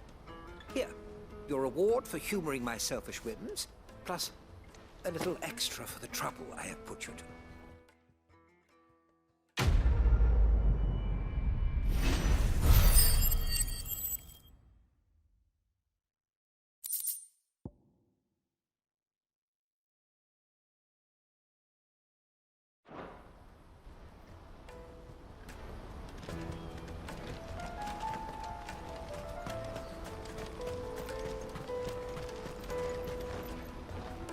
I see you've been of some assistance to Eloise. Perhaps you can extend me the same kindness? Perhaps. What would I be doing? Finding someone. You see, I've been having trouble with thieves, and despite the many pains I've taken, I can't stop them from rummaging through my packs. I was griping about my lot to a friend of mine a few days back, and he offered to track the culprits down. Now, Joseph's a sellsword, and a good one at that. But he's been gone days, and I'm beginning to fear the worst. Any idea where his search for the thieves might have taken him? The old Zemeckis Road, perhaps? He doubted they would be fool enough to linger here in Boklad. Joseph's lived a hard life. Made him grey long before his time. I just pray he hasn't been killed over a few sacks of grain. Can't imagine there are too many grey-haired sellswords around. Hopefully someone will have seen him.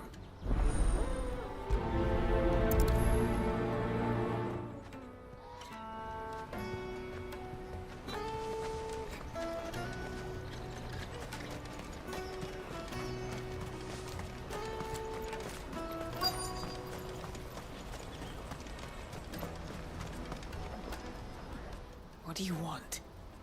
I've no coin on me. Just information. Has a sellsword passed through here? Grey hair. Now you mention it, there was a young man with salt in his mane sneaking around out there a while back. Which way did he go? How am I supposed to know? Buggered off down the road, I expect. Now why don't you do the same and leave me be?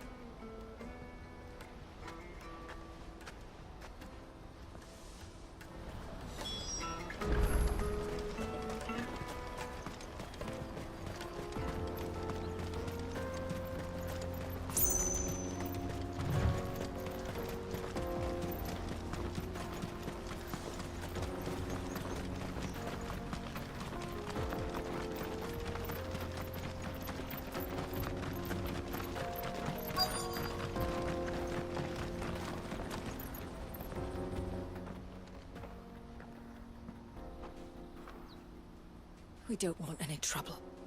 Neither do I. I'm looking for someone. A grey-haired mercenary. Well, we haven't seen him. Yes, we have. We saw him climbing up the rocks. Those ones, over there. Maybe he found his thieves. Mum won't let me near them. She said there's goblins up there, and that they eat little boys for dinner. Shush now. You've said quite enough already. I only told him what you said. I'd listen to your mother if I were you.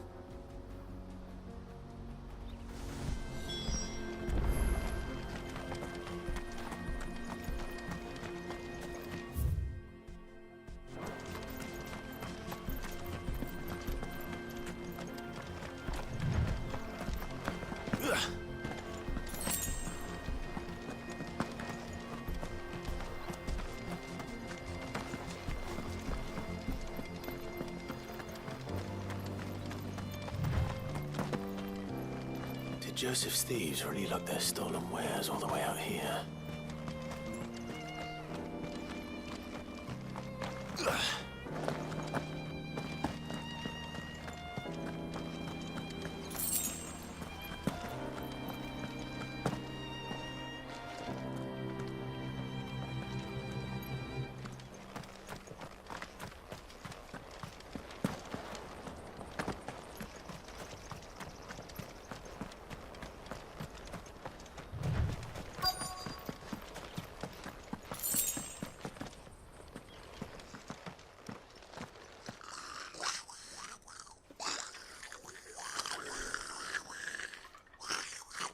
I think we've found our thieves. They don't look happy to see me.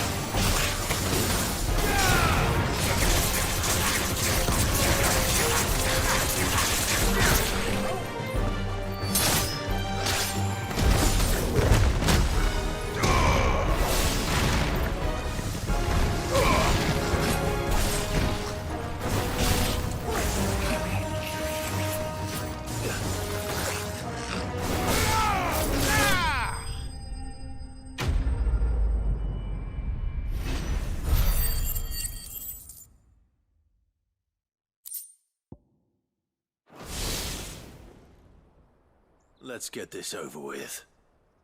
Stop! Don't kill him, he's just protecting his home. Joseph? So the boy was right. I don't know you. Your porter friend sent me to find you. She was worried you might have got yourself killed. Have I been gone that long? It wasn't hard finding the thieves. The problem was knowing what to do with them when I did. I take it things are more complicated than they appear.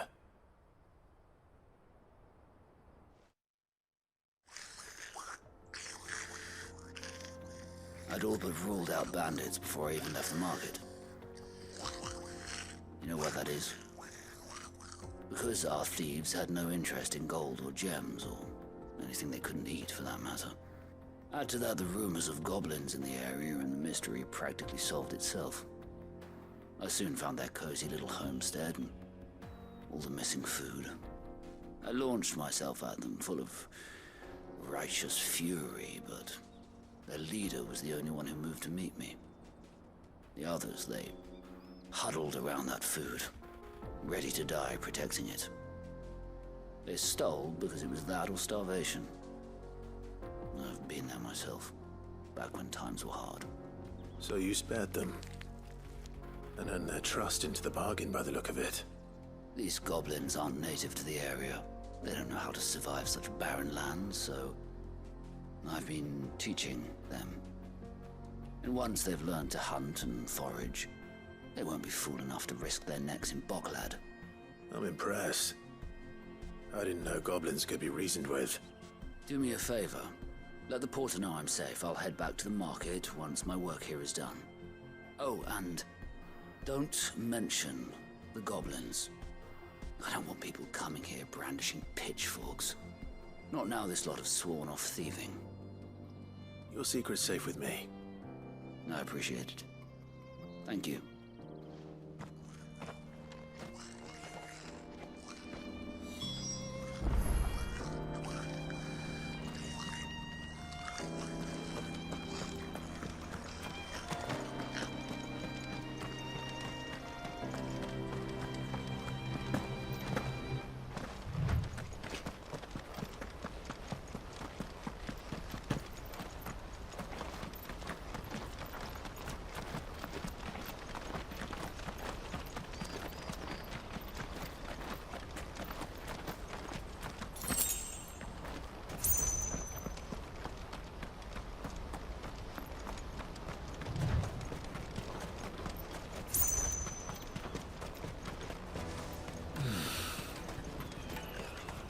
There are no crystals here. Daddy! That's that then. Joseph's fine. He'll be back once he's tied up a few loose ends. That's a weight off my shoulders. He certainly knows his business. You found your thieves all right. And I dare say they won't be coming back. A good man to have around, that Joseph. And if he says there'll be no more thieving, that's good enough for me. Thank you for putting my mind at ease. Here, for your troubles.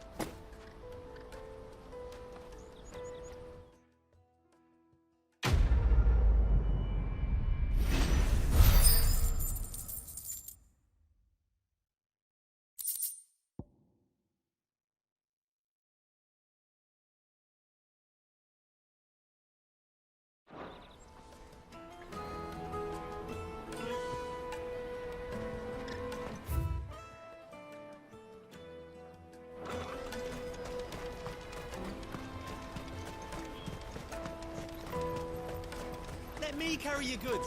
I'm cheap. Peaches and pears.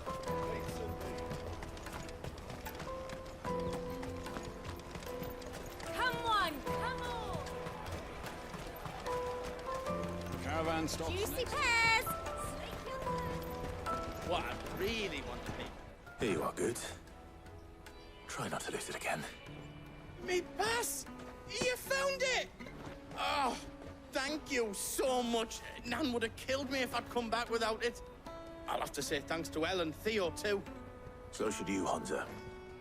You and your friends don't have to steal anymore. If anyone threatens you again, you know who to turn to. We do.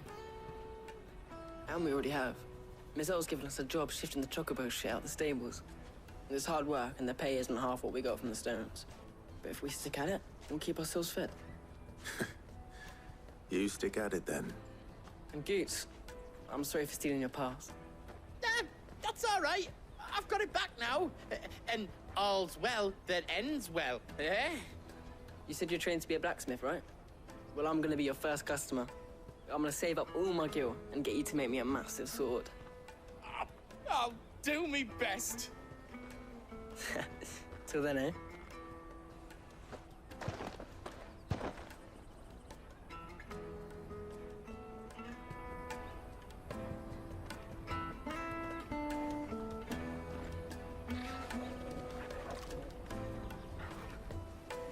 All right. We have a place on the wagon.